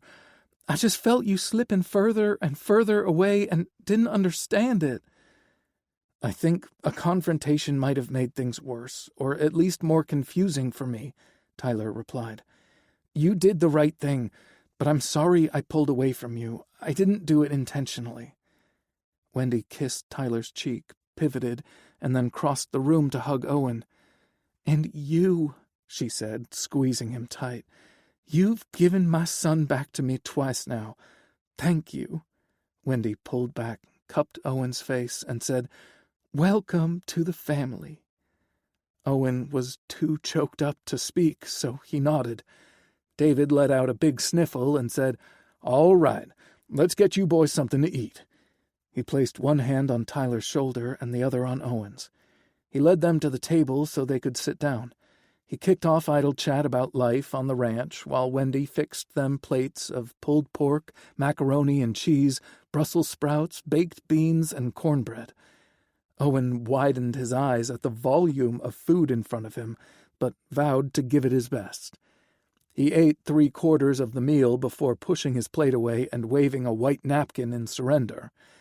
Tyler, who possessed a bottomless stomach, finished his plate and took several forkfuls of Owen's leftovers. "I know they feed you on the ranch," Wendy said. "Half our conversations are about Harry's cooking." "Yeah, but it's not my mama's food," Tyler replied, making his mom beam with delight. "The meal was amazing," Owen said. "Thank you." Tyler pushed back his chair, grabbed his and Owen's plates, and stood up. "I'll start cleaning up the mess so you can rest, Mama." "No way," Wendy said. "You go visit with the family while I clean up." She took the dishes from Tyler's hands and carried them to the sink. "Can I help you?" Owen offered. It was the least he could do. Wendy beamed at him. "I'd love that. It will give me time to get to know you better." She looked at David and Tyler and made a shooing motion. David rose to his feet and placed his hand on the back of Tyler's neck. "We've been dismissed, son." Tyler followed David, but watched Owen over his shoulder until he disappeared out of sight. Wendy turned on the sink and rinsed the first plate from the stack. "Tyler has always volunteered to do dishes with me." Owen smiled as he stacked the plate in the dishwasher. "He wanted your undivided attention." Wendy smiled. "He's always been a mama's boy, and he struggled when the younger kids came along. I thought middle child syndrome was a myth or excuse some moms made up to explain away bad behavior until I had middle children." She stared out the kitchen window for a few seconds and looked to be lost in a memory. She giggled, shook herself free, and smiled wryly at Owen. "Can I confess something?" "Sure." "I wanted to refuse Tyler's help because it took 3 times as long with him as it would to do them by myself. Such a perfectionist." "Mm-hmm," Owen agreed. "Tyler sees spots that no one else can. He ends up rewashing everything I touch." It was Owen's turn to laugh at a memory. Can I confess something too? Wendy's blue eyes shimmered with humor and warmth. Please do. Tyler got assigned kitchen duties when he first arrived at jail. That's usually where the new inmates go because it's the most dreaded assignment. Not for Tyler, Wendy said. Nope, Owen agreed, but they transferred him out of there really fast. Wendy shut off the water and turned to give Owen her undivided attention. Thank you for sharing that with me. Tyler rarely talks about his time at the facility, and I don't want to push. She reached up and played with a delicate gold cross hanging from a slender chain around her neck. I just worry he keeps things bottled up that he shouldn't. Owen thought both about her remark and the right way to respond.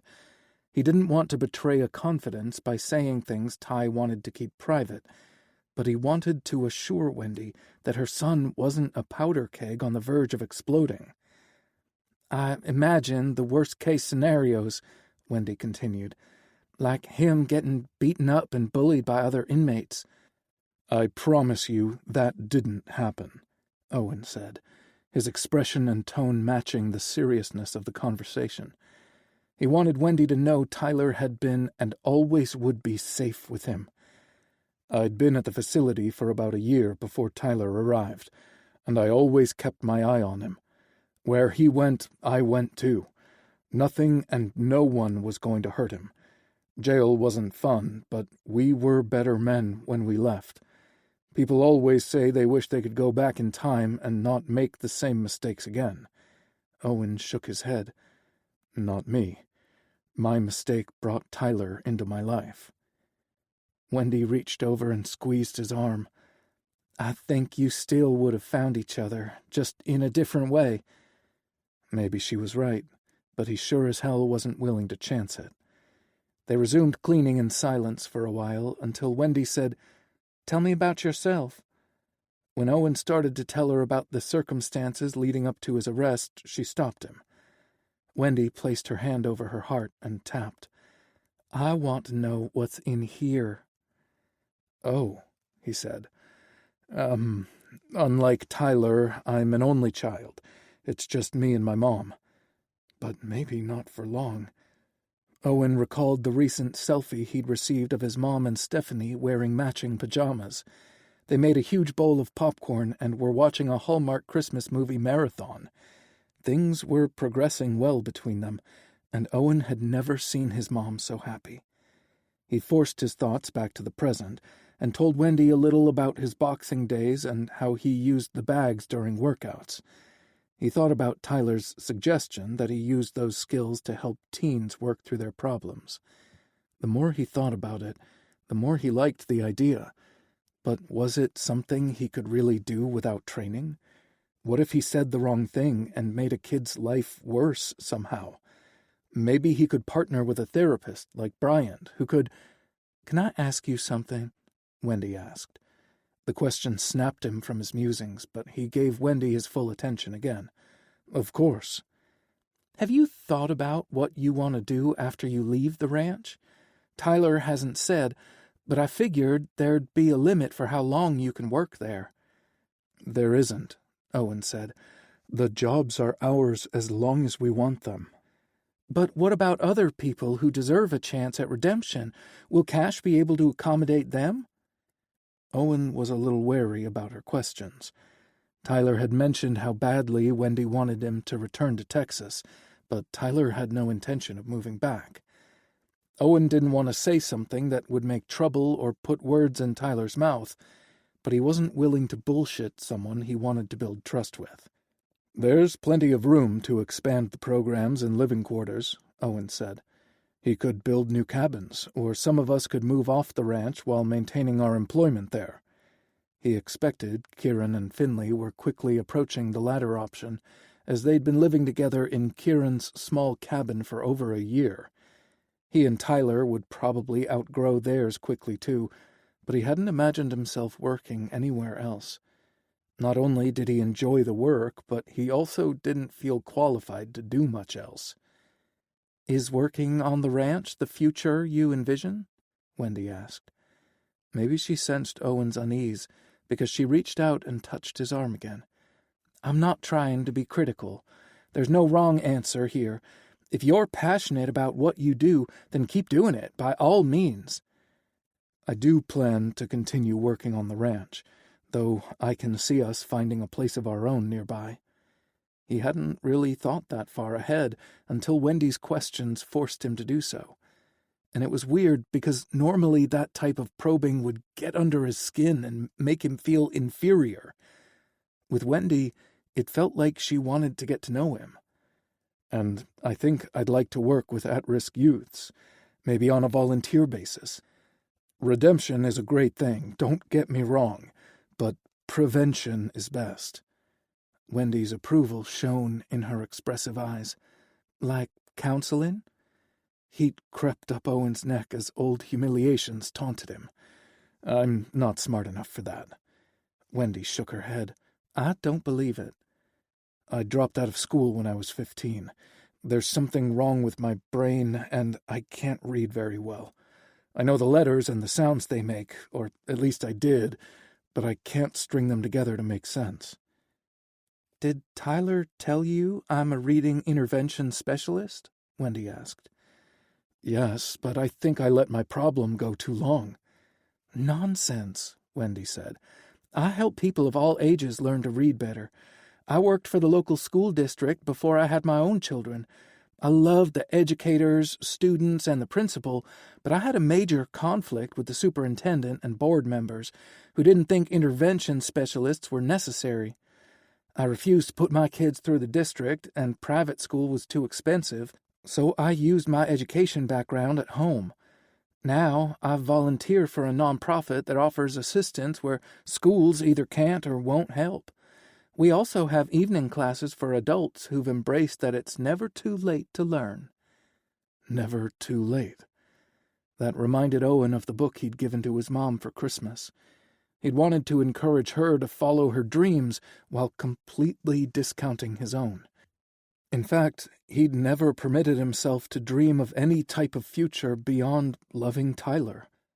If Owen wanted to provide Ty with the life he deserved, they deserved, he'd need to put himself out there and be the best version of himself. Howie was right about that. He couldn't sit around and wait for stars to align or for magic to happen. Owen needed to create his own miracle. "Never too late," he repeated. "Did you get tested for dyslexia?" Wendy asked. Owen shook his head. "I was too stubborn," he admitted sheepishly. Wendy smiled gently. "That's a very common reaction." She leaned forward and added, "Especially with young boys. Male pride starts at an early age, and boys equate needing help as being weak. Sound familiar?" Owen briefly pursed his lips. "Maybe a little." He straightened up and got serious. "But I've outgrown most of that stupidity. You can trust Tyler with me." "I trust my son to make his own decisions," Wendy replied. "Despite the rodeo thing, Tyler has always had a good head on his shoulders and is an excellent judge of character. If I'd loosened up a little and let him know I had faith in him, I might not have pushed him away." Owen much preferred it when Wendy's eyes sparkled with mischief or mirth over the sadness filling her eyes with tears. "Don't forget Mistress Devine," Owen added. A loud bark of laughter boomed from her tiny frame before she slapped a hand over her mouth. Tyler had told him about Wendy's bawdy laugh, and Owen was so grateful to witness it in person. She dropped her hand and inched closer. "He told you about that?" When Owen nodded, Wendy sighed and rolled her eyes. "I knew he'd gone into the tent and dismissed his curiosity as harmless. Tyler would hand over a few bucks, and a lady in a costume would give him a generic spiel. Imagine my surprise when I read the paper the next morning and discovered Mistress Devine used the tent for more lucrative hustles. I would never have been able to look people in the eyes if Tyler had gotten caught up in the raid." Wendy's grin grew sly. "I never asked what message she'd given him. Did he tell you?" Owen figured it wouldn't hurt to reveal this little secret. "She told Tyler he was on the dawn of awareness." Wendy blinked for a few moments before more bawdy laughter erupted. She didn't try to hold it back this time, and Owen joined her. Tears streamed down Wendy's face, and she wiped them away as she pulled herself together. "Yeah, I bet he was. I saw her mugshot in the paper, and she was a stunner." She giggled a few more times and pressed her hand to her chest. No wonder he eagerly accepted his month-long grounding. Tyler didn't complain once about spending time alone in his room. His showers got longer, and I wore cleaning gloves when I washed his laundry. A chuckle rumbled through Owen as he realized Wendy wasn't as uptight as Tyler suspected. He didn't think he could possibly like her more until she spent the rest of their cleaning time telling him about young Tyler's antics. Owen knew his love had an ornery side to him, of course, but it was fun to learn the origin of his mischievous streak. After they finished, Wendy invited Owen to her office, which was next to the kitchen. She pulled out a basket of books and tools she used as an educator. "I could give you a proper assessment this weekend," Wendy said, "but based on what you've described, I think it's safe to say you have dyslexia. We can do a simple test with these." She held up colorful, transparent plastic strips that looked like rulers but without the numbers. "We call these highlighters because they highlight lines of text to make it easier for you to read. The wider the strip, the more text you can get within its frame. To start, let's not overwhelm you with a lot of words at one time." Wendy picked a random paperback off her shelf and handed it to him with the thinnest highlighter. "Try it and see if that helps." Excitement warred with apprehension. Could something like this really help him? And what if it didn't? Hope was as enticing as it was terrifying. "There are many other tools available," Wendy said, as if she sensed his apprehension. "Some are high-tech gadgets like features on phones that read text out loud or apps with special software to help you read the text yourself. Some tools are simpler, like specialized fonts for computers and e-readers. I also have old-school workbooks to help you improve your reading and handwriting. And Owen," she said, placing a hand on his forearm, "there are adult learning centers that can assist adults with dyslexia. If getting your GED is something you want to do, I promise you these centers can and will accommodate your needs. I can help you find a center close to the ranch, but only if that's what you want." Owen held her gaze for several moments. This wasn't the weekend he'd expected. He'd hoped for the best, but braced himself for a frosty reception, if not hostile. The Booths had greeted Owen with welcoming warmth and acceptance, and Wendy offered him a solution to a problem that had plagued him his whole life, one that he'd allowed to define his worth. Tears of gratitude and hope filled his eyes, but he didn't hide them from her. "Yes," Owen said for the boy who'd felt stupid, hopeless, and unworthy. "Yes," he repeated for the man who dared to dream. "I want that very much." Wendy squeezed his arm and removed her hand. "Try the highlighter first to see if it helps." Owen flipped the book over and noticed the bare-chested man with long blonde hair and a seductive sneer on his lips. He sat aside a sleek black horse with a busty red head in the saddle in front of him. The bottom of her elegant gown hung low to reveal the upper swell of her breast. There was a menacing-looking pirate ship anchored offshore in the background. He set the highlighter over the title and smiled as the letters formed words he could slowly decipher. "The Pirate's Bride," he read aloud. Maybe not that one," Wendy said before she snatched it away and tucked it back among the educational books on the shelves. She took her time choosing the next selection before presenting it to Owen. He set it down and used the reading aid to scan the title. "I believe," Owen read.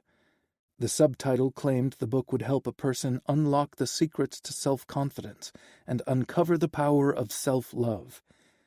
Old habits are hard to subdue, but Owen wrestled the urge to scoff into submission.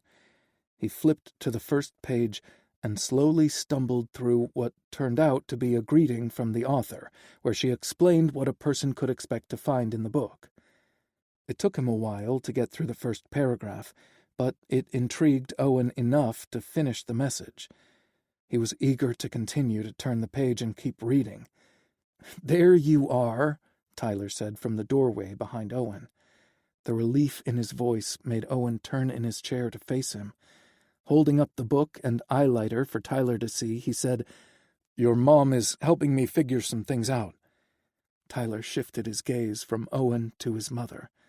"Thank you, Mama." "My pleasure." Wendy pushed back from her desk and stood up. "Why don't we head out to the family room so the others can get to know Owen, too?" She smiled at him and added, "We can work on this more tomorrow if you want." Owen nodded enthusiastically and followed Tyler back to the kitchen. Turned out the family got to know Owen very well through a series of games: Candyland, Gin Rummy, and Chutes and Ladders. By the time they trudged upstairs to Tyler's old room, Owen was ready to collapse. He stared at the twin beds, the first disappointment of the night. "I forgot the folks converted my bedroom into the grandkids' room for sleepovers," Tyler said. Owen took in the pale blue walls with their space-themed mural and the star-shaped stickers on the ceiling that would glow in the dark when they turned off the light. The comforters featured rockets and cartoon astronauts. It was an adorable setup for a kid, but it kind of made Owen feel uneasy about the things he'd wanted to do with Tyler once they were alone. They'd been on each other like white on rice, and it wouldn't kill them to sleep in separate beds for a few days. "Where are the kids sleeping, then?" "In their own beds, at home," Tyler said. "This setup is for when they spend the night or weekends with my folks." Owen nodded. "Do you want left or right?" "Get real," Tyler said. He tossed their luggage on the bed to the right and tugged Owen to the empty one on the left. "I'll sleep under you, beside you, or on top of you, but I am not sleeping without you." It would be a tight squeeze, but worth the sacrifice. Owen pulled Tyler into his arms and gave him the first proper kiss since leaving their cabin in Colorado. "What about in you?" he asked, when they pulled away to catch their breath. "Oh, that's the winner." Tyler slid his hand down to cup Owen's crotch. "Fly me to the moon, baby." Chapter 15. The humidity inside the greenhouse was both familiar and a shock to Tyler, much in the same way he responded to Colorado winters. He thought he was prepared for it every time, yet it still caught him off guard. The hot, moist air hit him in the face and stole his breath until he had a second to adapt. He breathed in the damp soil, fertilizer, and flowering plants in his next lungful of air, all happy things he associated with his childhood. "Remember when I used to dig in the flower beds with my Tonka trucks and excavating equipment?" Tyler asked. "It's one of my fondest memories." A chuckle rumbled through his dad's chest like distant thunder, and his big hand landed on Tyler's shoulder with a clap. "I eventually put a sandbox in here to protect the plants and flowers. Now my grandchildren use both the old trucks and sandbox. It's hard to believe how quickly time passes by. It seems like the new year started just yesterday. I blinked and it's Christmas Eve already, for crying out loud." The wistful tone in his dad's voice snagged Tyler's attention. Everything he'd expected to happen over the weekend hadn't transpired yet. His family had welcomed Owen with open arms, and no one had mentioned Tyler returning to Texas to work for the family nursery. He thought that was going to change when his dad invited him to tag along for the morning inspection after breakfast. His family had spent a small fortune on upgrading the greenhouses with automated watering and temperature control systems, but his dad still checked everything twice a day during the off-season, with no exceptions for holidays. The greenhouse provided his father with so much more than an income. The buildings were his sanctuary, where he could hide from chaos and do his best thinking. Some guys had man caves in their garages or basements, but David Booth chose a green oasis as his escape. It was also his favorite spot for a heart-to-heart conversation, so Tyler wasn't surprised when his dad instructed him to grab a couple of lawn chairs from a storage room once they finished their inspections. The refrigerator in the small room was new, and it thrilled Tyler when he recognized both the honeybee magnet and the food and wine article it secured to the appliance. Tyler had mailed the magazine to his dad because it featured Ivan's interview about his honey business. Their foreman had credited David and his nursery for helping him choose the best flowers for happy bees and healthy honey production. "I see you've added a fridge instead of hauling a cooler and ice down here every day." Tyler opened a chair and gestured for his dad to sit, then opened his own. Once they'd settled, his dad said, "Found that beauty at a scratch and dent sale and couldn't pass it up. Thank you for sending the article to me, by the way. Your mother added some quotes from it to our website and linked it to our social media accounts. You'd be surprised how much buzz that's generated." He paused to laugh at his pun for a few moments. "I emailed Ivan and thanked him for mentioning our nursery in the interview." "He told me," Tyler replied. "Ivan said you're a good man, but I already knew that." His father smiled and said, "I was just about to say the same thing about Ivan. Seems to me that everyone at Redemption Ridge is pretty amazing. Mom and I really enjoy watching the web series on YouTube." His lips curved into a sheepish smile. "As I mentioned before, the constant mentions of Owen's name made a lot more sense after seeing the two of you together." He crossed his ankles and studied Tyler closely. "Carrying around big secrets has to get heavy," he said after a long pause. "You seem much lighter after coming out to us, but I sense there's more you want to say. You can tell me anything, son. I'm really sorry you don't know that." Tyler averted his gaze from his father's sadness. He'd never wanted to disappoint his parents, and it seemed like he couldn't stop doing it. Taking a deep breath to steady his nerves, Tyler met his dad's gaze once more. "I don't plan on moving back to Texas. Ever." He puffed up his cheeks and exhaled a long breath.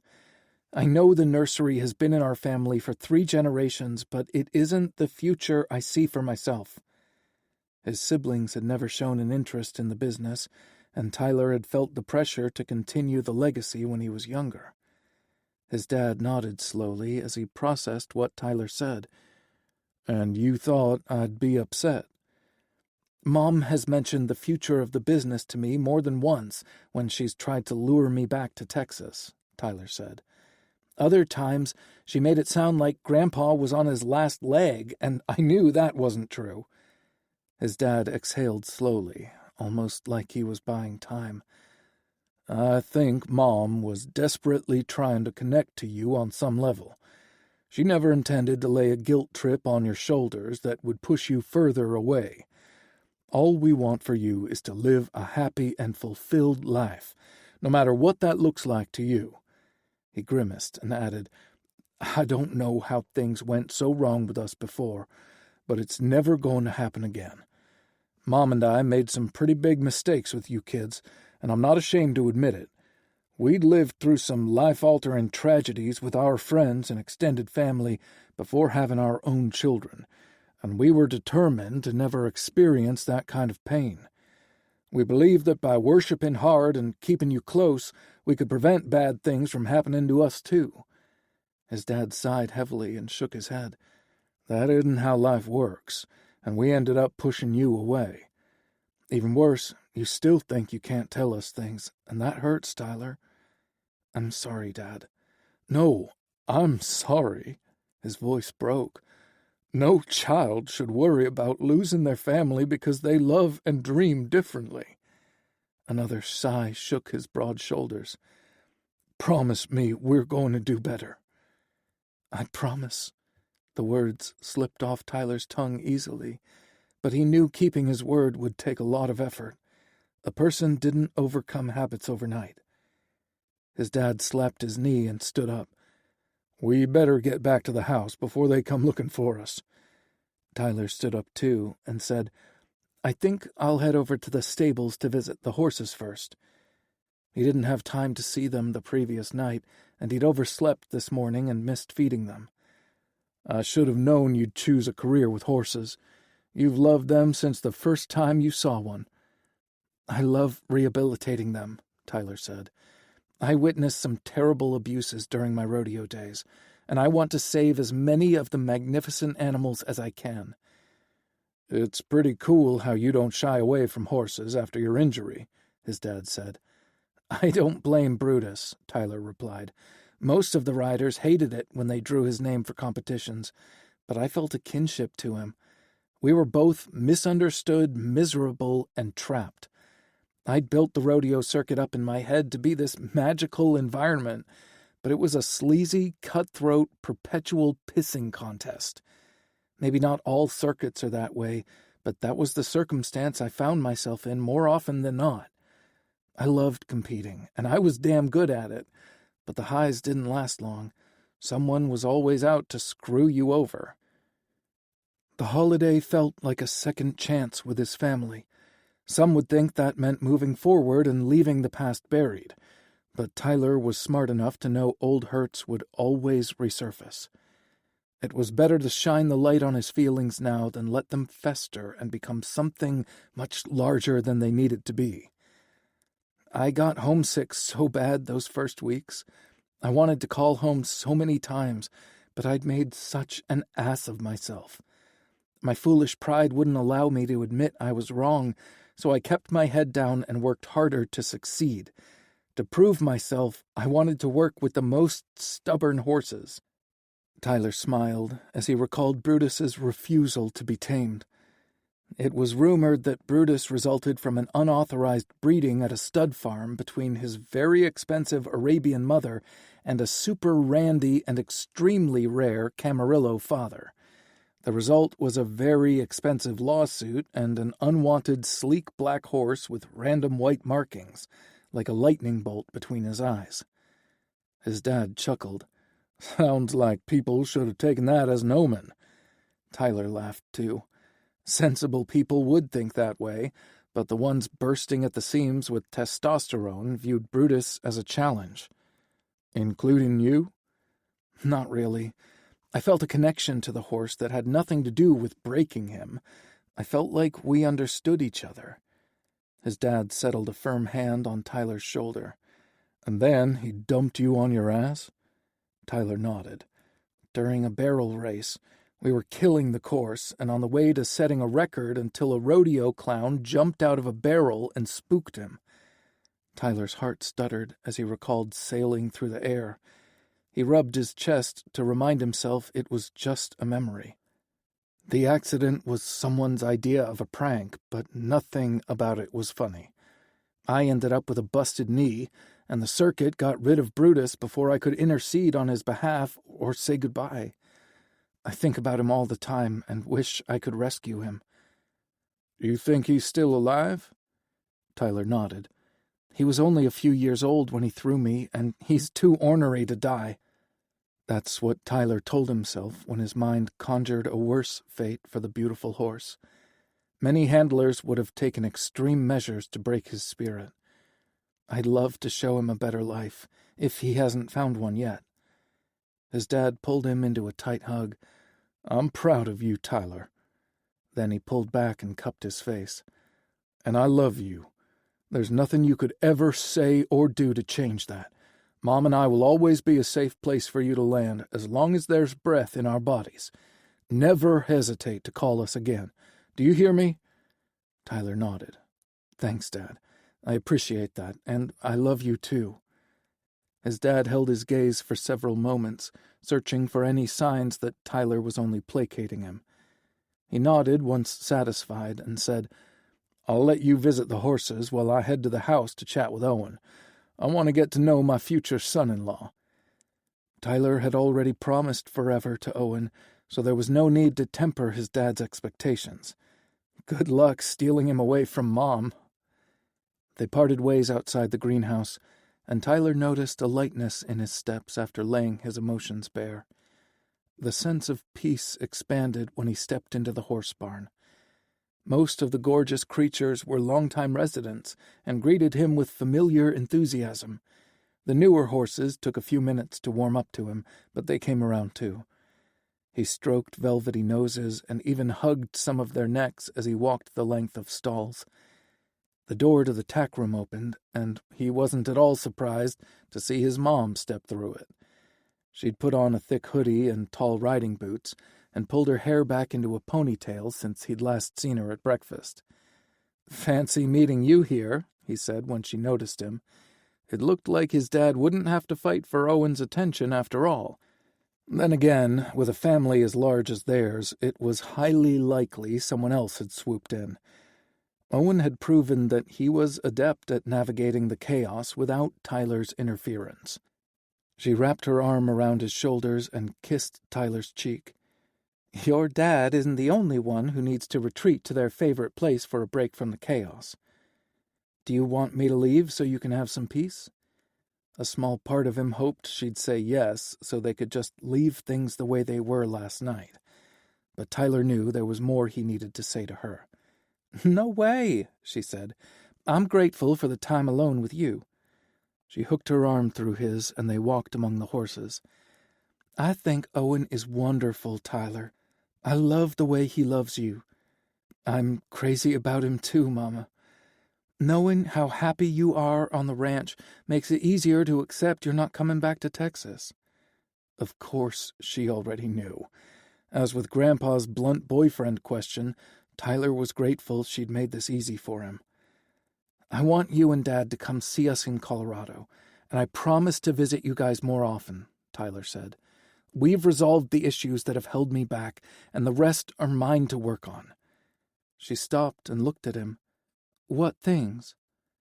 "For starters, I need to stop projecting my fears onto others and assuming the worst. I left home because I wanted the freedom to make my own decisions, and here I am making ones for everyone else." Tyler blew out a frustrated breath. "I wasn't fair to you or Dad. Not when I was younger and not now. Looking back, I understand you were just trying to protect me. We should have given you guys a little more room to make your own mistakes," she said. "Maybe we would have avoided a lot of this if we had.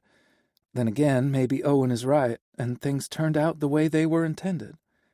Tyler quirked a brow. "Owen said that?" Laughing, she pinched his chin. "Maybe not in so many words, but the sentiment was there." "Thank you for helping him, Mama." "It was my pleasure, Tyler." Owen was so excited about his reading opportunities last night that I didn't think he'd ever get to sleep. "About that," she said with a slight grimace. Tyler held his breath while he waited for her to continue. Had they been too loud? He'd been honest about Owen's excitement and struggle to fall asleep, but Tyler hadn't told her the creative ways he'd eased Owen's tension, or the ridiculous sex puns they'd come up with in the space-themed room. They'd used flying to the moon for their first round of orgasms, and riding the rocket became the anthem for round 2. That had been the one that finally eased Owen enough to sleep. "I think I owe you another apology about the sleeping arrangements. I thought about just putting you in the guest bedroom with the single queen bed, but worried it was too presumptuous. What if you weren't a couple and I put you in a room with one bed? I didn't want to offend anyone. Do you want to move to the other bedroom?" "Yes, please." They'd made the best of their arrangements, but he'd be a fool to refuse a bigger bed for the remaining 2 nights in Texas. She kissed his cheek, and they resumed walking. "You're not the only one who needs to change their thinking. Relationships require effort from everyone. We've learned from our mistakes, right?" "Definitely." "Then let's just promise to do better from now on," she said. Tyler held out his pinky and said, "I swear." His mom hooked her little finger around his. "I swear, too." They shook to seal their commitment. "Care to saddle up and take a ride with me?" He'd only planned a quick visit with the horses, but he couldn't refuse the invitation. It was after 12 by the time they finished their ride and aftercare for the horses.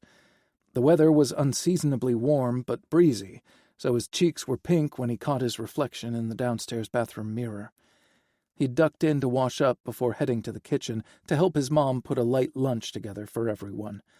That was the plan, until Owen stepped inside the bathroom and closed the door. He wrapped his arms around Tyler's waist and rested his chin on Tyler's shoulder. "Damn, you look good, baby," Owen said huskily. "You only wear that sweet flush on your cheeks when you're riding horses or me." Tyler held his gaze and noticed the way Owen's midnight eyes twinkled with love and happiness. It reminded him of their life-changing time in the photo booth 2 months prior. Tyler had entered that night feeling like Owen was slipping away from him and ended it with tremendous revelations that put them on the path to this exact moment. Tyler felt seen, understood, and accepted in ways he had never dreamed possible once he left home. Turning in Owen's embrace, Tyler kissed the lips he loved so much. "Speaking of riding," he said, "we're moving into a different guest room with a queen bed." Owen huffed out a sigh and shook his head. "I started a list of space puns we could use for the rest of our stay." He leaned forward and nuzzled his nose against Tyler's neck. "I'd planned to change the lyrics to Elton John's Rocket Man tonight." Tyler chuckled and said, "I'll tell her we changed our minds." Owen growled and grazed his teeth against Tyler's neck. "A queen, you say?" Their bed back at the ranch was only a full, so the added space sounded like a luxury. "Can I still spoon you?" Tyler slid his hand down and grabbed Owen's ass. "Only after I fork you." Owen snorted, then kissed a path along Tyler's jawline. "Looking forward to it." "Maybe we can skip lunch and take a nap," Tyler suggested. Owen dropped his arms and stepped back, taking his delicious body heat with him. "Or maybe we wait until bedtime so we're not too obvious." He gave Tyler one last kiss and eased toward the door.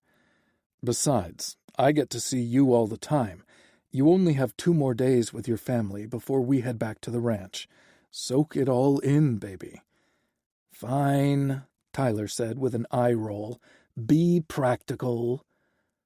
Owen was right, and Tyler knew it, so he threw himself into activities with everyone.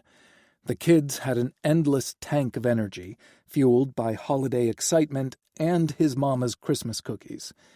It was both strange and beautiful how easily he reconnected with his family after nearly 2 years away.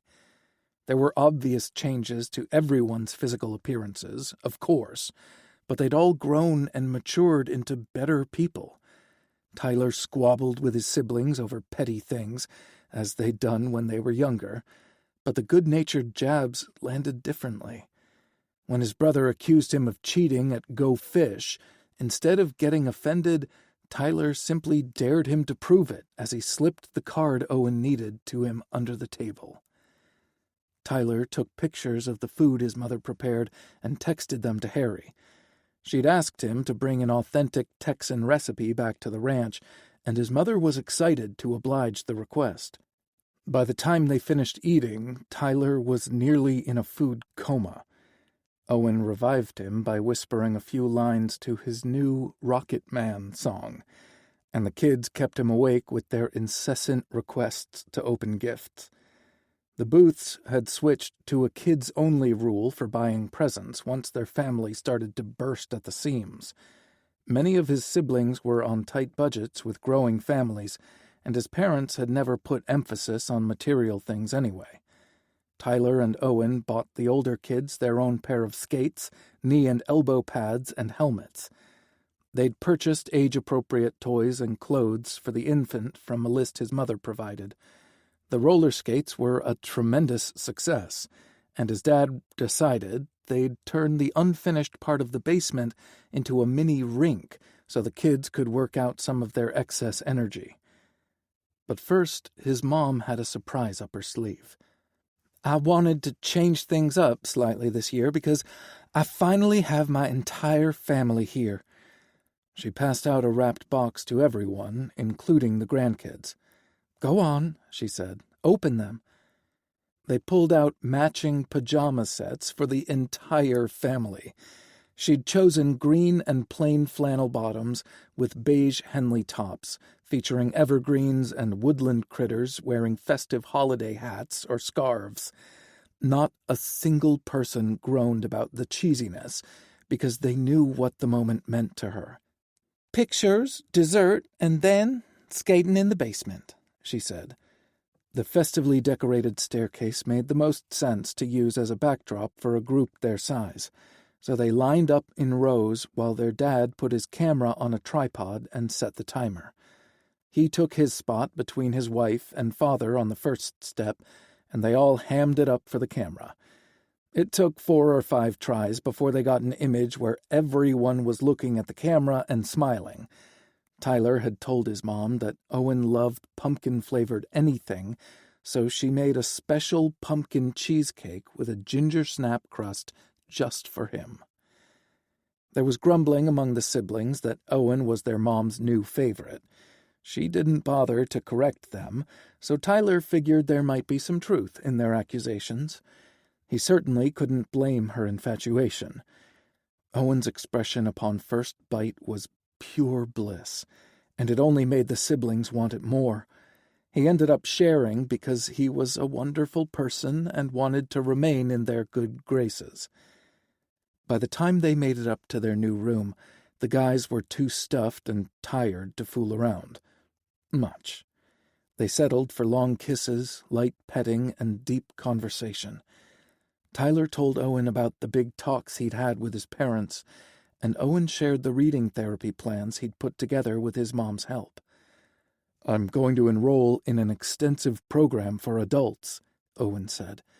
"Wendy helped me find the nearest center, and it's the one by Keegan's therapist." He got quiet and introspective for several long moments before breaking the silence.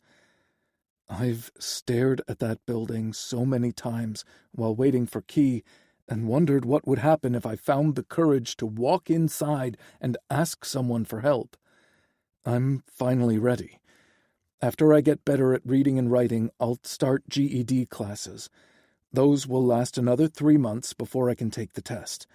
It's likely I'll still need some dyslexia tools for the exam, but I won't know which ones until I've completed the therapy." Tyler hugged him tighter and kissed his cheek. "That's wonderful. I'm so proud of you." "Thank you. I never would have reached this point if not for you and your mom." Owen rose up and looked over the bedside table. "Hey, it's midnight." Tyler snuggled closer and whispered, "Merry Christmas." He reached for the lamp to turn it off, but Owen stopped him by squeezing his ass. "It's about to get merrier," Owen replied huskily. "I brought a special gift for you." Tyler jerked upright and stared at him in the dimly lit room. We already exchanged gifts. They'd stuck to their traditions of only buying things that fit inside the Christmas stockings they'd bought for one another their first year on the ranch. Tyler had stuffed Owens with his favorite snacks, fishing lures, and more bath stuff from Hope's store. Owen filled Tyler's stocking with butterscotch candies, coffee samples from around the world, and his own special range of bath products that smelled like Irish Spring but were better for his skin. Owen winced and said, "Don't be mad." Tyler acted like he was contemplating it for a few seconds before grinning at him. "Only if you promise not to get mad at me either, because I got you something too." They scrambled out of the bed and rummaged through their suitcases, then faced one another with the gifts tucked behind their backs. "Who goes first?" Tyler asked. "I brought it up, so I'll go." Owen took a deep breath, then kneeled on the floor in front of him. "I didn't plan on doing this in my underwear, but I'm in too deep to second-guess my decision now." Tyler shook all over and clasped his free hand over his mouth so Owen wouldn't know he was fighting back a laugh. Something in his expression must have given Tyler away, because Owen narrowed his eyes and made no move to open the black jewelry box resting in his palm.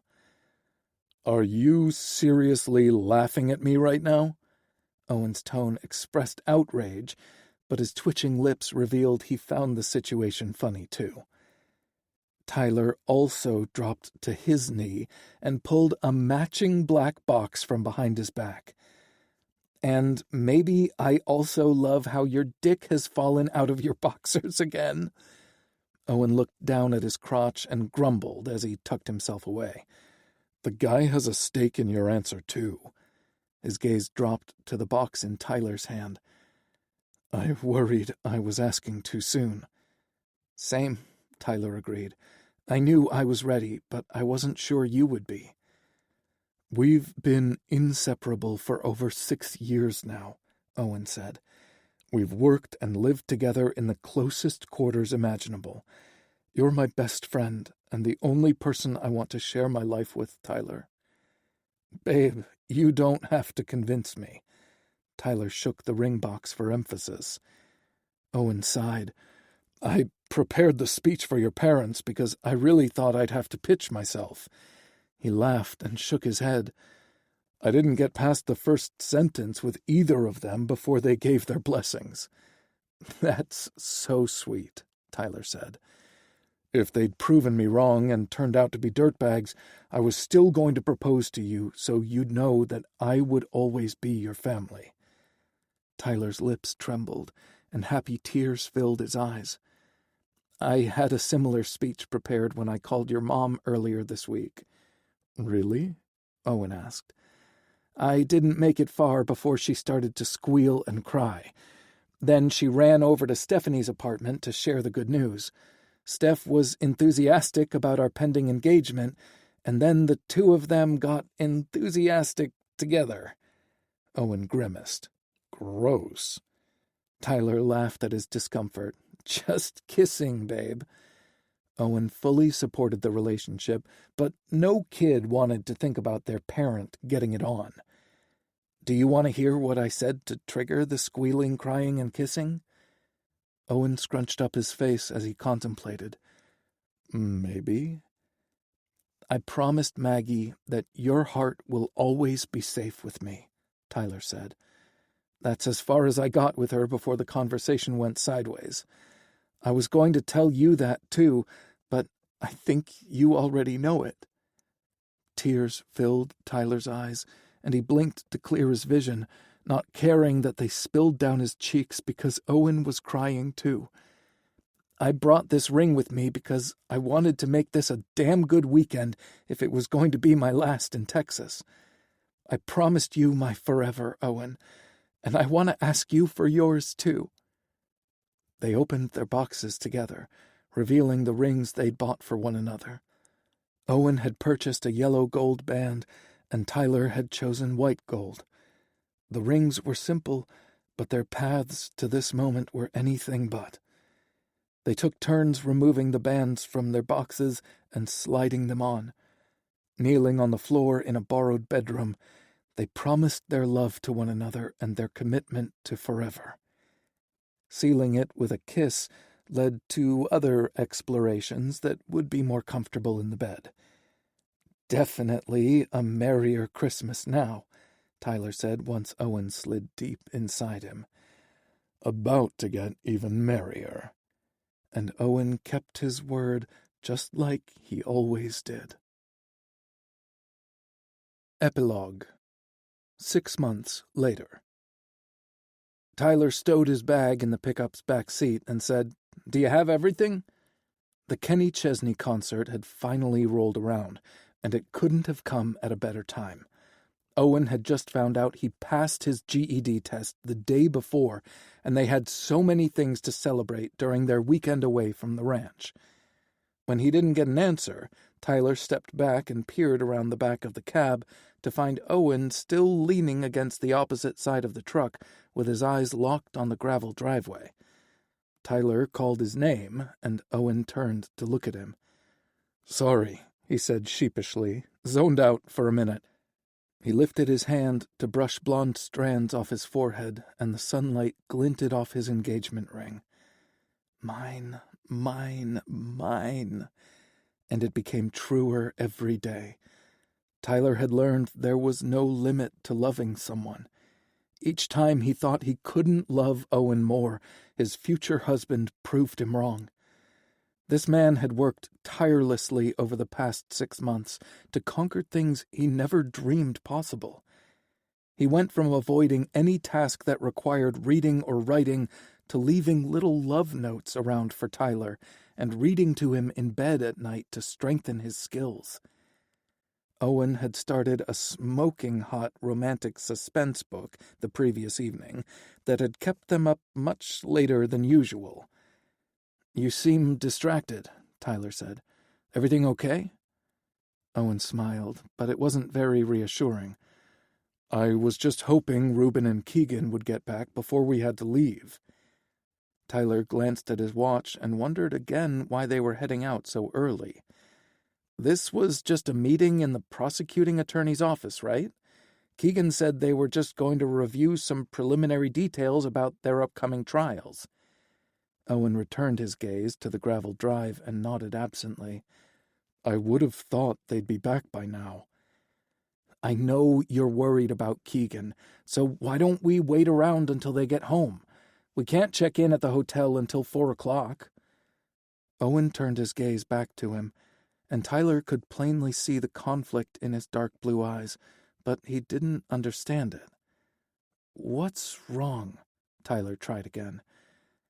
"I know we don't have to be there until 4, but I'd planned a detour to surprise you." "What is it?" Owen's lips slowly curved upward. "It wouldn't be a surprise if I told you." Tyler saw movement from his periphery and turned to see Cash walking quickly toward them. "The boss is heading our way." "So glad I caught you before you left," Cash said when he reached them. "Is something wrong with Keegan or Reuben?" Owen asked. "No, not at all," Cash said. "Reuben texted me before leaving the prosecutor's office. They just went over some prelim court dates and the projected timeline for the actual trial." "How's Keegan doing?" Tyler asked. "Rue said he handled himself beautifully, but thinks he's strung tight," Cash said. "But we'll be here for whatever he needs, and I want you guys to have a great weekend." "So, what's up?" Owen asked. "The Redemption Ridge web series is taking off in ways I never expected." Cash looked between them with a proud papa smile on his face. "The interview you guys did with Rory back in January has reached nearly 2 million views." Tyler and Owen looked at each other and said, "Whoa." "There's a snippet of the interview recirculating all over social media, and I've been fielding emails left, right, and center. Your message about the importance of teen crisis prevention has touched so many people, and I have some really exciting news to share." "Well, quit teasing us," Tyler said. Lighthouse Youth Outreach is a nonprofit organization in Colorado Springs that partners with psychiatrists and therapists for children and teens. Caroline, the executive director, recently saw the interview and said there are kids in the program who could use mentors like you. They have gym equipment at their center and will invest in some bags and light boxing equipment. They're just looking to give the kids a healthy outlet to vent frustrations, as you mentioned in the video. I told them Redemption Ridge will donate the equipment regardless of our participation in the program. "Are you kidding me?" Owen asked. "Of course, I'd love to volunteer. This is amazing." Cash smiled his approval. "You're gonna do great with the kids." He turned his attention to Tyler. "Your role would be trickier, and I needed to make a few phone calls to see if Caroline's suggestion was even doable before I talked to you. My lawyers and insurance people have given me the green light as long as I establish some strict rules to protect the ranch and its employees." Tyler glanced at Owen, whose puzzled expression matched his thoughts. "What things do you want me to do?" Caroline would like to establish a program at Lighthouse that brings the kids to the ranch to work with the animals. Lighthouse would provide transportation and additional supervision, and we'd have to be very selective about the animals we let interact with the kids. It's a liability risk, but I think it's one worth taking. What do you think, Ty? He was too overwhelmed to answer right away. Yes, of course. I feel like my horses saved me when I was a kid. This is really exciting, Cash said as he backed up a few steps. I don't want to keep you guys. I just couldn't wait to share the news with you. We can chat about this more when you get back. Safe travels, and have a great time. His phone went off with a gate alert, and he glanced down at it. Reuben and Keegan are back, he called over his shoulder as he retreated to the house. Owen's relief was obvious, and Tyler was glad they returned in time so he could relax on their trip. Keegan hopped out of the truck as soon as Reuben parked. He rushed over and hugged them both goodbye. I'm okay, Keegan said before either of them could ask. I have a bunch of nervous energy pulsing through me, so I'm going to hit the bags for a while. Owen had worked out with him over the past few months, and the effort was showing in Keegan's well-being. He'd gained muscle, moved with more confidence, and processed stress in healthier ways. You guys be careful, okay? We will, Owen replied. You call us if you need anything. I'll be fine. I've got the rest of the guys to lean on. We'll bring you back a T-shirt, Tyler called out. Keegan had already headed toward the house and raised his hand in acknowledgement. Reuben still hadn't gotten out of the truck by the time Keegan disappeared. Tyler and Owen exchanged a worried look and walked over to Reuben's truck. He rolled the window down when they reached the driver's door, but Rue continued staring out the window like he was in a trance. Their handsome, cocky friend looked like someone had drained the life right out of him. Tyler realized the assailant could only be Seth Burke. What did he do? Tyler's voice came out growly and fierce, and it made the corner of Rue's lips curve up. It's what he didn't do, Rue said, sounding weary for the first time since they met. Okay, Owen said. What didn't Burke do? He was there for the meeting, though I'm not sure why. Burke sat in the prosecutor's office like a silent sentinel and looked right through me. He acted like we'd never kissed and that he didn't know the way I... Rue's words stopped abruptly, and he shook his head. Tyler reached inside the truck and squeezed Reuben's shoulder. I'm so sorry. Me too, Rue, Owen said. Maybe it's time to move on from him. Rue met their gaze, and his dark brown eyes crackled with life once more. Are you kidding me? His full lips curved into a wicked smile. It's time for me to show that stubborn mule that I'm a keeper. Now go on and enjoy your weekend, and be careful. Tyler and Owen exchanged another glance, earning a scornful snort from Reuben. I mean it, punks. I'm fine. Or I will be once I put together a master plan to get my man back. If you're sure, Tyler said, backing away. Reuben rolled his eyes and pressed the button to raise the window. We've been dismissed, Owen said. Guess so, Tyler glanced over at him. Guess it's time to see what my surprise is.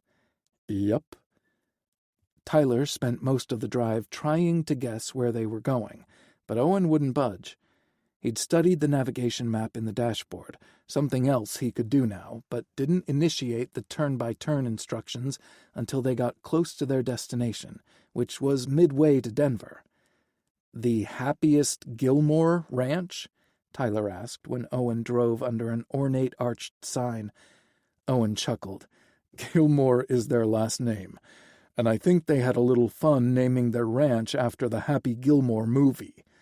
I figured that part out, Tyler replied. I'm just not sure why we're here. Owen pulled up to an equine barn and killed the engine.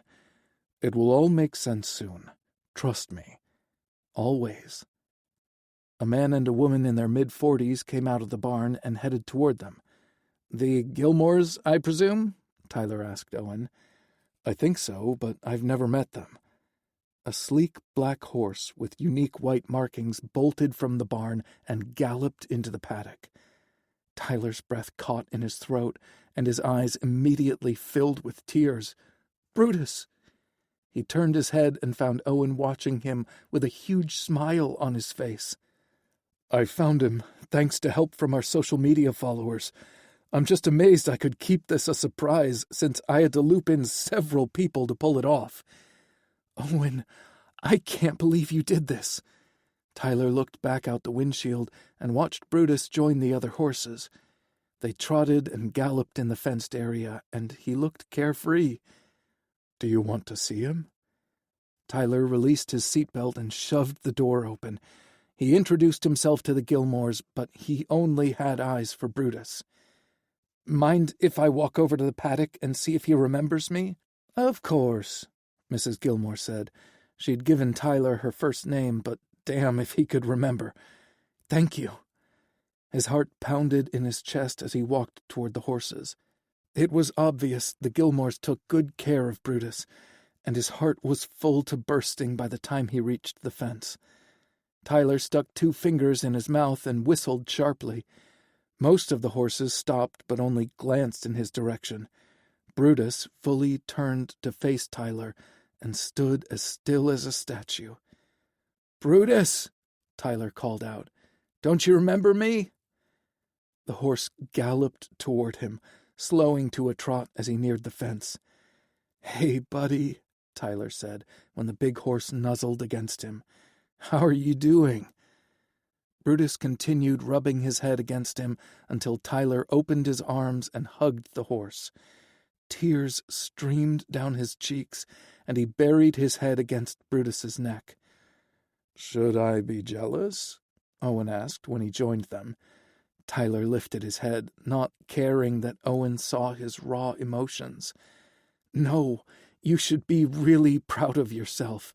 I don't have to worry about him anymore. He seems so happy here. We've been fostering Brutus for about a year, Mr. Gilmore said. It took him a long time to trust us, but it's obvious he remembers you well. Tyler hadn't even realized the couple had joined them. He wiped his tears away, feeling slightly embarrassed. Then he locked eyes with Mrs. Gilmore and read the pure understanding in her gaze. Tyler suddenly absorbed what her husband had said. They were fostering Brutus. They didn't own him. Tyler looked from the Gilmores to Owen. So he's... He didn't finish the thought because he didn't want to get his hopes up. Owen cupped his cheek and said, Finley and Kieran are coming to pick Brutus up for us tomorrow, and he'll be waiting for us at the ranch when we get home on Sunday.